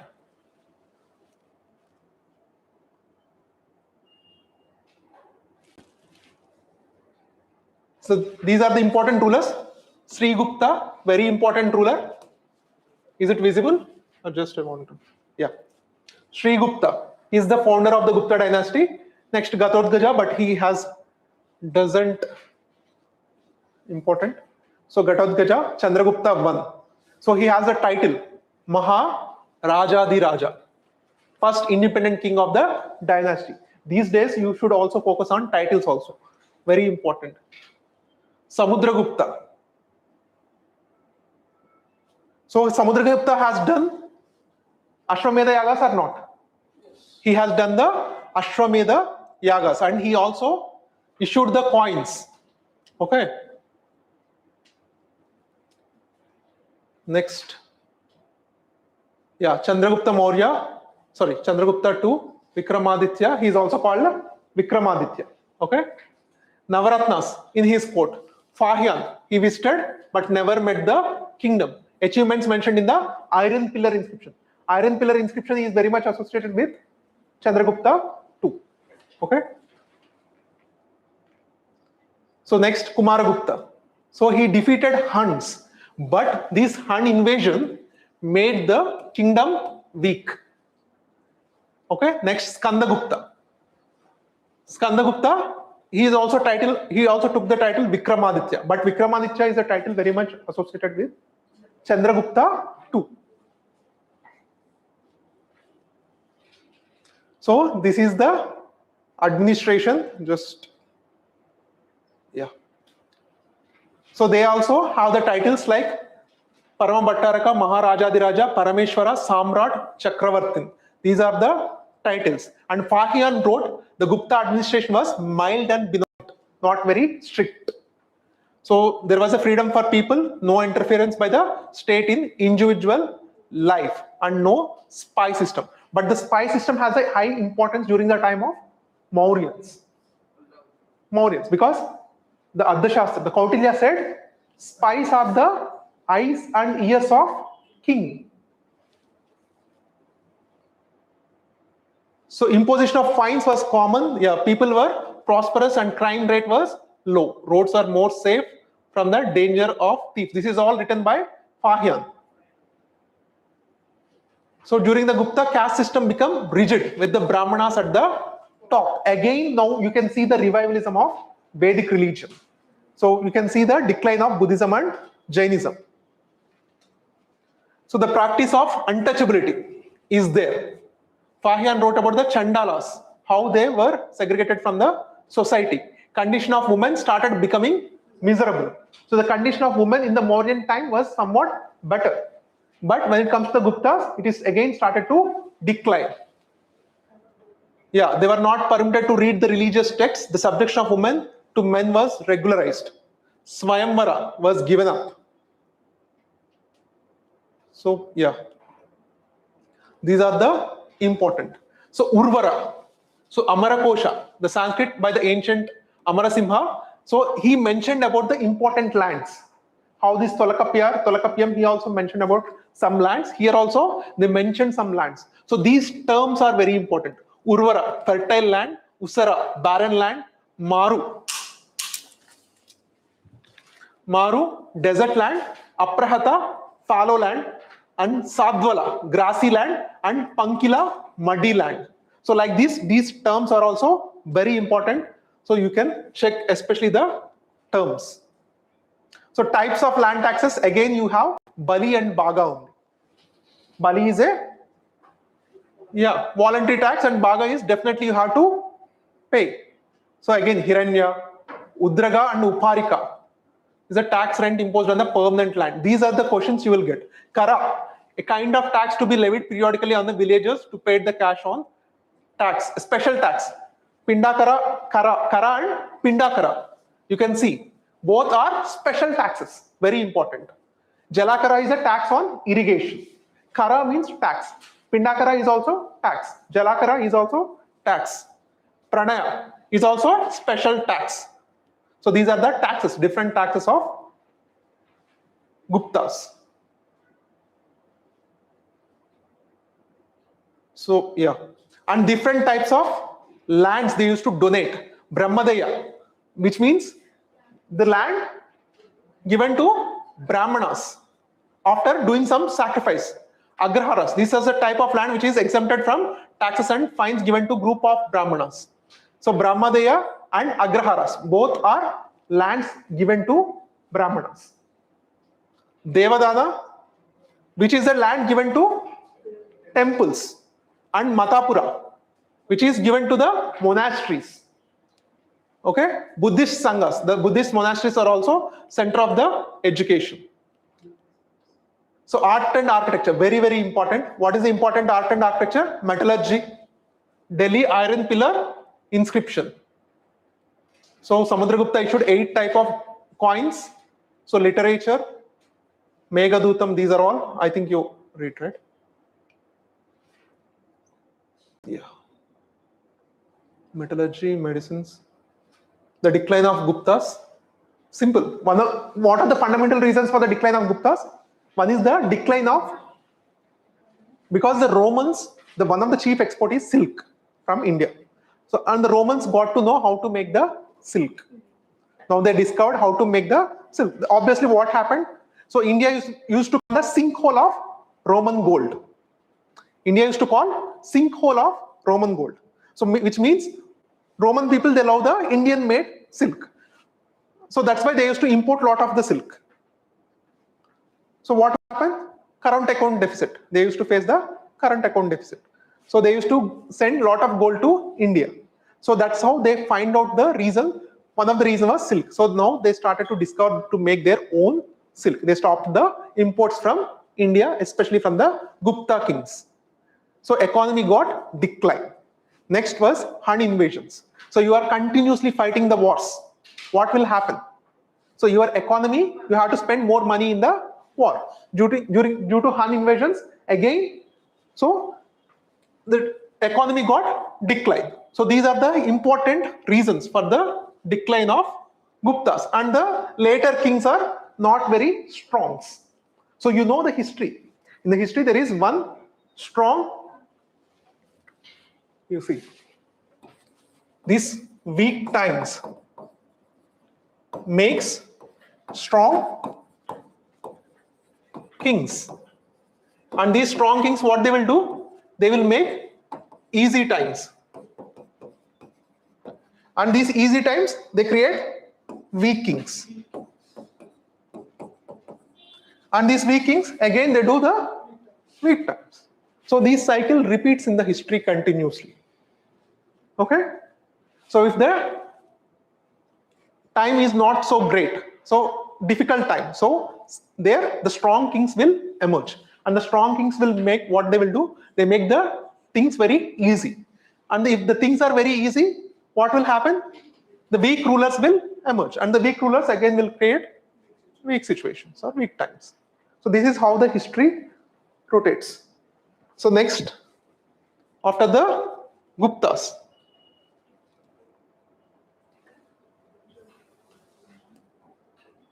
So after the Guptas, so we'll have the Harshavardhanas, right?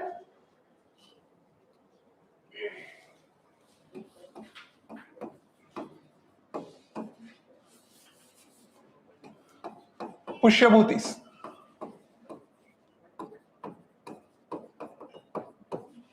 So after the Guptas, again there is so much scattered in the Indian kingdom. So until the Pushyabhutis came into the picture, especially the Harshavardhana, King Harshavardhana. So what are the important prominent features associated with Harshavardhana? Harshavardhana. He is very able king, right? During his time, the importance of the Kanos came into the picture. The importance of the Pataliputra. Until the Mauryans, Guptas, the Pataliputra is very important economic city. But now the importance from Kanos, it was shifted to, important from Pataliputra was shifted to Kanos. That is happened during the time of Harshavardhana only. That's why after his death, so the tripartite struggle was more concentrated about the Kanos. So during the Harshavardhana, what are the important features? Did he fight any wars? And he lost any war? With whom he lost? He lost the war with Pulakesin II. So Pulakesin II belongs to which ruler?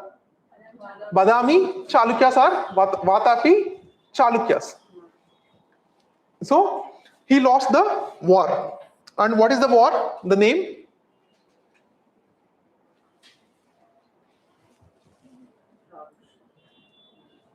Manimangala war. Okay.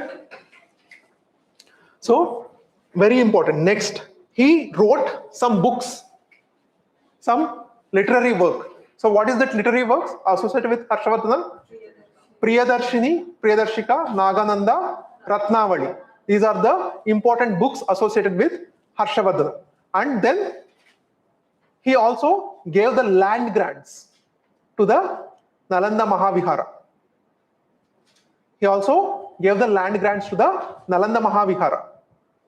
Next, he also conducted the religious congregation of different religions. Huyan-san. Yeah. And he called all the important religions and he conducted the religious conference. Yeah, Kanos religious assembly.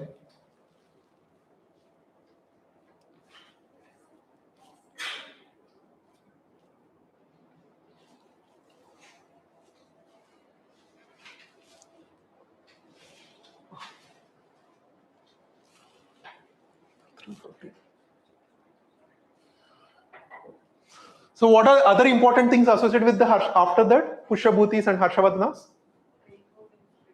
Eye hole inscriptions. Yeah. Then, so after Harshavardhanas, on the parallel time, what are the other important kingdoms? So along with the, like just now we have discussed, Harshavardhana lost a war with Pulakesin II. Belongs to which dynasty? Badami Chalukyas. In the Badami Chalukyas, so they rule which part?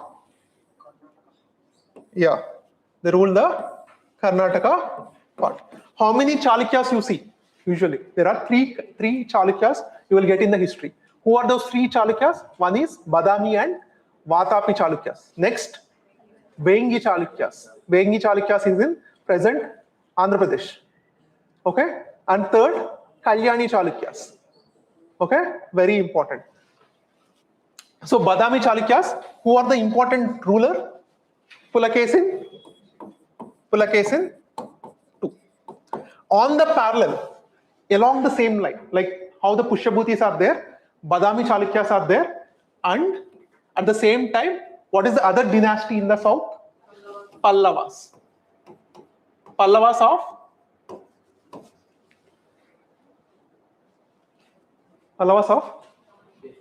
Madurai. Pallavas of Madurai. That they are also called the Pallavas of Madurai. So Badami Chalukyas, Pallavas, and Harshavardhana. So these rulers are contemporary, means contemporary kingdoms. I mean, so Pulakesin II, he defeated Harshavardhana. Okay, and the Pulakesin II also defeated the Mahendravarman. Mahendravarman of Pallavas. Mahendravarman of Pallavas. And the Mahendravarman's son, Narasimhavarman.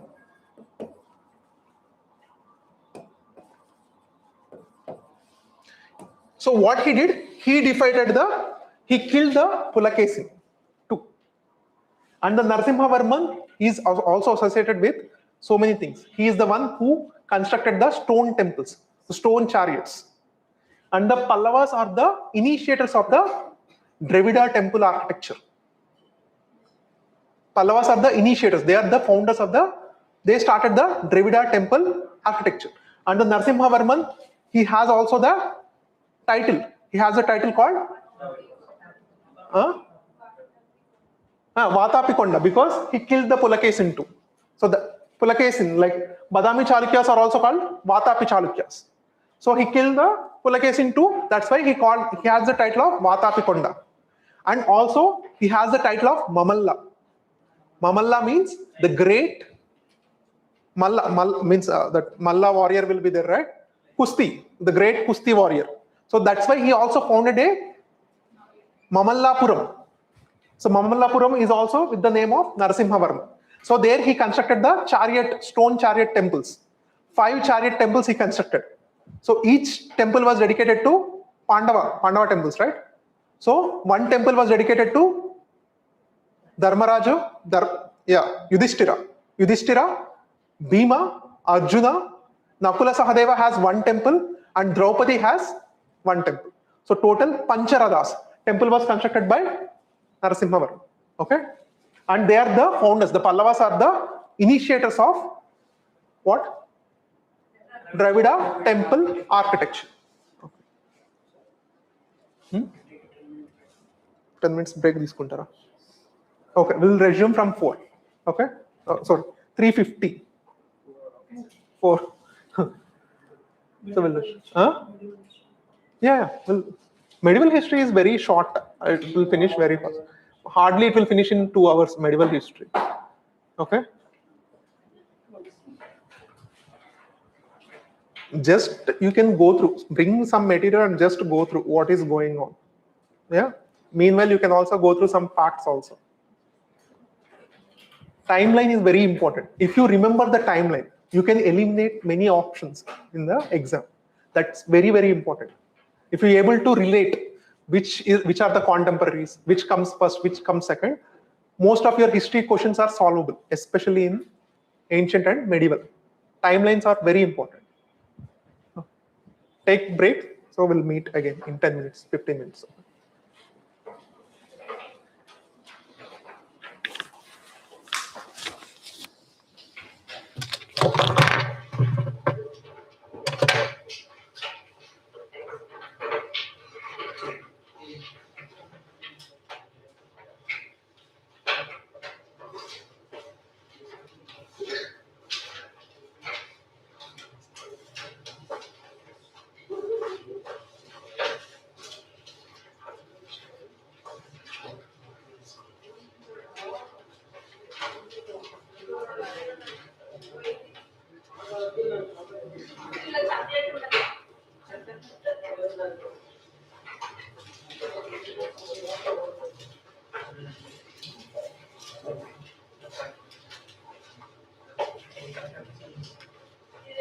Use of Pratikaras and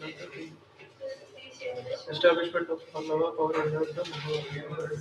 Establishment of Chola power by Pala dynasty ended by Gopal. Yeah, this is first.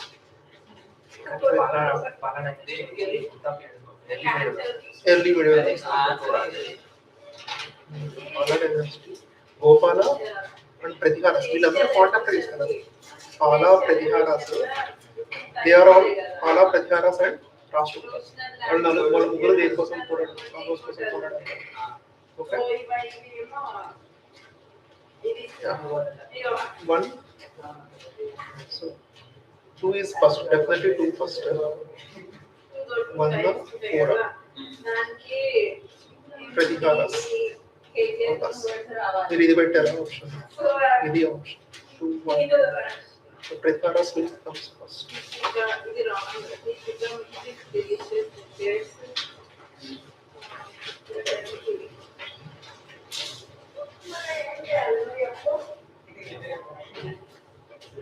Pratikaras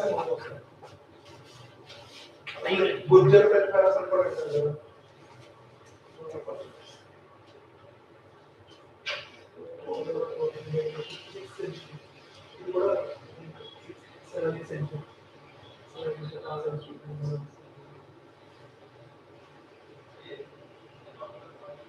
But definitely, I think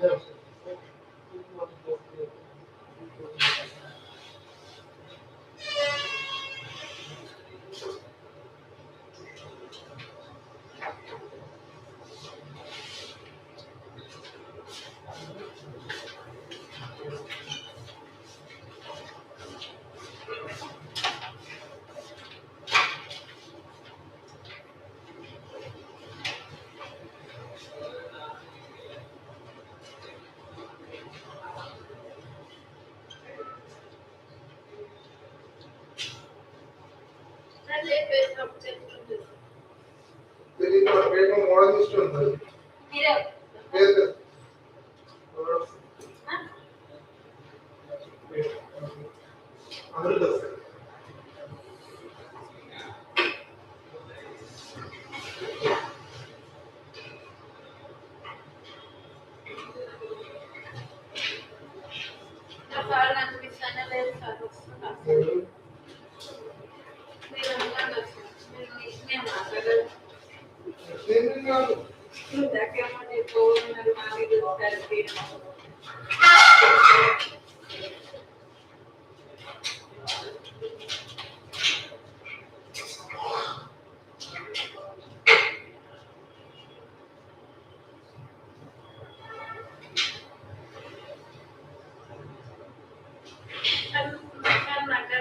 Nagara style ever started, Nagara style.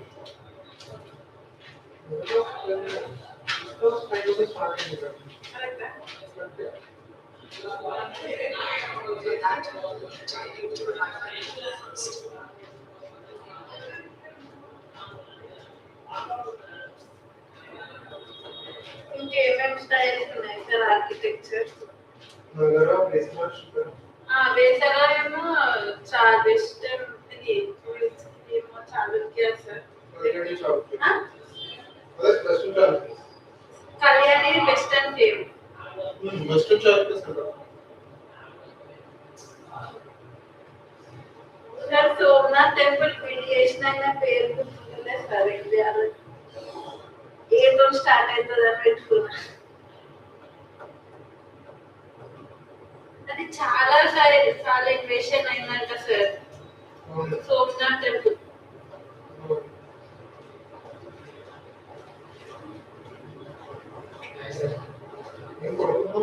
పడుకోవడం control చేస్తాడు నిద్ర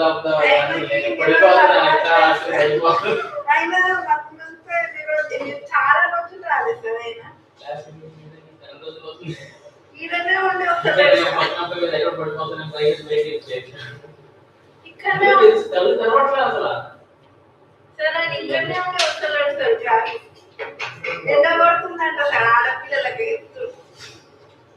అంటే ఆడపిల్లలకి ఎండ కొడుతుంది, అబ్బాయిలకి ఎండ కొడుతుందా? నాకు చెప్పారు. అంటే ఓన్లీ అబ్బాయిలకి ఆడపిల్లలకి సపరేట్ చేసి అలా ఏం చేయదు. అయినా మీరు ఇంకా స్ట్రాంగ్ ఉంటారు కదా, ఎలా డ్రైవింగ్ చేస్తుంటారు. బండి కనిపిస్తారు, నేను కూడా డ్రైవింగ్ చేసుకుని వస్తారు. ఎన్ని డేస్ రాలేదు నువ్వు, చాలా కదా 1 month.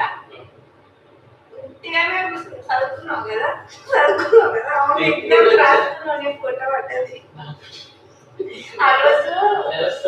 అలా ఫోటో టెస్ట్ రాస్తుంటే నీ ఫోటో ఉన్నవాడ.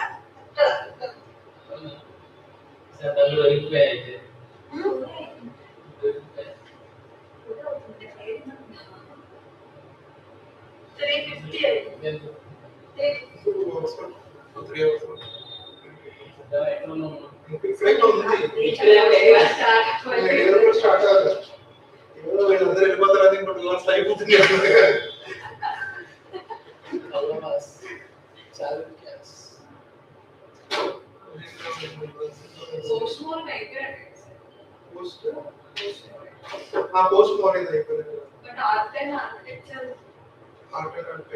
post-Mauryan లో art and architecture స్తూపాస్ వస్తాయి. స్తూపాస్ మనం డిస్కస్ చేయాల్సి ఉంటుంది. స్తూపాస్ డిఫరెంట్ టైప్స్ ఆఫ్ స్తూపాస్ ఉంటాయి. తాళగర్భ స్తూపాస్ అని కొన్ని ఉంటాయి. ఆర్కిటెక్చర్ వస్తే ఎలా పెట్టాలి? ఒక పని చేద్దాం, ఇంకో సెషన్ తీసుకున్నాం సపరేట్ ఆర్ట్ అండ్ ఆర్కిటెక్చర్, ఒక మినీ సెషన్, ఒక 4 hours. Mini session 4 hours. Art and architecture కావాలంటే మినిమం 4 hours పట్టింది మేడం.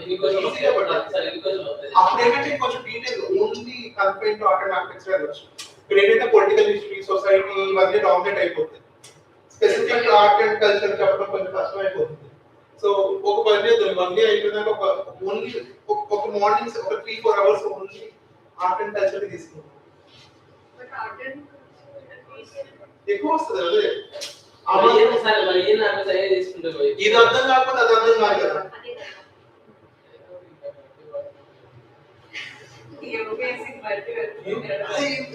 బట్టి పట్టబడితే కదా చెప్తుంది.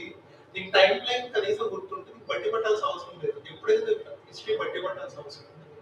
సో యూ కెన్ ఈజీలీ బట్టి ఒకదాని తర్వాత ఒకటి ఏమొస్తుంది అనేది నీకు ఐడియా ఉంటుంది.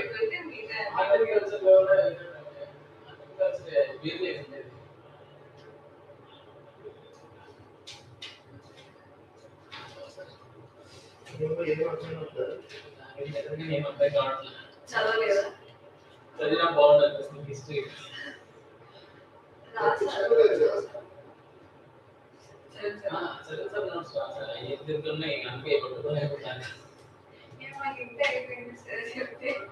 అవునా, నాకు పెద్ద బుక్కే పట్టింది.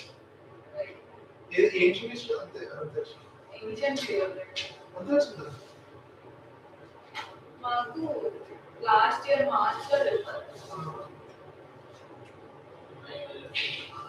మళ్ళీ 4 years రాస్తాను నేను.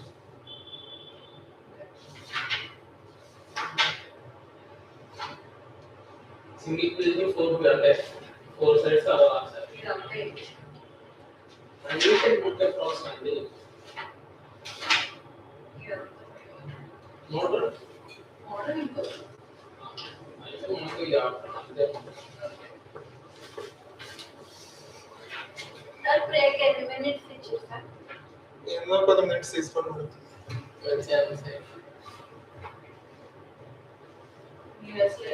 మేమైతే లాస్ట్ సెషన్ ఉంటే బ్రేక్ అని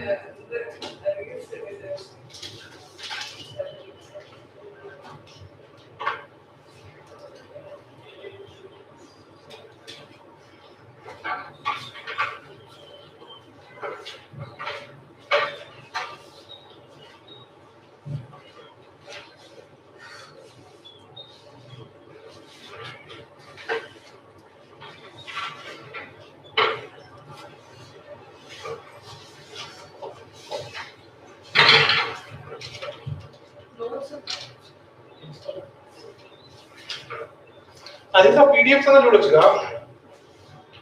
ఆ పీడిఎఫ్స్ అన్న చూస్తాను, టైం లైన్ నువ్వు రిలైజ్ అవుతా ఉంటుంది నీకు. ఇదిగో ఇక్కడే ఉన్నాయి. ఇంకోటి చేసి మీరు సార్లు చూస్తే గుర్తుంటాయి. నేను కొత్త బుక్ చూస్తున్నట్టు చూస్తాను. అందుకే ఒకే బుక్ ఫాలో అవ్వాలి. హిస్టరీకి ఎప్పుడు ఒకటే ఎక్కడికక్కడ లింక్ కూడా దొరకట్లేదు నాకు, చూద్దాం అన్నా కానీ. అంతే కదా. నేను అందుకే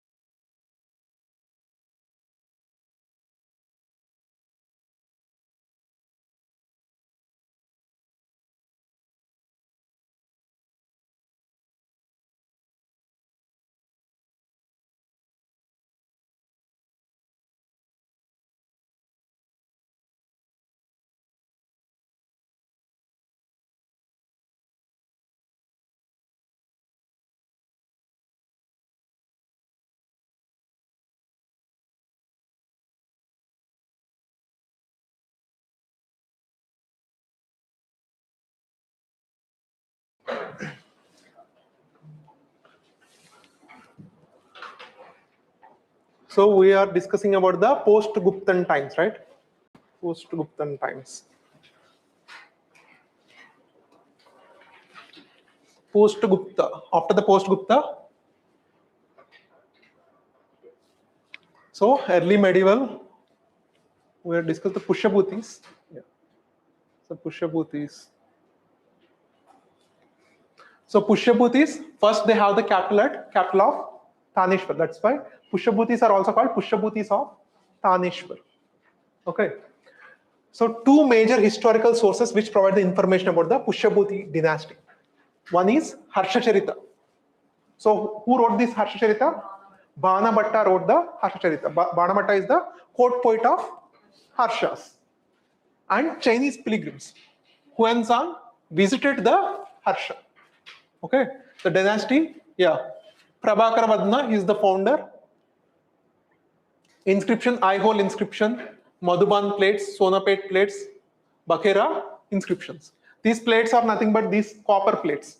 Maybe some kind of land grant or some kind of grants. These village grants, some kind of copper plates. So Harshacharita, Banabhatta, yeah, and Kadambari and Parvati Paranayam. These are also very important. Banabhatta wrote not just the Harshacharita. He also wrote the Kadambari and Parvati Paranayam. Because Harsha was a very adamant believer in Shaivite. Shiva. Initially, he was a strong worshipper of Shiva. Later, he converted to Buddhism. So Harsha, he himself wrote Nagananda, Ratnavali and Priyadarshika. Okay. So the foreign accounts. The Huansong. What is the book written by Huansong? Siyuki. Siyuki. The Tales of West. The Chinese traveler Huansong, who visited the India during his reign, has given the description of the social, economic and religious. So this is very important. So he conducted the Kanau's religious assembly. Kanau's religious assembly by Harshavardhana. And he gave the 200 villages to Nalanda Mahavihara. This is also very important. Nalanda Mahavihara. So Rajavardhana, he killed by Shashanka, the king of Gauda dynasty. This Gauda, the location is very important. Where the location of this Gauda dynasty, Bengal and Bihar.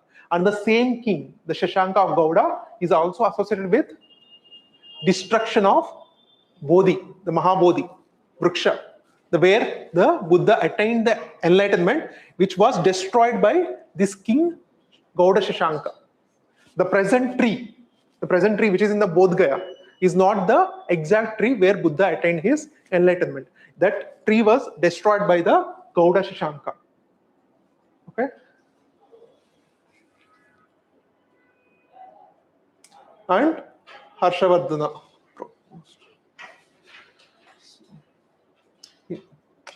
Administration is more feudal and decentralized. And what about the nature of the administration difference between the Guptas and the Mauryas? Is the Mauryas is more decentralized or the Guptas? Guptas is more decentralized administration. Yeah. So same, if feudal and decentralized, the land grants to priests, the forest guards, known as Vanapalas. Great center, yeah. So within the 30 years, so within the visit of 30 years, Huansong visit, next important Chinese traveler was Itzing. He also visited that North India, and he also wrote about the Nalanda supported by 200 villages. So after the demise of the Harsha, what happened? Again, the north became fragmented. So there are multiple dynasties, especially these Pallavas of Kanchi. So Pallavas of Kanchi, very important. So after the Sangam age, so again we are discussing about the political history of especially South India, especially concentrated with the Tamil Nadu, that region, Tamil Nadu and Karnataka region especially. So what happened after the Sangam age? The Sangam age was destroyed by Kalabras. After again the Kalabras, again new kingdoms started to emerge. So that's why the Cholas are different and the imperial Cholas are different. Okay.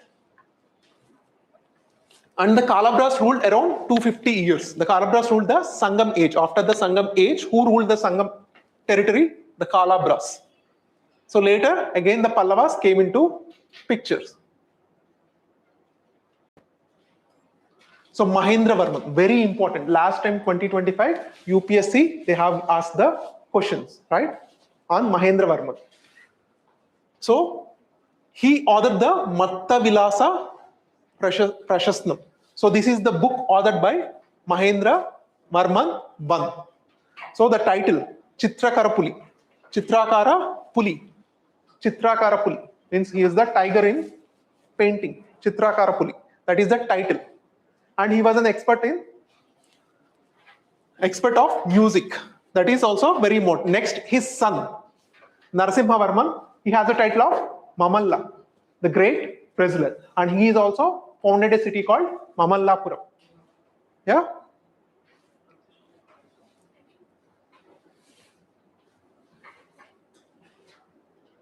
He founded the city, Mamallapuram. Next, Narasimhavarman II.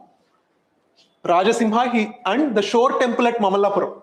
The Shore temple at Mamallapuram and the Kailasnatha temple at Kanchipuram. These are the two very important temples was constructed by Narasimhavarman II. And these are the fundamental temples and the first temples constructed in the Dravidian style of architecture. Okay, very important.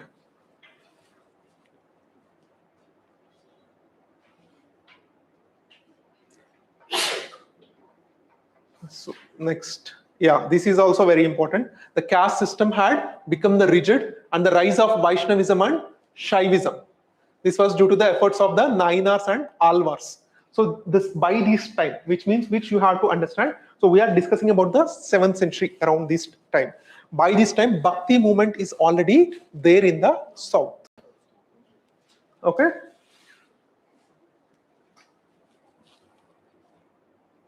So next, the Gatika at Kanchi. What is mean by the Gatikas? Gurukulas are the primary schools. Gatikas are like the secondary and colleges. So you should have the difference between the Gurukulas and Gatikas.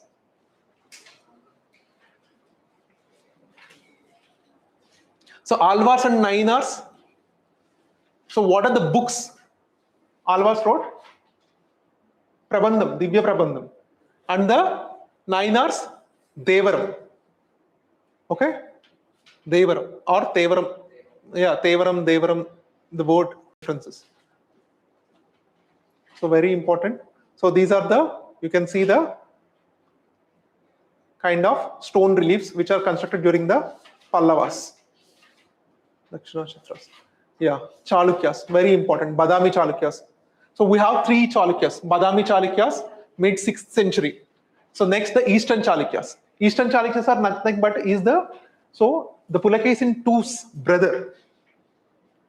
He, after the death of the Pulakesin, he announced that new kingdom called the Vengi Chalukyas or the Eastern Chalukyas. So next, Western Chalukyas. These are the descendants of Badami Chalukyas, but later the time. After the Cholas, the Western Chalukyas are formed. So these are the contemporaries. Badami Chalukyas and the Eastern Chalukyas are contemporaries. But Western Chalukyas, they formed after the Imperial Cholas in the 9th, 10th century.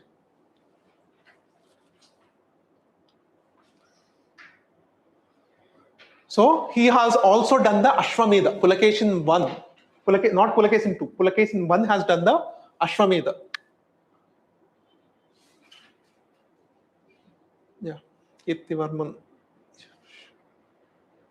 Yeah, art and architecture is also very important. The Chalukyas developed the Vaisara style of architecture.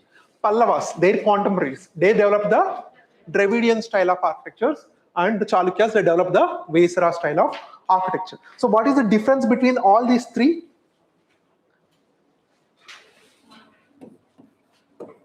So Nagara, Vesara, and Dravida.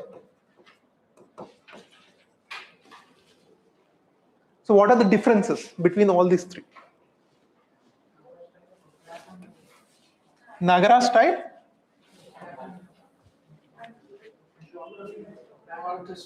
yeah, it was more popular. Okay, geographical differences is there. It is more popular in the northern side, and Vesara was in the Deccan region, the central region of India, and Dravida was extreme south region, the Dravida.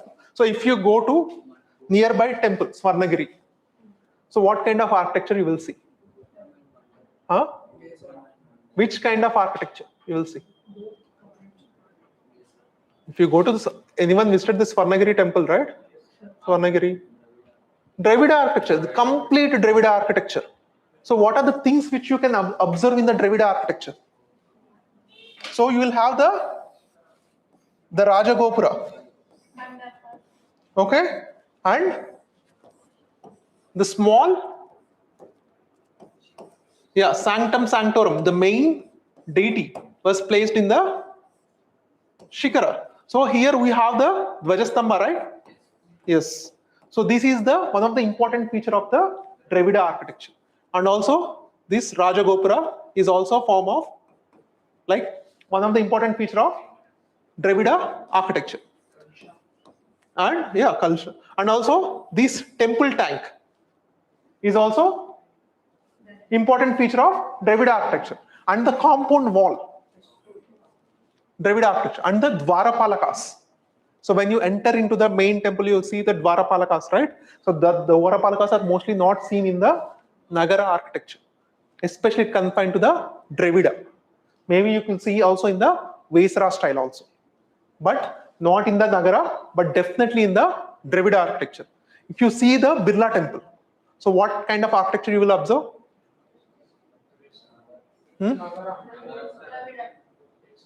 Yeah. So in the Nagara style, the main Gopura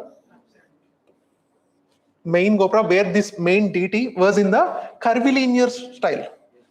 Curvilinear. Yeah, especially the Sai Baba temples, which you see in the curvilinear style. So mostly the Nagara architecture was in the curvilinear style. If you see the Birla Mandir, you will also see the same. So the main sanctum was in the curvilinear style, but the entrance is in the Dravida style, and still it has this Vajastamba. Okay? And when it comes to the Vesara, so it combines the features of both. So it doesn't have the Rajagopura. No. Does it have the Rajagopura? So what are the best examples existed in Telangana of Vesara style? Ramappa temple. Ramappa temple was built in Vesara style architecture. Clearly. So does it have the Rajagopura? No. Right? So that is one of the best examples of the Vesara style. And the Vesara style was more started during the time of Badami Chalukyas. Very, very important. Badami Chalukyas. And Panchayatan style. The Panchayatan style belongs to which? Nagara. But also followed in Dravida also. Almost all. Because what is mean by the Panchayatan style? So apart from the main deity, so you have substrains, small temples around the main temple. This is called Panchayatan. Very important. It is also, you can see in the Vijayanagara architecture also. In many temples, if you go to the Tirupati, like many temples, you can observe the substrains. Okay. So these are the important features, but you have to remember that Vesara style of architecture was very much associated with Badami Chalukyas, because they are the rivals of Pallavas.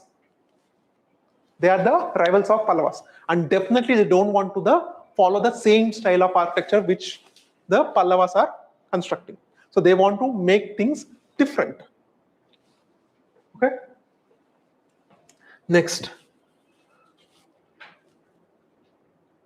So this Virupaksha temple at Pattadakal was built by the Queen Vikramaditya. This is also very important temple. And the famous Chalukyan temples are Durga temple at Aihole, Pattadakal temple, and Lord Khan temple and Badami caves. Very important.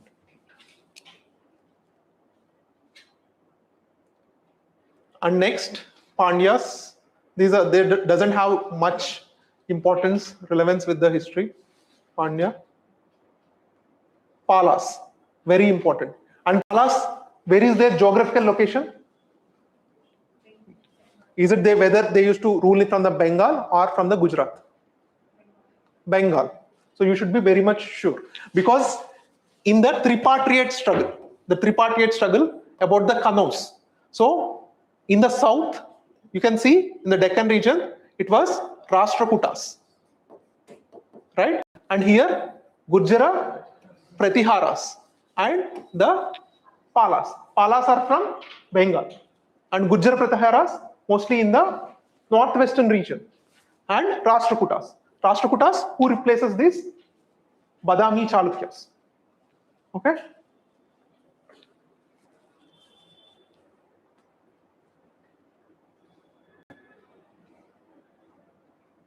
And next, the Pratiharas. So Gurjara Pratiharas were also called, Pratiharas or Gurjara Pratiharas, and they're all called the Dwarapalakas. That's why they got that name, Pratiharas. And their important rulers. Who are the important rulers of the Pratiharas? Mihir Bhoja. Mihir Bhoja is one important ruler of Pratiharas. And the important relevance after the Badami Chalukyas, the Rashtrakutas, these Pratiharas, and the Palas, they fought continuous wars for Kannauj or Kanyaka Kubja. So Kanya Kubja, that is another name of Kannauj. Okay, but who won in this tripartite struggle? Rashtrakutas won the tripartite struggle, but of no use, because the wars made them weak, and which exposed to the foreign invaders to enter into India.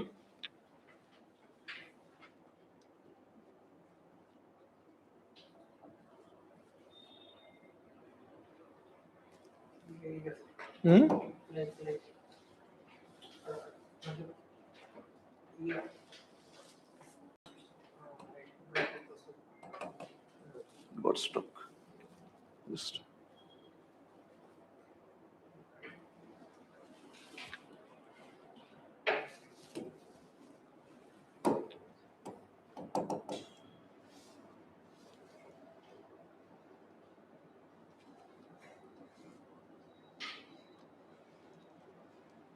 So why the Rashtrakutas are famous for what? Who is the founder of Rashtrakutas? Dantidurga. And Dantidurga is the founder, and he was the vassal king of which dynasty? Satavahanas. Satavahanas finished in the 2nd century AD itself. We are discussing about the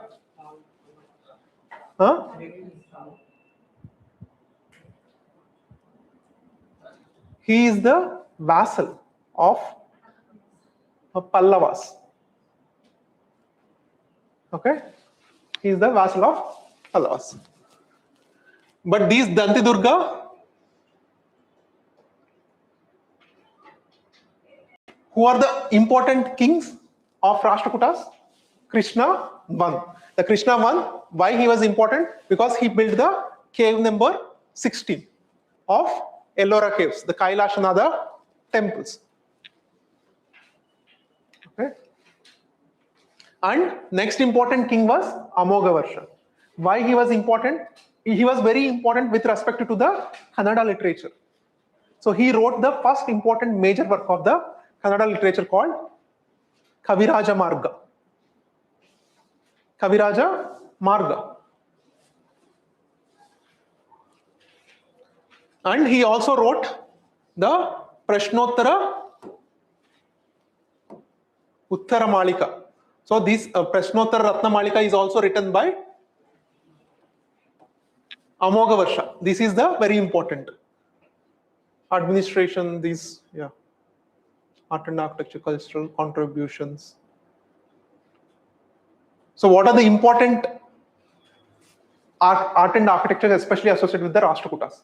So they built some Ellora temple, Ellora caves. So Ellora, what is the difference between Ajanta and Ellora? Just like Gandhara and Madura school of art. So Ajanta caves were confined to the one single religion called Buddhism. But Ellora caves were confined to multiple religions. So it has the Jain structures, Hindu structures, and also Buddhist structures. That is the same classical difference, just like the Madura and Gandhara. So these Elephanta caves. So where these Elephanta caves are located? Mumbai. So you have to, it's in island, right? It's an island. So those, yeah. So these Elephanta caves are also built by Rashtrakutas. So tripartite struggle. So these three people, the Rashtrakutas, Palas and Pratiharas, they fought continuously for the Kannauj or Kanyakubja. So, and they became themselves weak. And next, what happened? So when was the first Islamic invasions came to India? When was the successful Islamic invasion happened in India? Huh? 712 AD. 1600, you said 600? 632 something, right? 632, still the Prophet Muhammad was alive. It means the starting stage of Islam was happened in the, so Prophet Muhammad timeline was around 570 to 630. He lived around 60 years. Okay, this is 712 we are discussing. So after his death of around 80 years. So first Islamic invasion happened on India by Muhammad bin Qasim. So which king? So he defeated the Sindh king Dahir. Sindh king Dahir. So he occupied the Sindh province of India of that time, means undivided India. So so ancient history, you know, right? All the history was about the India, including Pakistan and Bangladesh. Sometimes Afghanistan also added. Okay. Nepal, Bhutan is also there. These are all part of undivided India of that time. So in the 712 AD, after the Muhammad Qasim occupied the Sindh, first time on India, the levying of jizya tax. So this is the first time Indians faced the jizya tax in the 712 AD. Even at that time, so he left the Brahmins away to not pay the jizya tax. Okay. After that, he wanted to penetrate into the central part and the core regions of India. But he able to penetrate? No. Because he was stopped by the Rashtrakutas. He was stopped by the Rashtrakutas and other kings. They effectively stopped him to not enter India. So next important Islamic invasion was happened. Muhammad Ghazni. So when it happened? So 2027 and 28 AD around it happened by Muhammad Ghazni. So he attacked India. He attacked India as with one single intention, just for looting the treasure from India, not to establish any rule or bringing any territory into his hands. He just want to come to loot the wealth, and he went back. So that is what the Muhammad Ghazni. He has done many successful conquests on India. Usually there is a narrative, right? He didn't succeed until the 17 times he attacked India. Yeah, but he had very successful invasions on India. His intention was not to establish any rule in India. his intention was to loot the India, especially the Somnath temple. The Somnath temple was very badly looted. Okay? Because mostly the wealth was more concentrated in the temples of that time. The temples are acted as a banks, and in the society, the economy, the major part of economies are surrounded by the temples. So temples usually do the banking business, what the banks are doing, right? So giving loans, usury business. So they used to do temples, and whenever there is important ritual or something, people used to come together to the temples, right? So the economy also usually prospered around the temples. So even if you visited the Vijayanagara temple, Vijayanagara, that present Hampi, so you see the Virupaksha temple and also the marketplace very near, next to each other, very beside. So temples are very much important because mostly people used to meet in a large scale, especially during the time of rituals. So that is the place for economic perspective also. So these temples are economic places in the ancient history and also in the medieval history, and even now also, right? Yeah. So before this, before we are going into the main medieval Indian history, we'll discuss one important kingdom was Cholas, right? So why these Cholas are different from the Sangam age Cholas? So what is the difference between them? Because the Sangam age Cholas are mostly not very prominent. The Sangam age was mostly dominated by Pandyas. Mostly you heard the name Pandyas, and even the Sangam assemblies also happened in the Pandya region, Madurai. But here, when it comes to the Cholas, these become very popular. These Cholas are also called Imperial Chola. Why? Because they extended their kingdoms to Sri Lanka, Malaysian Peninsula, the Kadaram region. Kadaram region. And that's why they have the title Kadaram Konda.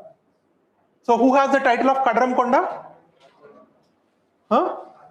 Rajendra I. The Rajendra I has the title of Kadaram Konda. The Kadaram is the region which is Malaysia, Indonesia. That region is called Kadaram Konda, Kadaram region. So who is the founder of the Chola dynasty? Vijayalaya Chola.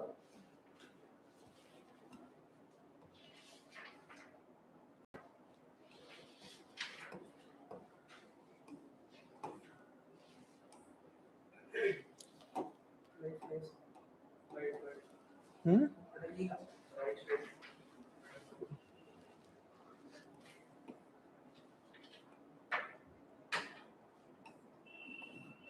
Yeah. So you can see here. So this is the Chola region, and they extended, including like this, and they even added these kingdoms, the Srivijaya and the present Indonesia, Malaysia. Just imagine the geopolitics if still this part is in the control of India. Okay.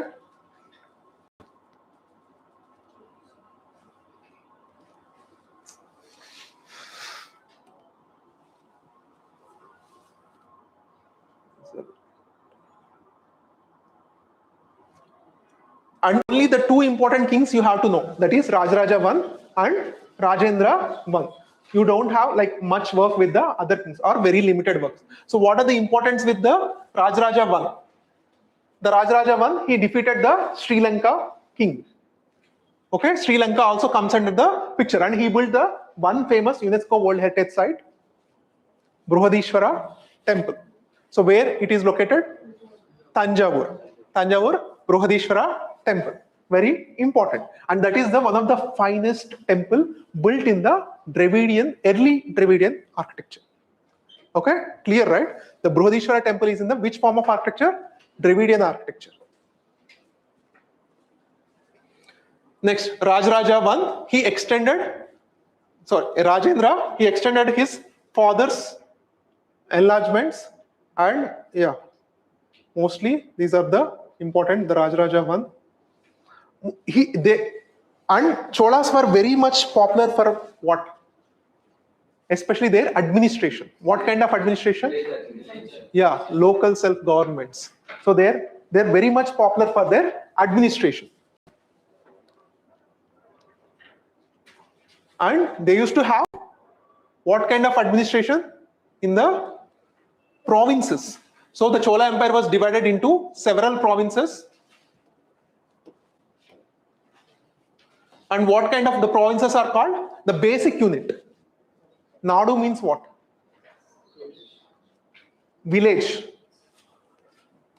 So here you can see the provinces, the Chola Empire was divided into several provinces called mandalams. Each mandalam was further divided into Valanadus and Nadus. So Nadus means the present day mandals. Valanadu means district. Just imagine the present, we have the district administration, mandal administration, and province.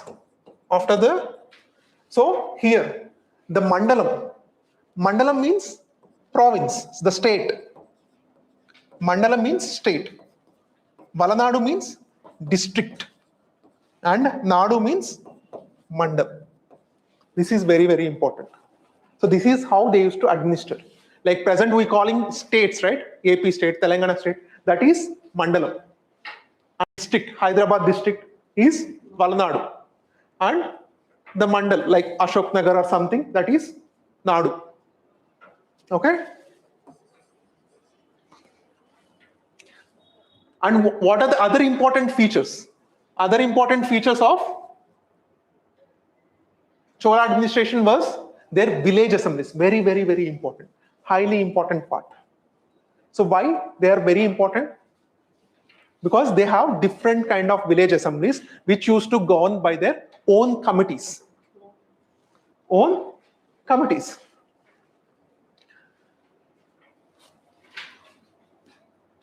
So here we can see the Erivarium. So Erivarium is a committee which used to administer what? Management of village water tanks.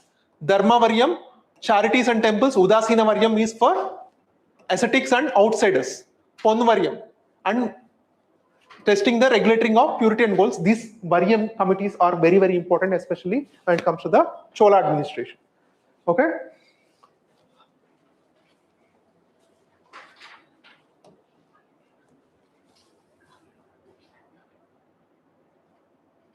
So the art and architecture, Brihadishwara temple, Tanjavur, UNESCO, Gangaikonda Cholapuram, which is constructed by whom? Rajendra I, which is a imitation of Brihadishwara temple. But it is not a complete imitation, just like Taj Mahal and mini Taj Mahal. So Airavateshwara temple. These three temples are very much popular in the Chola time. Brihadishwara temple, Gangaikonda temple, and Airavateshwara temple.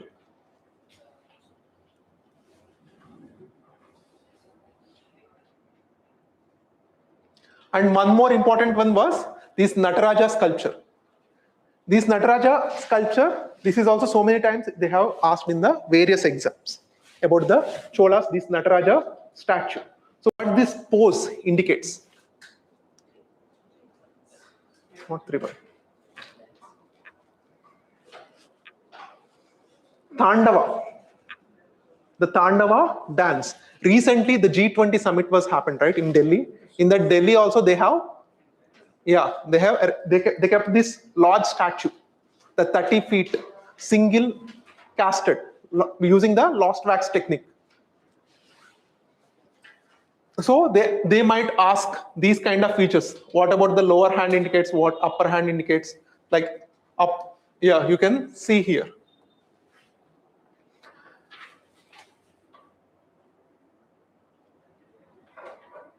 So the temple architecture, the Nagara, you can just imagine.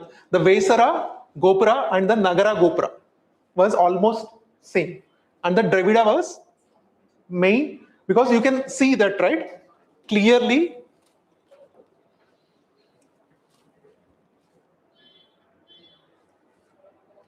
here the main deity, the Gopuram on the main deity in the Nagara and Vesara were bigger one.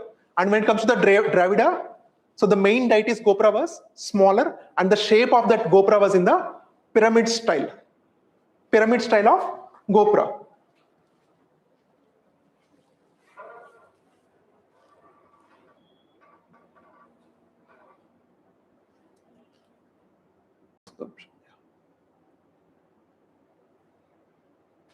Yeah.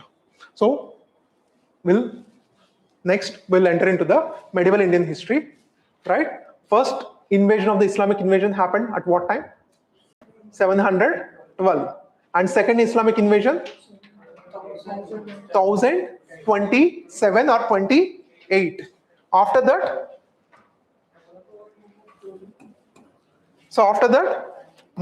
in the 1028, who is the Islamic king invaded India? Muhammad bin? So Muhammad Ghazni. And after that, again in 1100, 1178, 1198, right? 1178 or 98. So in the 1178, what happened? Muhammad Ghori, he came and conquered India. Means first, initially he fought many wars, and especially the war with Prithviraj Chauhan. So what is the wars of the Prithviraj Chauhans? Battle of Terrain 1. In the Battle of Terrain 1, did he won? No. Who won? Prithviraj Chauhan won. In the Battle of Terrain 2, who won? Muhammad Ghori won. So which results the formation of the proper Islamic rule in the mainland of India. So that is the marking of Islamic rule in the mainland of India. And again, he left his favorite slave, Aibak, as an in charge. And he went back to Afghanistan. And there he got killed. And the Aibak announced the independence, especially in 1206. So that is the first classical time frame of starting of medieval Indian history. Before that, this part is called early medieval Indian history. But the starting of the Islamic rule clearly starts the medieval Indian history.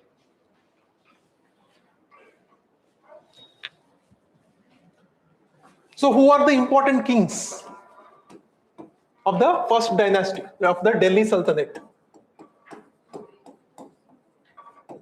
So Qutbuddin Aibak.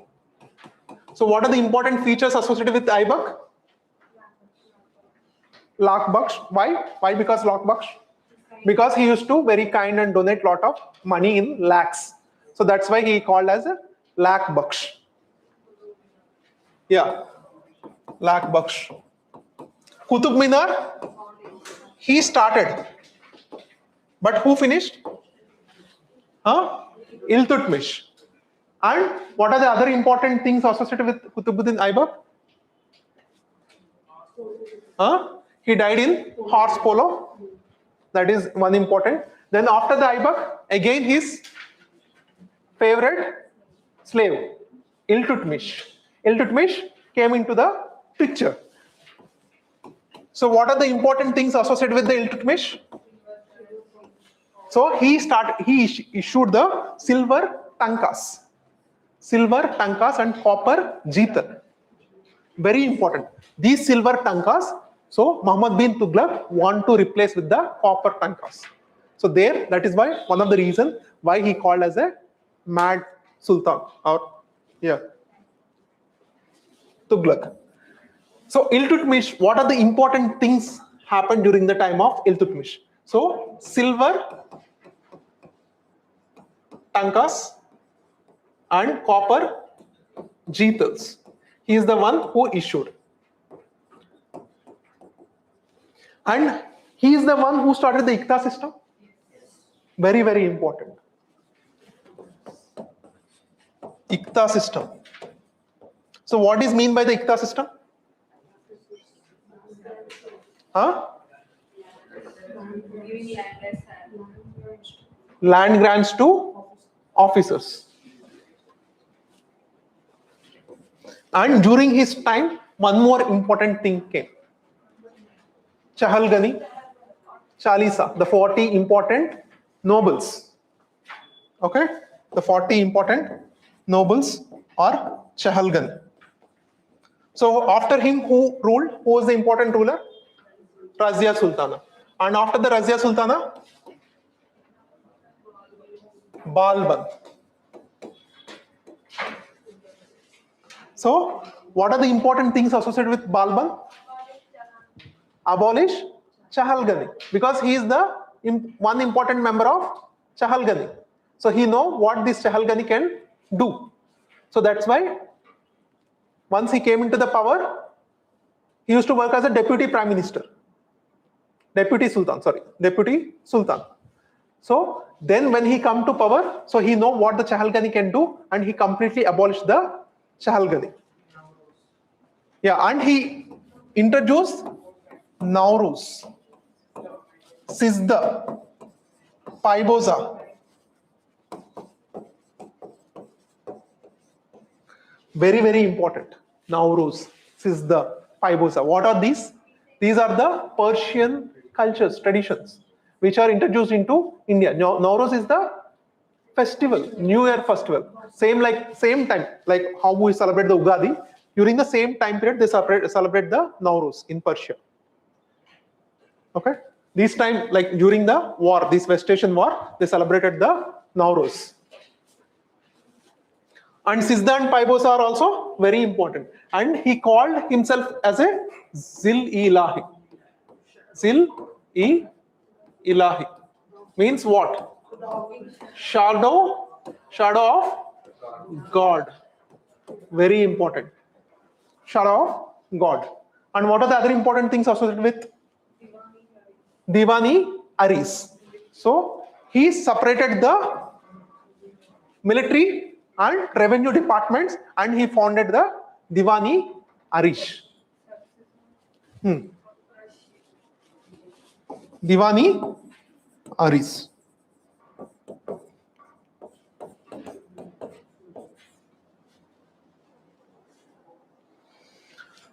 Yeah. Next. And when it comes to the Aibak, so we forgot to discuss that he established the one city called Mehruli. There are 7 important cities were established during the time of medieval Indian history around the surrounding by Delhi, like Siri. Who founded the Siri? Alauddin Khilji.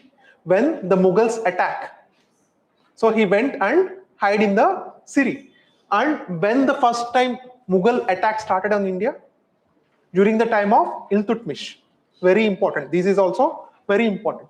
So Mughal attacks on India was started during the time of Iltutmish. Okay. So after the Sultanate, what is the other important dynasty? Khiljis. In that Khilji, who is the important ruler? Jalaluddin Khilji.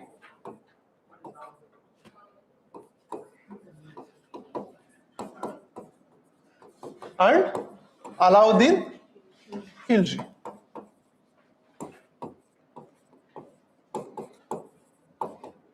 So Alauddin Khilji has one favorite slave. What is his name? Malik Kafur. So what is the importance associated with that Malik Kafur? He defeated the South Indian kingdoms. 4 major South Indian kingdoms. What are the 4 major South Indian kingdoms defeated by Malik Kafur? Yadavas of Devagiri. Yadavas of Devagiri, Kakatiyas, Hoysalas, and Pandyas. Hoysalas and Pandyas. So these are the four major kingdoms, South Indian kingdoms, were defeated during the time of Alauddin Khilji. And the Alauddin Khilji, it is also called the Khilji Revolution. Why? He completely abolished the Ikta system and he started to pay the salaries in the form of taxes. Sorry, cash. So Ikta system means what? So land was given to the military commanders. So whatever the money, revenue they generated from that land will be used for as their pocket money and the maintenance of soldiers and whatever the horses, cavalry they have. So that is what the Ikta system. And this Ikta system makes the nobleman very powerful. So that's what observed by the Alauddin Khilji. He completely abolished the Ikta system and he started to pay the salaries in the form of cash. And what are the other important measures he has taken and why it is called the Khilji Revolution? Dag and Chera. Dag and Chera. So what is this Dag and Chera? Dag means branding of horses and Chera is a register for soldiers. And also he also brought the market reforms. Sarai-e-Mandi. Market reforms. So why he has to brought these market reforms?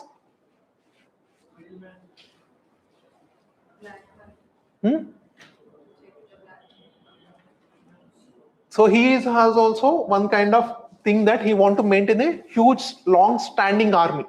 Instead of depending on these Ikta people, so he want to maintain a huge standing army. So to make that army, like huge standing army, at a cheaper cost. So what he has to do? You have to provide the daily supplies at a cheaper scale. So these market reforms are mostly focused on the military. So his main intention was to provide the goods cheaper to his military soldiers. So that he no need to increase the wages. So he no need to increases the wages. So if the government can control the prices of the goods, so we no need to have more increase in our wages, right? If the goods prices means the prices of the goods increase, then we also expect our salaries also to rise. And the same thing. His idea is also the same thing. As emperor, he don't want to give more salary to the soldiers, but he want them to work for him. So what he has to do, he want to provide the goods in a cheaper. That is also one important why the army canteens, the CRPF canteens, why they provide the subsidized goods to the army people. So next, and what are the other important things associated with the Khilji?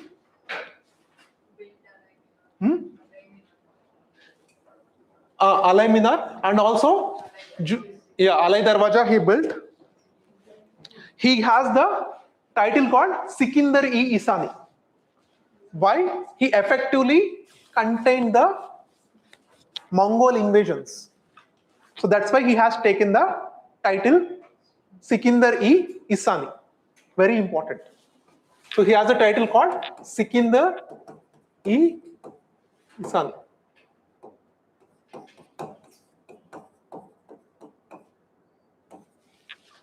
And what are the other important things associated with the Alauddin Khilji?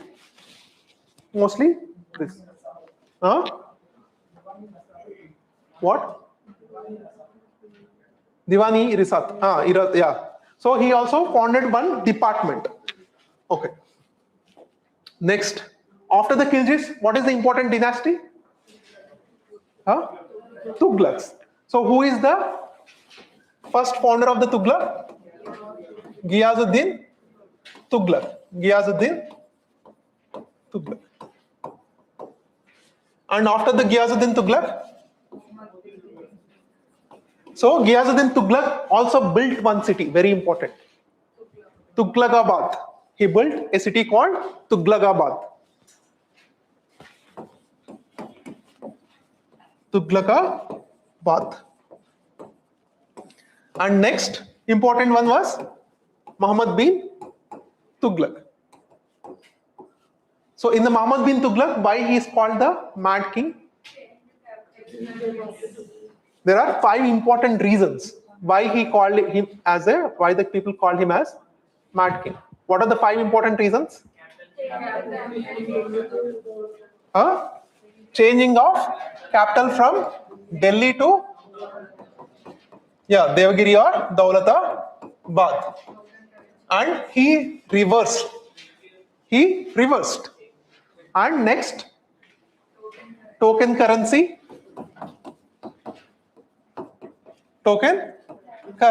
and also he increases the tax, especially for the Ganga Yamuna Doab people. Tax increase. And what are the other 2 reasons? Kuarkil expedition and Khorasan expedition. Khorasan means he has a dream like Alexander that he wants to conquer the whole world. So for that he raised the huge army and he didn't won any war. So he maintained the huge army and all the expenses which he spent on those armies is like waste. And he went and conquered the Tibet region. And the Tibet has nothing. It's completely a cold desert. So these are the reasons why the people called him the Mad King. And even some writer, he said that the death of Muhammad bin Tughlaq saved the people from the Tughlaq and also saved the Tughlaq from the people. Okay. Next, Feroz Shah Tughlaq. So Feroz Shah Tughlaq, he tried to take some measures which his father has done, but still the damage was happened, and also there is lot of revolt against him started. And during the same time in the south, medieval India, the Bahmani Sultanate and the Vijayanagara Empire started to take place. So started to take shape. So Vijayanagara and Bahmani Sultanate. So the Feroz Shah Tughlaq, so these Muhammad bin Tughlaq and Feroz Shah Tughlaq, they also gave one loans for the agriculture. That is the Takavi loans. Takavi loans to support the agriculture. Okay. And Feroz Shah also, he built one city, Ferozshabad. He also built one city called Ferozshabad. Takavi loans. And he is the first Delhi Sultanate who translated the Hindu scriptures to Persian. Feroz Shah Tughlaq. He is the one who who initiated to translate Hindu scriptures, Hindu literature to Persian.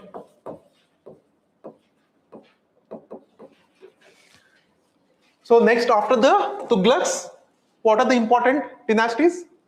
Sayyids. And next, Lodis. In the Lodis, who are the important? Sikandar Lodi. Why the Sikandar Lodi is important? Agra city, and also Sikandar-e-Gaz. That is one of the scale, land measuring tool. Sikandar-e-Gaz. So that is the important tool which is in the Sikandar-e-Gaz. And next, Ibrahim Lodi. Ibrahim Lodi, that is with the Ibrahim Lodi, with the Battle of Panipat 1. When it happened? 1526 AD. So what is the situation of the India of that time? Other part of India, okay, north, it is Battle of Panipat 1. What happens in the south? So did already the Europeans entered into India? The Portuguese rule already started in India? Yes. So who is ruling in the south? Which king? Sri Krishna Deva Raya. So Sri Krishna Deva Raya ruled from 1509 to 1529. So that's why in his autobiography. Whose autobiography? Babur's autobiography, in the Baburnama. He wrote about the many things, about what he has seen in India. He has seen about first time he tasted the mangoes. First time he has seen the elephants fighting the war. First time he has seen the 4 seasons, because they are from Central Asia, right? So there the climate is very cold. It's not the same with the Indian climate. And he also discussed about the Sri Krishna Deva Raya. He has very good name among the people. So like that, these are the important details they discussed in the Baburnama. So that is the autobiography of the Babur. Babur is the founder of Mughal Empire. And when it comes to but we'll see once. The Delhi Sultanate. So these are the important battles. So first battle of Terrain won, and second battle of Terrain, battle of Chandavar.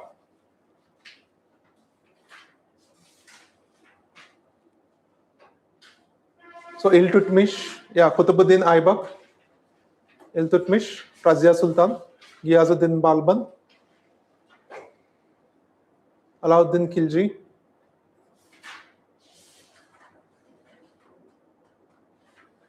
military campaigns. So Dag and Shahra. Abolition of Iqtas, we discussed market reforms, Ghiyazuddin Tughlaq, Muhammad bin Tughlaq, token currency, Firoz Shah Tughlaq, the Lodi dynasty, Ibrahim Lodi. So these are important. So Sultan. So Delhi Sultanate, the emperor is called Sultan. And when it comes to the Mughals, the emperor is called Shahzadas. Shahzadas means prince. So Padshahs. They used to call Padshahs. So that is the difference. One important difference. Why it is called Delhi Sultanate? Delhi Sultanate, the emperor is called Sultan. But the Mughal emperors are not called sultans. They are called Padshahs. Okay? The Sultan, the central government of Sultan, central head. Next, Naib means who? Who is the Naib? Deputy Sultan is called Naib. And Wazir, Prime Minister. So Ariji Mumalak is military department.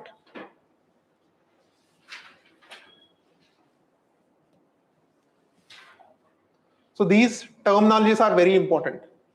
Next, Sultan divided his provinces into Iqtas and Shiks, Paraganas and village. So this is also very important, the division. The Iqtas, Shiks and Paraganas.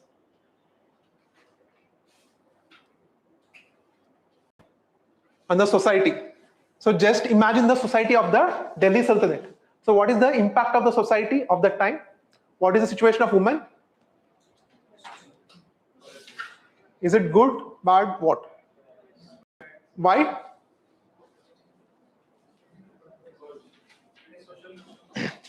Because with the Islamic invasions, so the Hindu men started to become more protective towards their women, and they introduced the Parda system. So the freedom of women were more curtailed, and they went for more early marriages. Okay.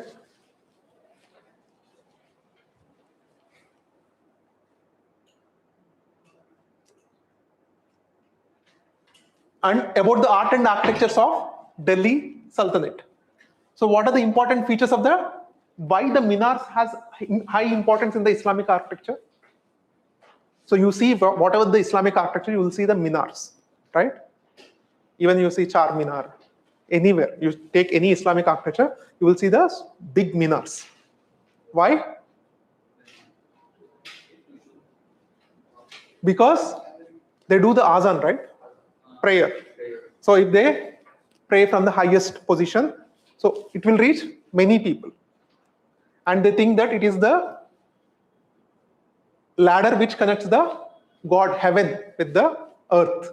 So that's why you take the one common architecture style of throughout the world with all the Islamic architecture is minars. You will see that minars everywhere, any Islamic architecture you see.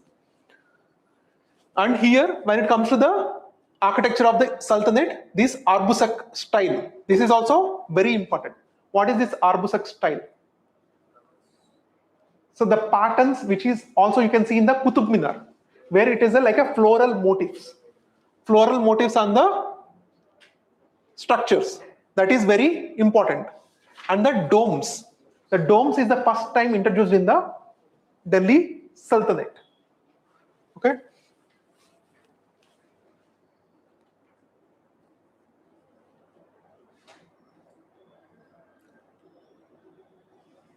So Al-Biruni is a important poet. He wrote what?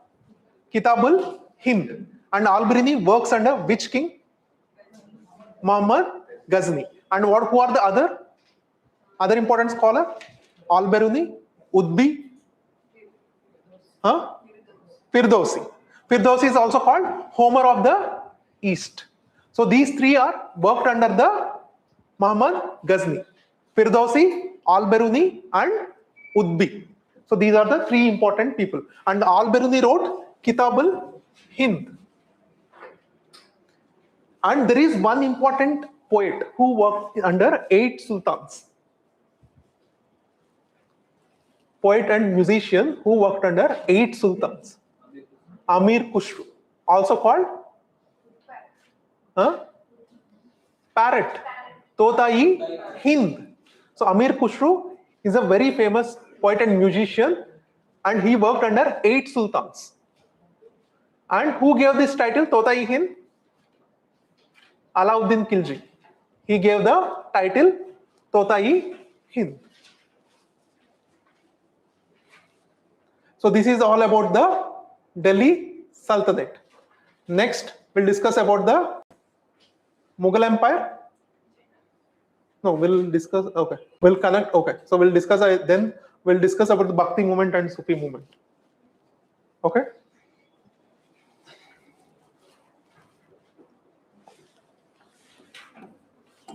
So what is the differences between the Bhakti and Sufi? Fundamental differences. So Bhakti movement initially started which location? South India, especially Tamil Nadu. So the initial Bhakti saints, the Alvars, Nainars. Alvars wrote? Alvars, how many Alvars are there? Major, 12. 12 Alvars. Alvars wrote Divya Prabandham. Nainars wrote Tevaram.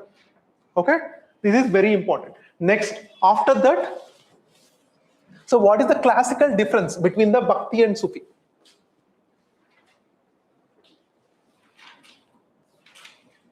So the Bhakti started in South India, and Sufis, that is geographical location difference. So Sufi started in which country? Persia, Iran. Sufi means Safa, means you have to clean your inner self. So before reaching the God, before praying the God, you have to clean your inner self. All the pollution inside you, you have to clear. And when it comes to the Bhakti means here there is no intermediary required. Anyone regarding of caste, creed, means anyone irrespective of caste or the gender. You can attain the salvation once you have a true Bhakti towards the God. Once you have the true Bhakti, then no one can stop you to get the salvation. That is what the Bhakti foundation, complete foundation was. It also reached the people. It is also called not just the religious movements, but is also called socio-religious reform movement. Why? Understand the fundamental difference. The Bhakti movement is also called not just the religious reform movement, but also socio-religious reform movement. Why? So why the Bhakti movement is also called socio-religious reform movement? Because it's not just reform the religion, it also reformed the society.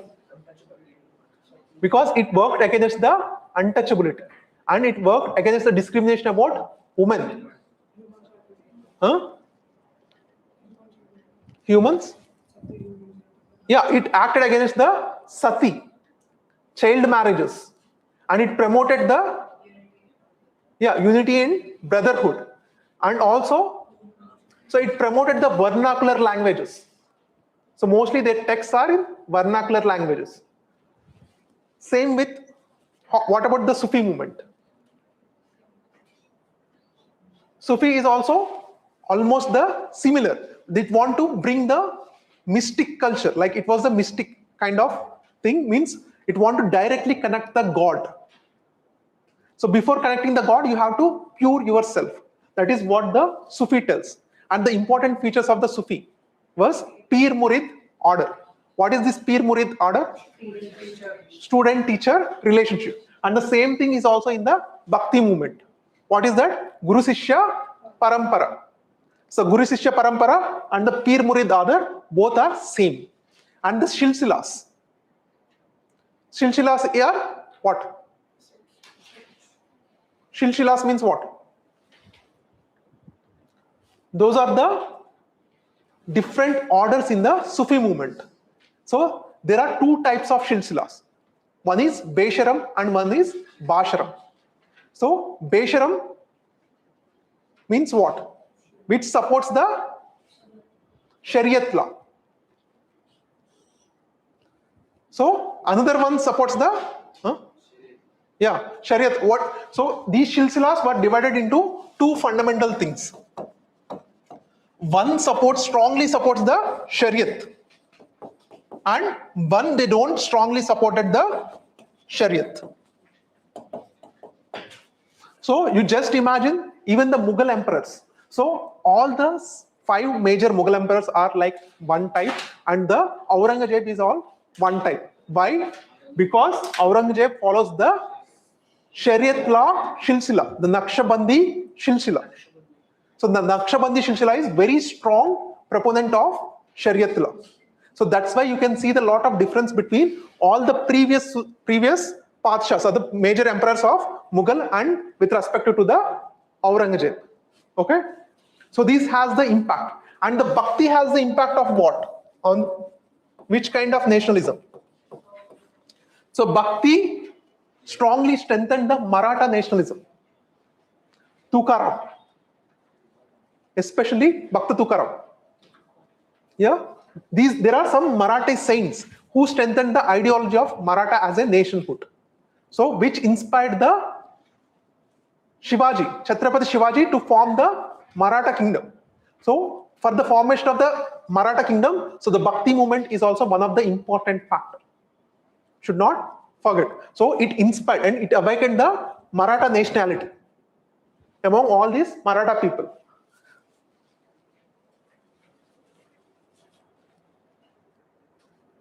So these Nainars, Alvars. So Nainars are the worshippers of Shiva. Alvars are the worshippers of Vishnu. Because even if you visit the TTD temple, you see the walls. Surrounding walls are quotes with the Alvar Prabandham. From the Alvar Prabandhas, there are some kind of lines written in the Tirumala Tirupati Devasthana, the main temple. So who are the other important personalities of the Bhakti movement? Adi Shankaracharya. So we didn't discuss about the schools of philosophy, right? 6 schools we discussed about the Jainism and Buddhism, but we didn't discuss about the 6 schools of philosophy, Hindu philosophy. What are the 6 schools of Hindu philosophy? Samkhya, Vaisheshika, Purva Mimamsa. No, tell in some order.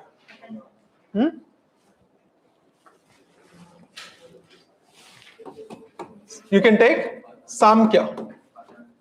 Next, Nyaya, Yoga, and Vaisheshika.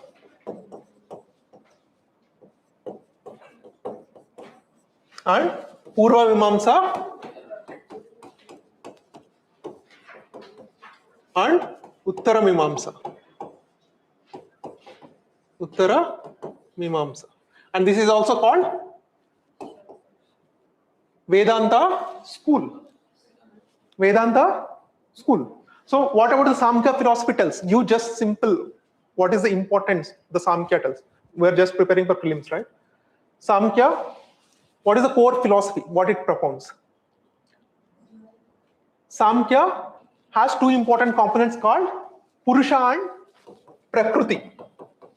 Initially, it is a unorthodox school, which means these all 6 schools strongly believe that existence of God. Very, very important.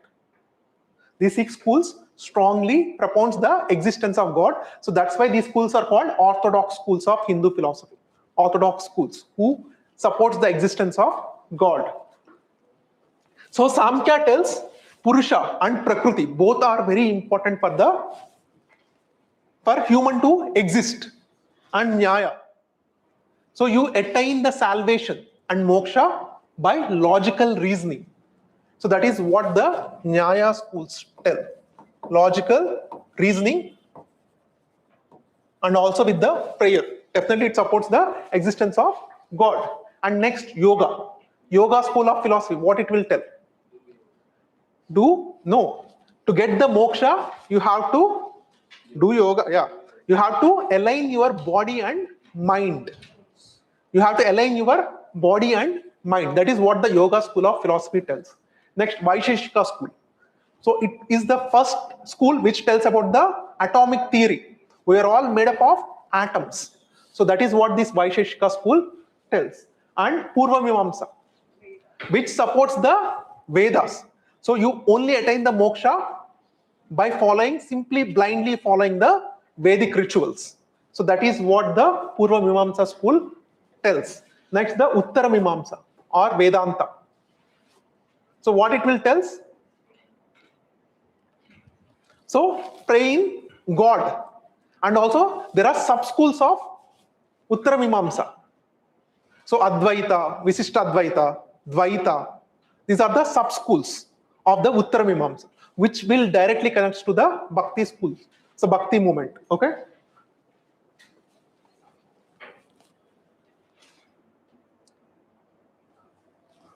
So what is the first school in the Uttara Mimamsa? Was Advaita philosophy. Who founded the Advaita philosophy? Shankaracharya. What the Advaita philosophy tells? Paramatma and Jivatma is both one in the same, and you are surrounded by Maya. When the Jivatma understood that it was illusion, so when it finally find out that it was an illusion, so then he will align with the Paramatma. So that is what the Advaita schools. And what about the Visishta Advaita? So these are a little bit confusing philosophies. Okay. Visishta Advaita was propounded by whom? Ramanujacharya. So again here the chief important components are the same. Paramatma and Jivatma.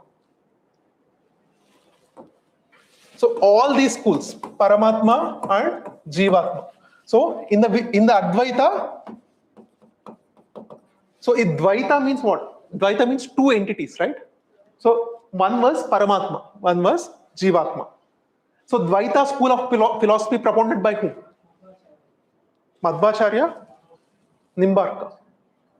Madhvacharya. So Advaita, in the Advaita school of philosophy, the Paramatma and Jivatma. So he propounded that both are same. Both are same. And in the Visishta Advaita, it was propounded by whom? Ramanujacharya. And Ramanujacharya tells about what? About Paramatma and Jivatma. Complete surrender to God, that is one. And the Paramatma and Jivatma are both separate and one. That is what this Visishta Advaita tells. So next important one, these schools of philosophy, just a basic idea is enough.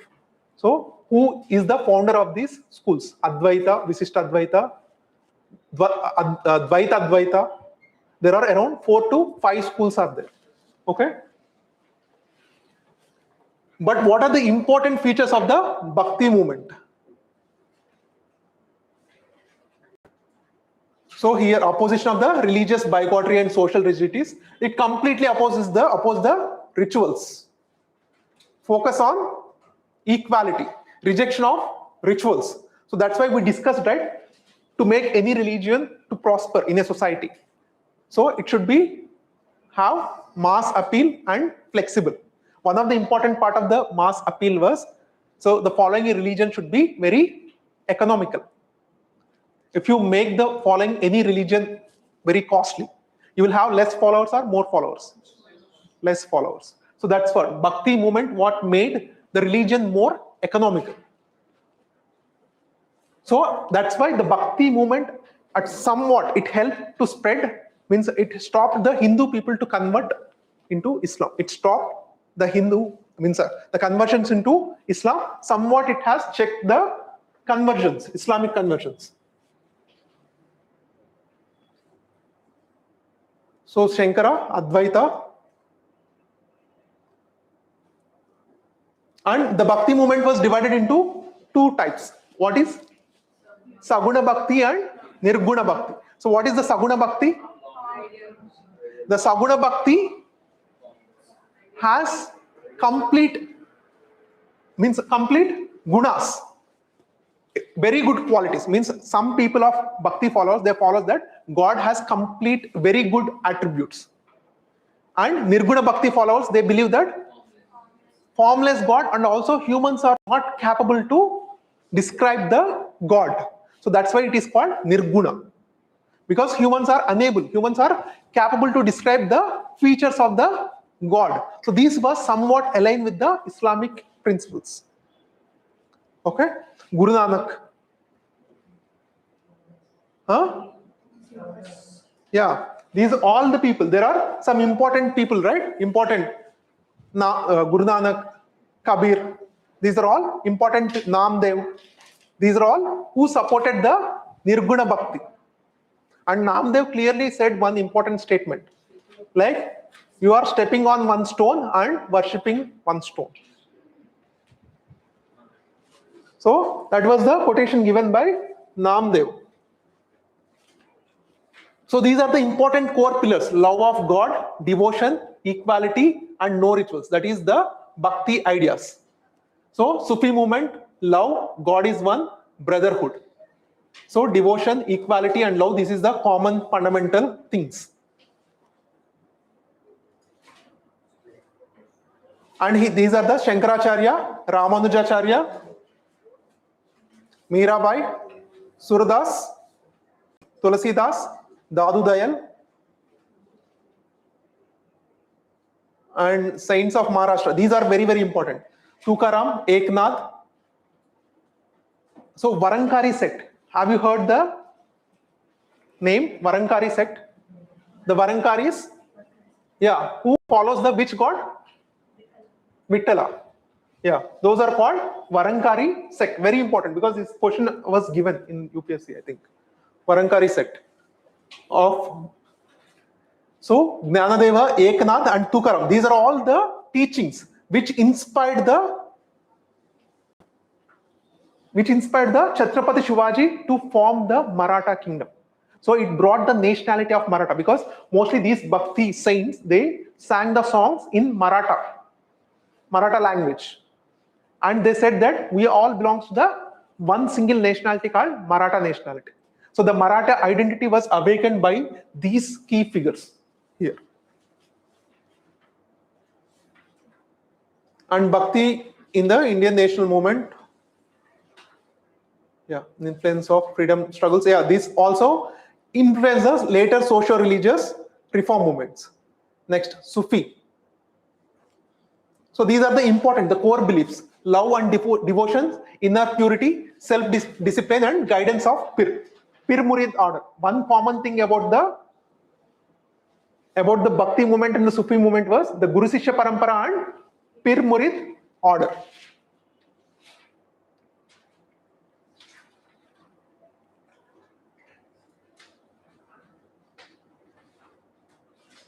So yeah. So these are the Bhakti and Sufi movement. Next we'll discuss about the Vijayanagara Empire and Bahamani Sultanate.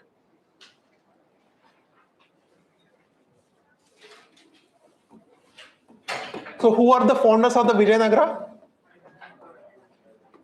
Harihara and Bukka. So who are these Harihara and Bukka? They are the officials of Kakatiyas. Mostly they are the officials of Kakatiyas. And they were taken to the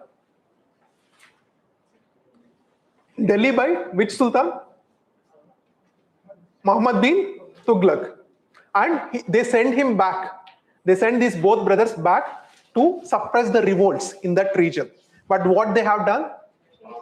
They established their own kingdom. Okay? Initially, what is the initial capital of Vijayanagara? The first capital of Vijayanagara, Anagondi. Anagondi is the first capital of Vijayanagara. And later it got changed to Hampi, Vijayanagara, the present Vijayanagara. Okay? So what are the important dynasties ruled the Vijayanagara Empire? What are the important dynasties ruled the Vijayanagara Empire? Huh? Sangama, Saluva, Tuluva, Aravidu. Okay. So among these four, which dynasty ruled for longer time?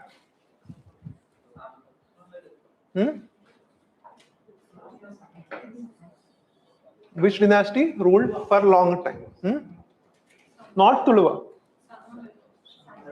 Aravidu. Next, Sangama. And who ruled very less time? Saluva ruled very less time. Okay. And who are the major kings of Sangama? Who are the major kings? Harihara, Bukka, Devaraya I, Devaraya II, and the Abdul Razak visited which kings? Devaraya II. And Abdul Razak also told about the Vijayanagara Empire was in Telugu. I can say like Kanulu Chudani, Chevulu Vinni Maha Goppa Nagaram, Vijayanagaram. That is what the exact statement given by the Abdul Razak. Okay.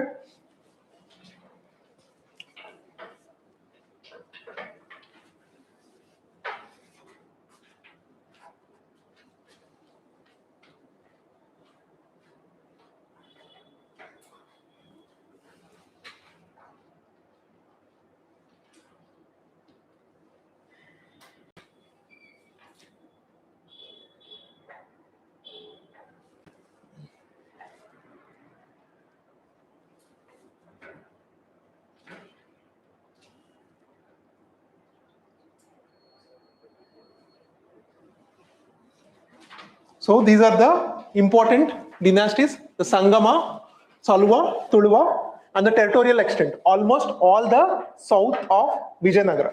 Okay.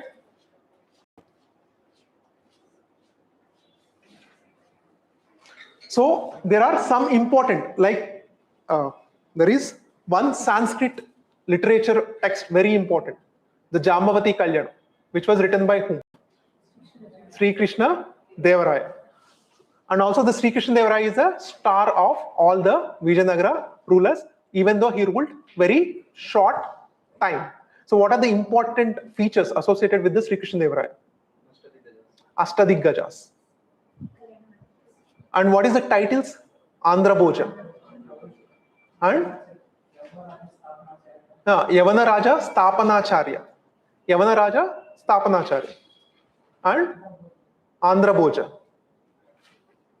And Gajapati Saptangaharana. Gajapati Saptangaharana, because he won the battles of Gajapati and he completely aligned the Gajapati kingdom into the Vijayanagara kingdom.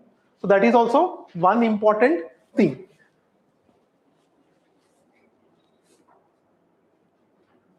Sangama dynasty, Devaraya I. But here, when you read the Vijayanagara, you have to read especially with the eyes of travelers. So who are the important travelers visited the Vijayanagara Empire? Abdul Razak, Domingo Pace, Barbosa, Niccolo di Conti. What are the important features they told about the Vijayanagara? Because whenever you expect the question from the Vijayanagara, mostly you expect the questions from these travelogues only. Because they recorded very high history about the Vijayanagara in their personal travelogues. So what they said about the Vijayanagara? Huh? So what about the inequality in the society? What they have discussed about the inequalities in society? Is there high or is there less?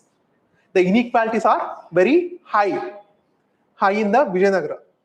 And also the practice of sati existed? Yes. And king has many wives.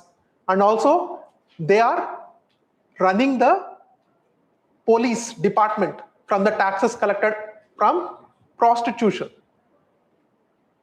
And the taxes is almost like 1/3 to 1/5. And one more important feature was Amara Nayankara system. So what is this Nayankara system? Huh? Officials of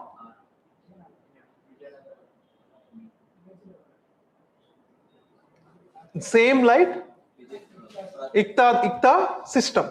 So they have the Amaras, these Nayankaras, similar like the Iktadars, they have the Amaras. Amaras as the small feudal regions.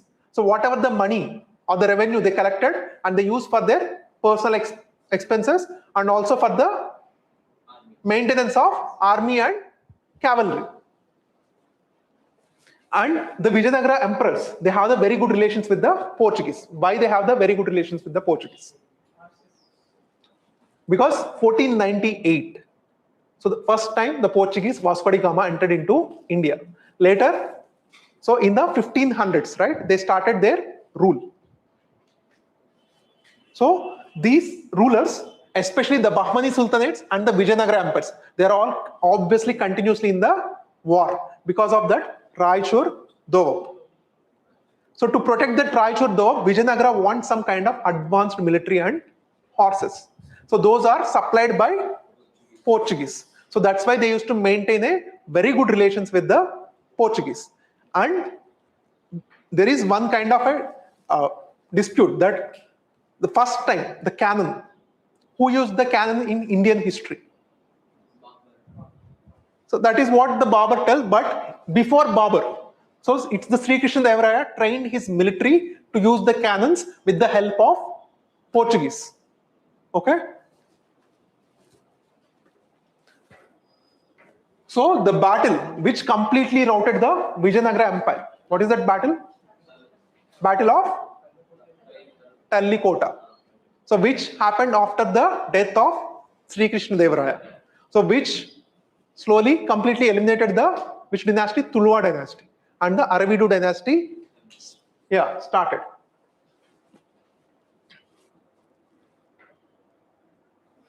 And the battle of Chalcolithic, marriage alliances, administration. So administration is very important. So Valanadu, the division of empire, it's almost like the Chola administration. The Valanadu, Nadu and Nagaram. Okay. And the caste division is there in the Vijayanagara Empire or not? Yes. The high caste division was there. And the Nayankara system. Fusion, And other more important features of the Vijayanagara was, so we'll discuss this. The Ibn Battuta, the Moroccan travelers. So what he said about the Vijayanagaras. He discussed about the Vijayanagara society, administration and all. Next, Niccolo di Conti. He visited during the which king's time period? Devaraya I. So the questions asked like this. So which traveler visited to which king's time period? Devaraya I. And the Devaraya I who also constructed the Tungabhadra Dam? Tungabhadra Dam. He is the one who constructed the Devaraya I. And the coins of Vijayanagara is called what? So that is the question already asked in UPSC Fanam. The Fanam is the word given by Usually Arabs they used to call fanam. Properly, the currency is varahas. Varahas, fanam, and pardo. These all three indicate the currency of Vijayanagara. Fanam, pardo, and varaha.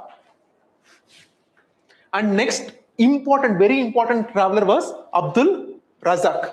He visited the reign of Devaraya II. So he is the one who recorded that the stones, the diamonds which they used to sell in the streets, right? So Ratnalu and all they used to selling on streets, that was recorded by Abdul Razak.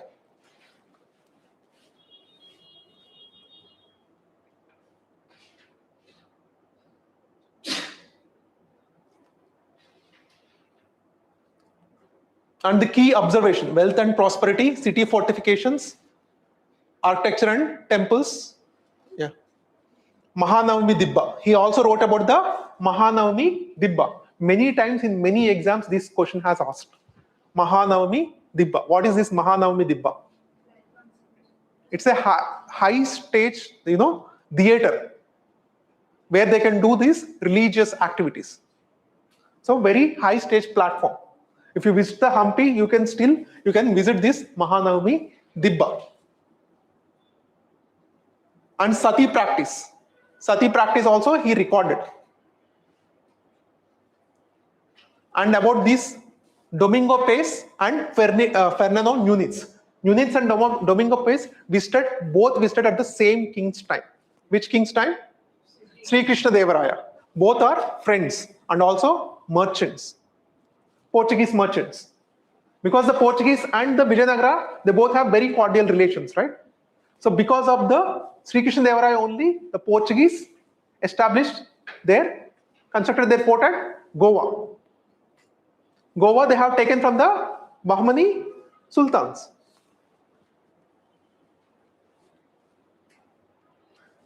So this is about the Vijayanagara. And next, Bahamani Sultans. So the Bahamani Sultan, who is the founder? Bahman Shah or Hassan Gangu.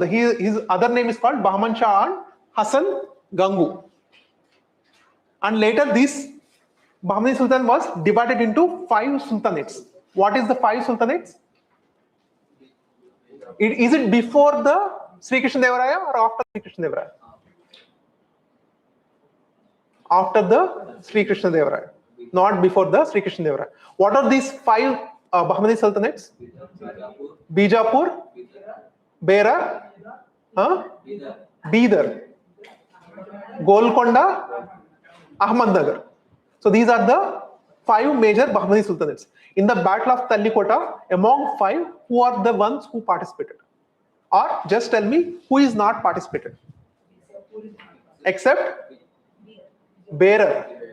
Except Bearer Sultanate, all the remaining 4 was participated in the Battle of Tallikota. Very, very important.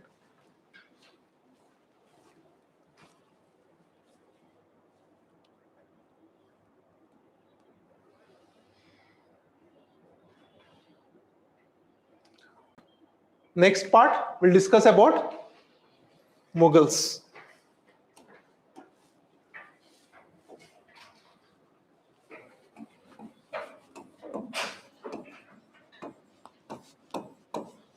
So who are the 6 major emperors of Mughals?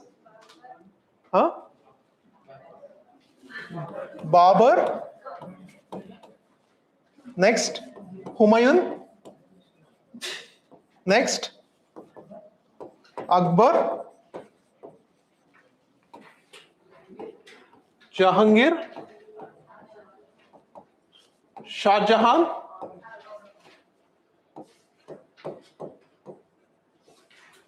Aurangzeb. These are the 6 major sultans of Mughal emperor. So when the Aurangzeb or Alamgir, when he died, 1706. 1706, I think. 1706. 1706? 7? Okay, it's okay. Because it's not that very much important, that 1 year, okay? So after the Aurangzeb, death of the Aurangzeb, what happened? So the complete Mughal Empire started with the decline. So we'll start with the Babur. So what are the important features associated with Babur?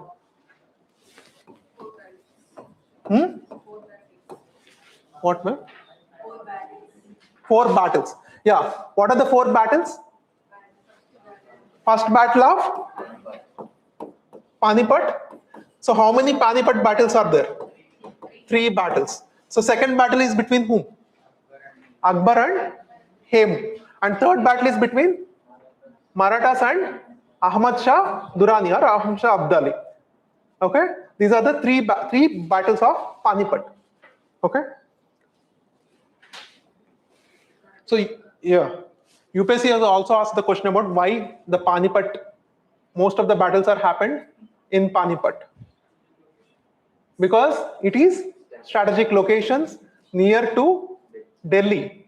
So fighting the battle there, you no need to enter into the main scale Delhi, and you can save the city from the war.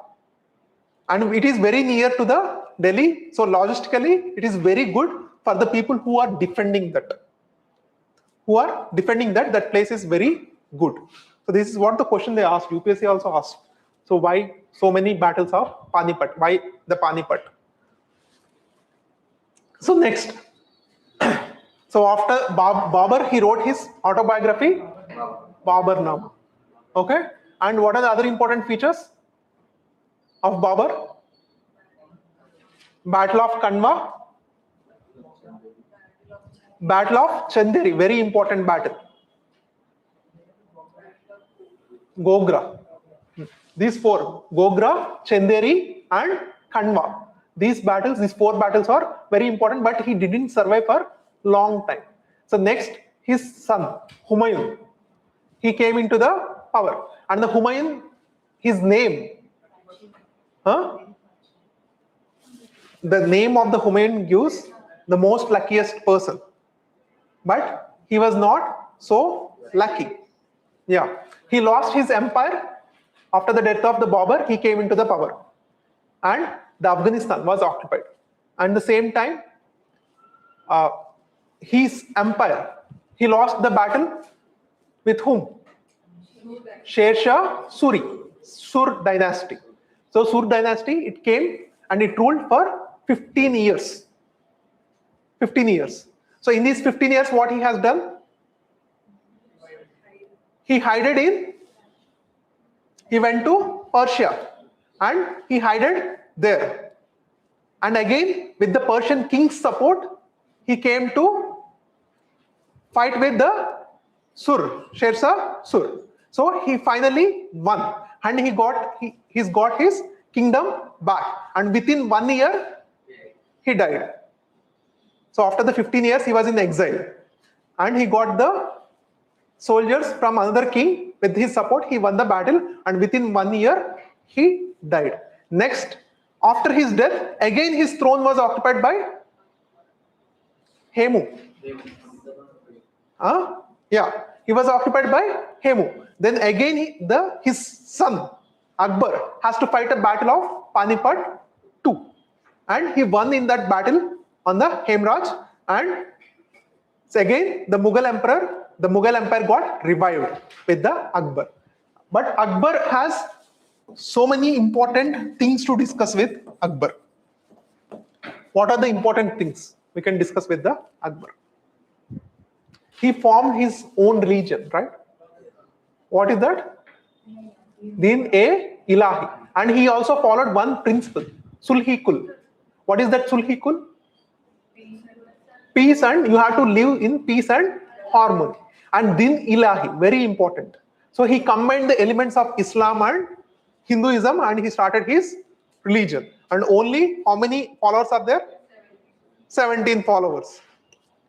He didn't impose very strongly. So what are the important features of this Din-e-Ilahi? So worshipping the sun, Sunday, holiday, you have to be in the service whenever the emperor called. So you should not go for the child marriages. You should not go for the child marriages, and you should not eat meat. These are all the things, especially with the Akbar. And what are the other architectural features with the Akbar? He built Fatehpur Sikri. Very, very important. Akbar built the Fatehpur Sikri. And after the Fatehpur Sikri, Buland Darwaja, the highest roof of the world, the top roof of the world, Buland Darwaja was there. So this is also UNESCO World Heritage Site. Okay. Next important thing associated with the Akbar economic policies. Raja Todarmal's Dahasala system or Zabti system. What is this Dahasala and Zabti system? 10 years of production. So the land was divided into 4 parts. Polis, Paroj, Chachar and Banjar. So they will consider the next 10 years revenue and they will make a tax individually. So Polis is more fertile land. Every year you can grow the crop, and Paroj means every 2-3 years. So, and Chachar is every 4-5 years, like that. And Banjar means there will be more than 5 years or sometimes no crop. So that is how they divided. And this is called Zabti and Dasala system. And one more important features of the Mughal Empire was, what is that? Mansabdari system. Mansabdari and Zagirdari systems. What is the difference between the Mansabdari and Zagirdari systems? Very important. You should not forget. You should have a clear difference. So who introduced the Mansabdari system? Akbar. Akbar introduced? No, actually, it was introduced by? No, that is Iqtidari system. But during the time of Babur, I think, he initiated, but Akbar revived. Means it was more coming to the picture. The present form, in a strong form, it come into the picture during the time of Akbar. So, Akbar. So what is this Mansabdari system? It has 2 ranks. One is Jat rank and another one is Savai rank. Savar. Sometimes it is Savar, sometimes it is Savai. Yeah, Savar rank. So what is the Jat rank and what is Savar rank? Very, very important. Jat rank is hierarchy, bureaucracy rank, like DSP, SP, this kind of rank. Bureaucratic rank is Jat rank. Bureaucratic rank. And Savar rank. So number of cavalry he maintains. So that is Savar rank. Cavalry he maintains. That is Savar rank. So bureaucratic rank and cavalry rank. These are the important features of Mansabdar. And some Mansabdaris, they used to have Jagirs also. They used to have Jagirs also. Some Mansabdaris also called Jagirdaris. But all Mansabdaris are not Jagirdaris. Which means all Jagirdaris are Mansabdaris. Don't get confused, okay? For some Mansabdaris, they also give the Jagirs. Not for everyone, but for some. So that's why they call them as Jagirdars. Means they have these 2 ranks, but they usually maintain this cavalry with the revenue generated from Jagirs. So these 2 systems are there in the Mughal administration. Very, very important. Jagirdaris and Mansabdaris. So you understand the difference? Jagirdaris means just in the later form it was into permanent settlements. Zamindaris. So this is the classical evolution. The Jagirdaris, whatever the revenue you get from the Jagirdaris, you use that revenue to maintain this cavalry. So that is not for everyone in the Mughal administration, only few. So that is the classical difference, Zagirdari and Mansabdari. Okay. And what are the other important features when it comes to the Mughals? What are the other important features when it comes to the Mughals? Mahabharata translated into Persian. So Akbar, he also allowed his court musicians and poets to, means especially the scholars, to translate the many of the Hindu texts into Persians. And later Mughals also they supported until the Aurangzeb. Aurangzeb's brother, Dara Shikoh, he is the one who translated the Upanishads from the Sanskrit to Persian language.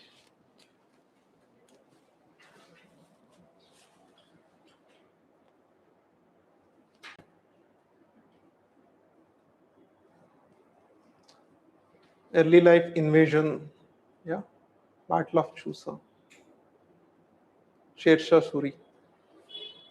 So Sher Shah Suri, very important features about the Sher Shah Suri was, he was the first introduced the Royatwari system, right? Sur dynasty, he is the one, even he ruled only 15 years. But the important elements about was, he was the one who introduced the pioneer of Royatwari, means giving the rights, land rights to the farmer. The early form of the Royatwari is associated with the Sur dynasty. And also they revived the Grand Trunk Road. What is this Grand Trunk Road? Yeah, Pataliputra to Takshashila, which is a sub-road of Silk Route. Okay, this is also called Road to Uttarapada. Road to Uttarapada. That is what revived during the time of Sur dynasty.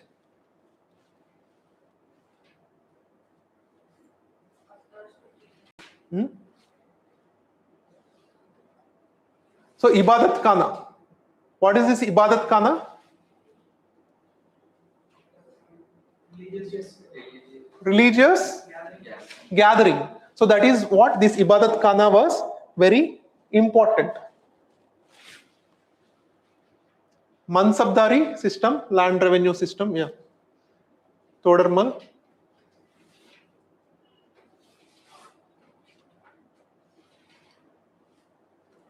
So Mian Tansen.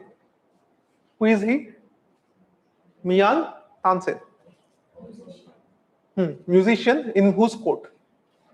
Akbar's court. Okay. So Akbar has the same kind of like Chandragupta too. He has 9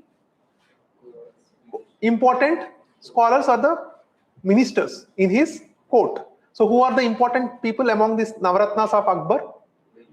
Birbal. Raja Birbal. Okay. After the Akbar, who came into the power? Jahangir. So Akbar removed all the kind of jizya taxes, right?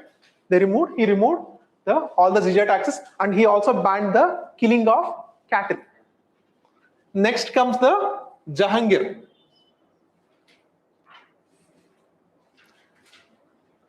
And what are the important features associated with the Jahangir? Paintings. Because the Mughal paintings reached its zenith, highest tipping point during the time of Jahangir. And the same time of the Jahangir, first time the Europeans, especially the people from the England, they visited the court of Jahangir.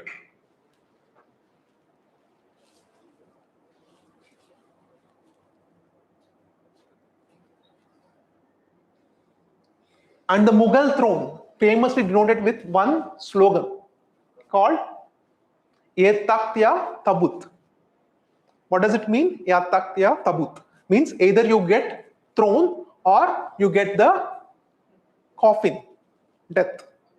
So that is what they usually, if you are a Mughal prince, either you will get a throne or you will get the coffin. That is Ya Takhtya Tabut. So he was so his autobiography, Jahangir's autobiography was Tajuk-e Jahangir.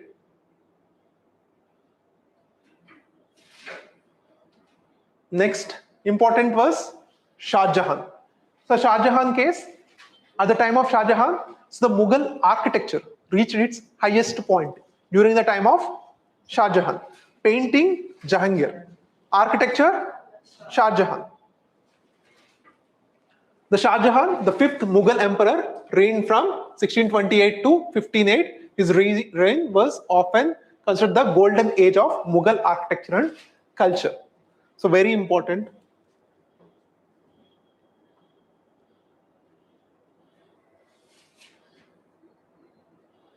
So what are the important architecture? Red Fort. Red Fort was constructed by Shah Jahan, and Taj Mahal was also constructed by Shah Jahan.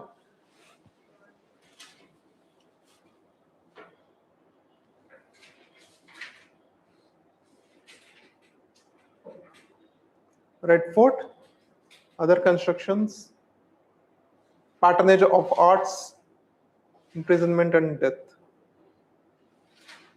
So, Aurangzeb. Next comes the Aurangzeb. What are the important features associated with key points associated with Aurangzeb? Banned the cultivation of boar. Didn't understand. He reimposed the jizya tax because he belongs to the Naqshbandi Silsila, because he is a very strong follower of the Shariat laws. Shariat laws means following the core principles of Islam. So remaining the 5 emperors were very much friendly kind of relations with the Mughal Empire, because the Mughal Empire has also contains the multiple Rajput kingdoms. So to make this Mughal Empire strong, so to having the relations with these Rajput kingdoms also very important. So like that, so they have given very lenient things. Of course, there are some kind of hiccups, like killing the 5th Sikh Guru. Who is the 5th Sikh Guru? Guru Arjan Dev. He was killed by Jahangir. Right?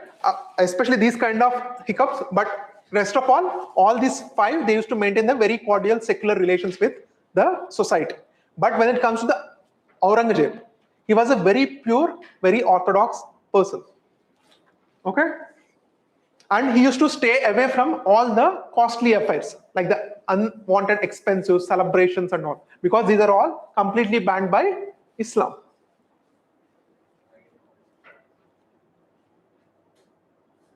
So he reimposed the jizya tax, Orthodox Islam, and he promoted his faith very strongly. And he is also associated with the destruction of some temples, Hindu temples, especially the Kashi Vishwanatha temple.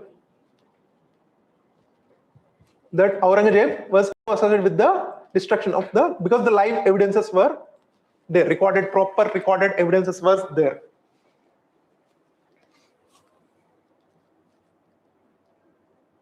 So when it comes to the Mughal administration, so these are the important posts. Wazir means,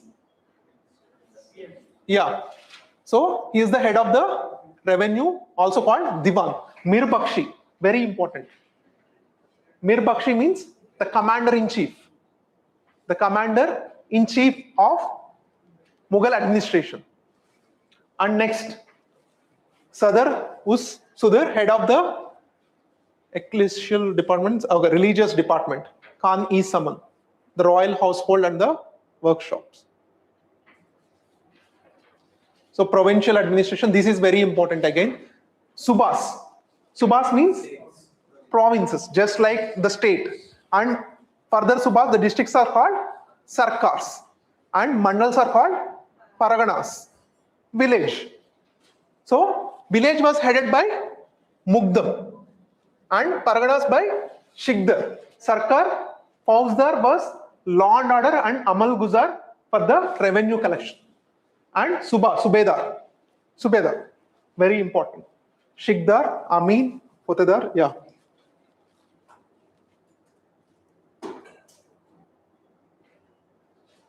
So Mughal coinage.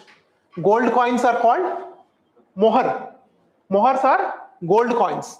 Silver coins, rupee. And copper coin, dam. These three are the Mughal coinage, very, very important.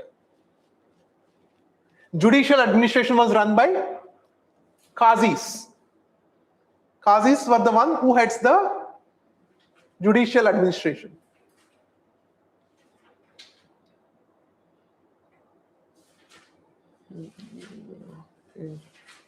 So Jagirdari system, yeah.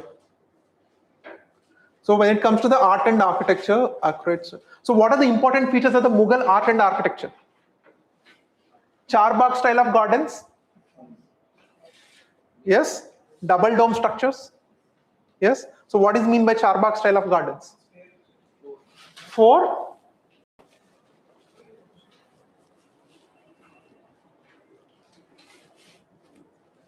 So Charbagh style of gardens. So why in the Islamic architecture there are high importance for the gardens? Because in the Quran it is written that even the heaven was with the gardens with flowing water. So that's why they have given high importance to the garden with some fountains. Yeah, Charbagh style of gardens. What are the other form? Charbagh style. And what are the other important features? Double dome structures and minars, floral motifs,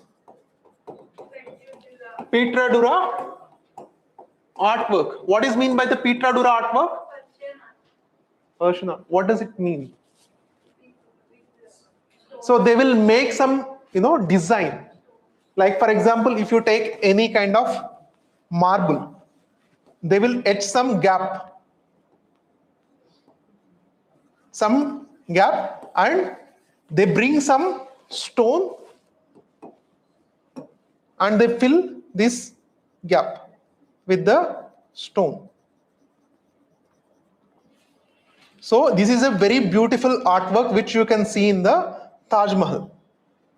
There is lot of Petradura artwork was there. Like that they will etch some hollow structure on the stone and they will attach some piece of some gem or some kind of a stone to that hollow place. So that is what the Petradura artwork. And next one was Jali. Jali work. What is this Jali work? So the carved parts like with windows. So the carved parts, that is Jali work. So is there anything we missed? Huh? Four-sided? Mostly, yeah, these are the important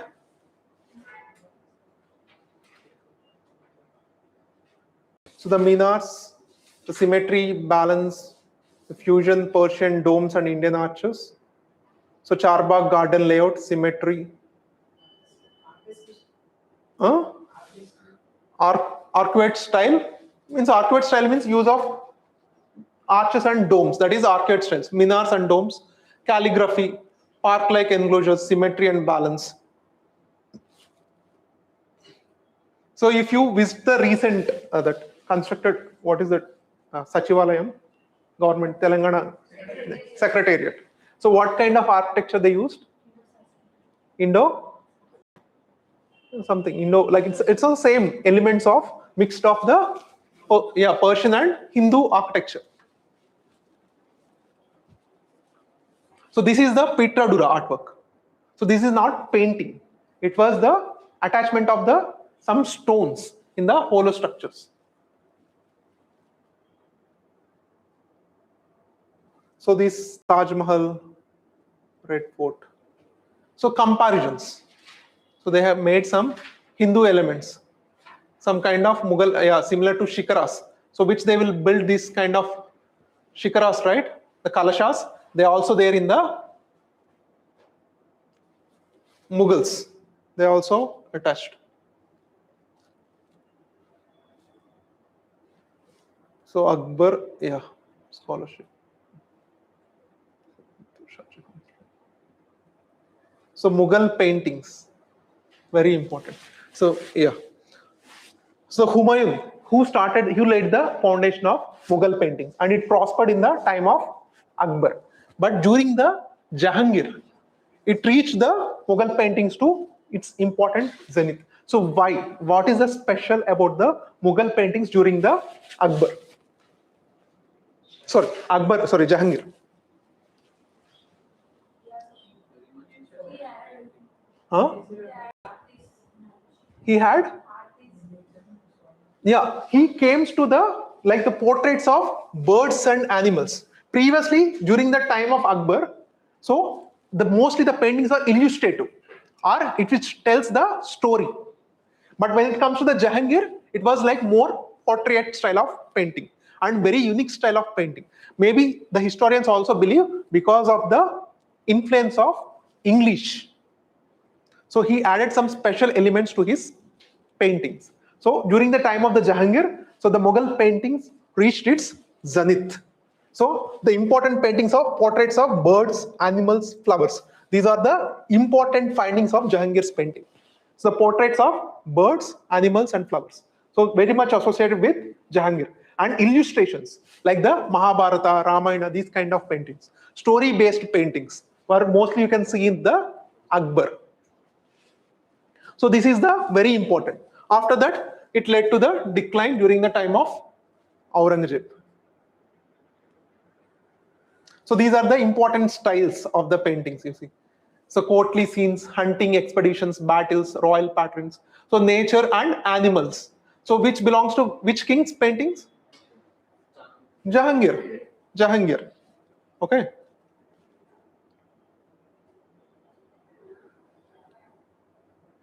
So what is the downfall of the Mughal Empire? Aurangzeb, there is no proper successor. So why? Because Aurangzeb felt so bad that like him, so his future successors will able to challenge and kill him. So what he has done to his father? What the Aurangzeb has done to his father? He killed his favorite son, and he cut his head and kept it on one big plate and sent it as a gift to his father. So he imagined the future will repeat. So he was very much scared to make his own sons to make strong. So he mostly depended on his grandsons. But even that grandsons are not so effective. So he made himself as a weak. He made all his successors weak. So he is one of the fundamental problem for the decline of the Mughal Empire. And with his reimposing of the strong religious taxes, which angered the Rajputs and other Hindu kings. Okay, and also he was not very strong relations with especially subjects belongs to other religions, like the Hindu people.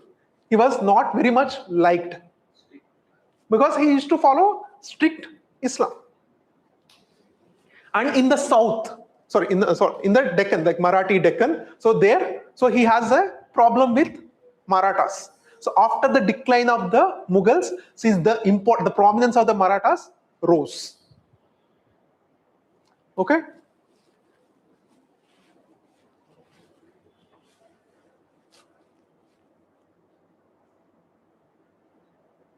So next important was the Marathas.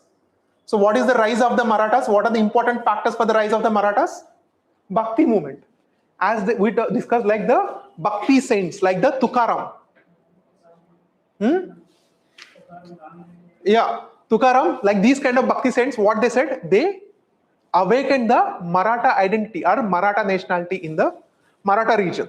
So they became that, okay, we are the Marathas, so we should have our own kingdom. These kind of feelings started to emerge inside of the Marathas. And the Maratha, like especially the Chhatrapati Shivaji's father, he used to work under whom? Ahmednagar. Ahmednagar Sultanate, he used to work.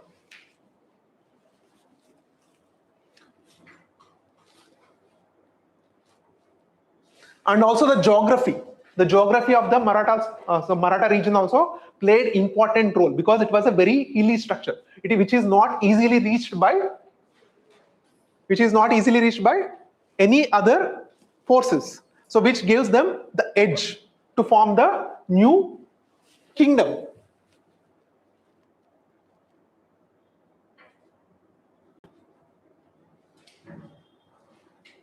The key factors: the Maratha region, the Shivaji's success, rise and growth. So here one important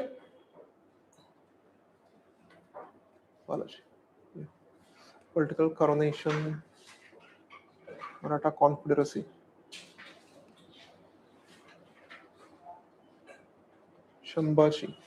Shivaji, administrative reforms. And what are the ministers of Maratha kingdom is called? So there are 8 important ministers. What are they called? Like Diggajas of Sri Krishna Deva Raya. So the ministers of Shivaji is called Ashtapradhans. There are 8 important ministers.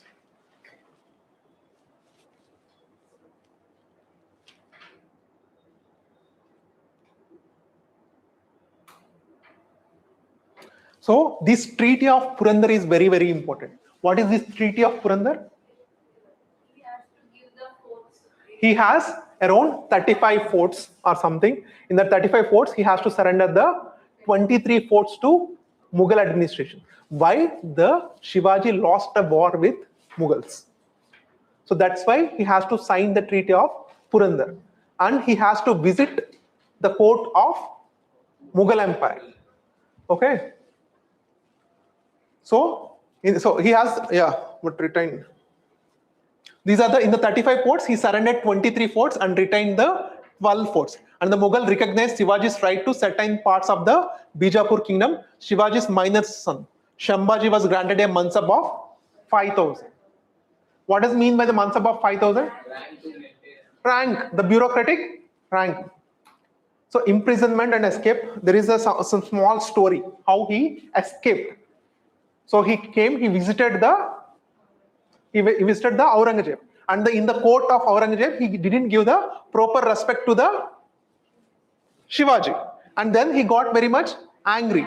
He showed his anger, which is didn't liked by Aurangzeb, and he kept him in the house imprisonment, not jail, house imprisonment. So, but he escaped from that house imprisonment, and he came back to Maratha region.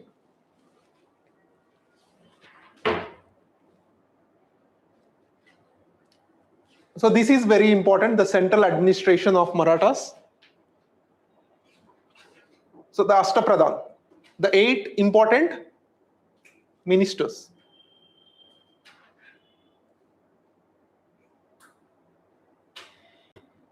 So Peshwa, obviously Peshwa is the prime minister. Later, from Balaji Vishwanath, Bajirao won. What happened?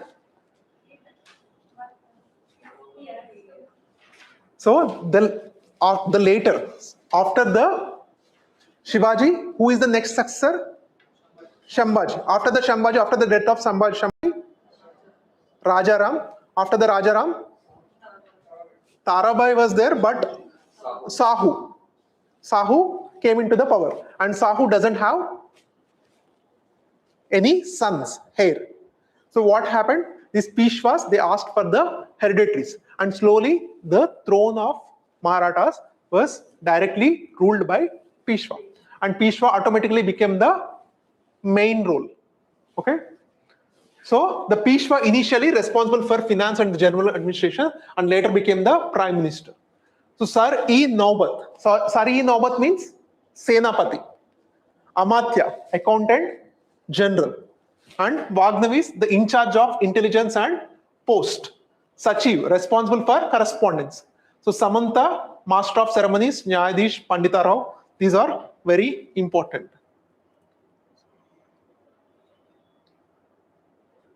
And the taxes of Marathas. What are the 2 taxes of Marathas? Very popular. Chaut and Sardeshmukhi. So these are the taxes collected inside the Maratha region or outside the Maratha region. Chaut and Sardeshmukhi were collected outside the Maratha region. Very much you remember. So in the Maratha administration, in the Maratha region, so they used to have their own tax, not Chaut and Sardeshmukhi. Chaut and Sardeshmukhi is for neighbor territories, the foreign territories, not for the Maratha territories. So what is the ratio of the Chaut and Sardeshmukhi? 1/4 and 1/10. It is not collected on the Maratha people. It is collected on the non-Maratha people or the neighboring states.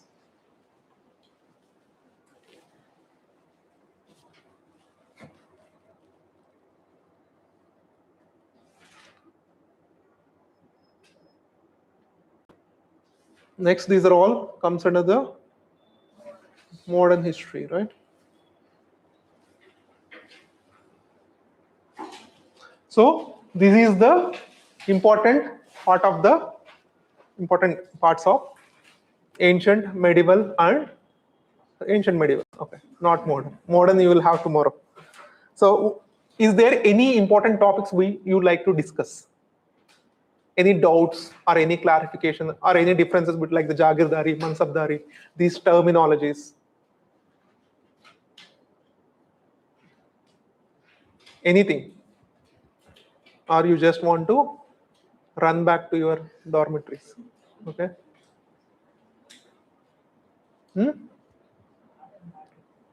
Art and architecture. Art and architecture, I think better we'll have one session. So I will ask.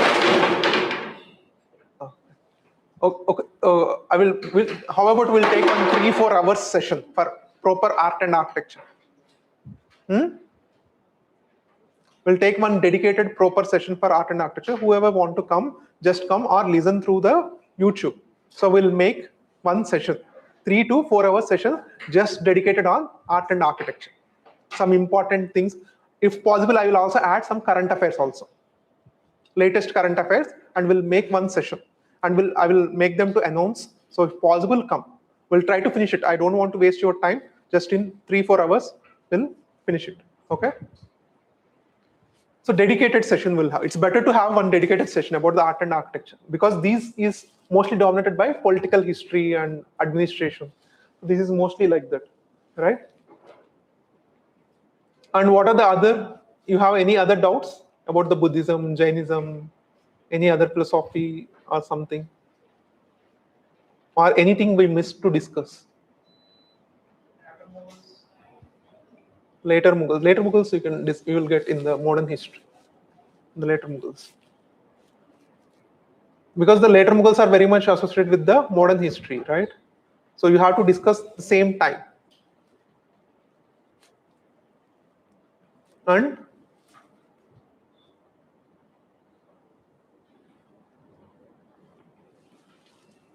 any other doubt?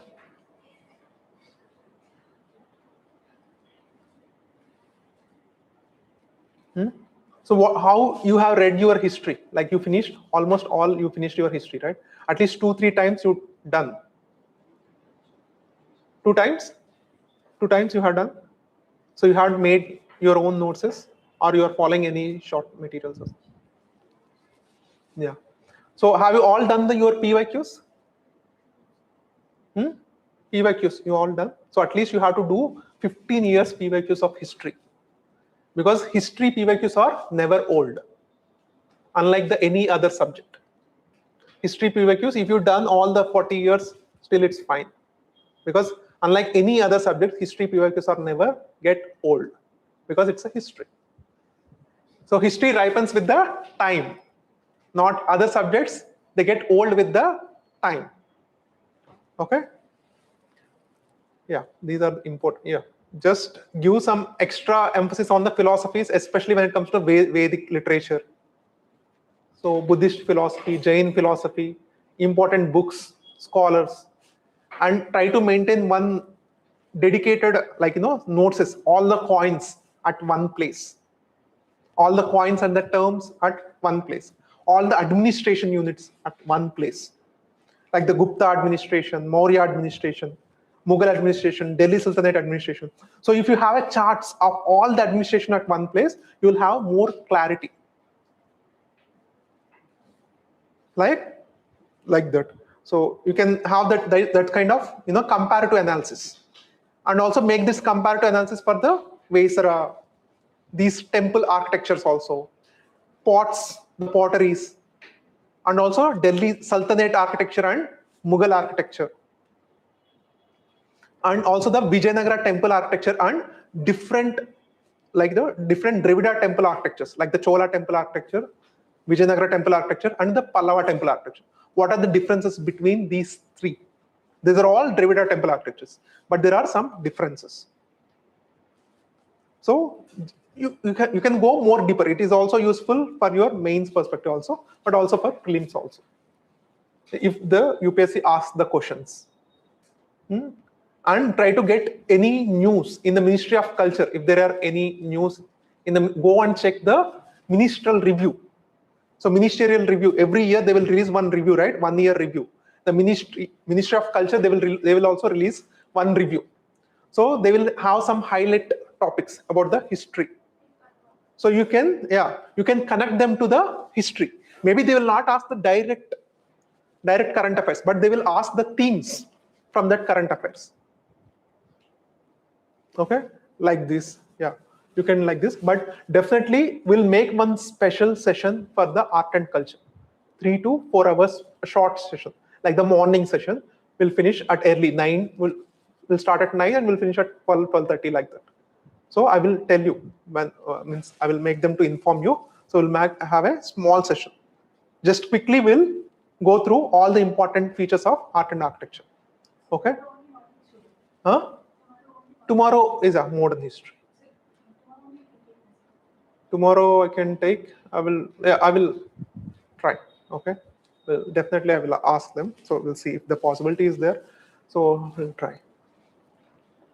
So yeah. So if you have any doubts, then let's close the session. Okay.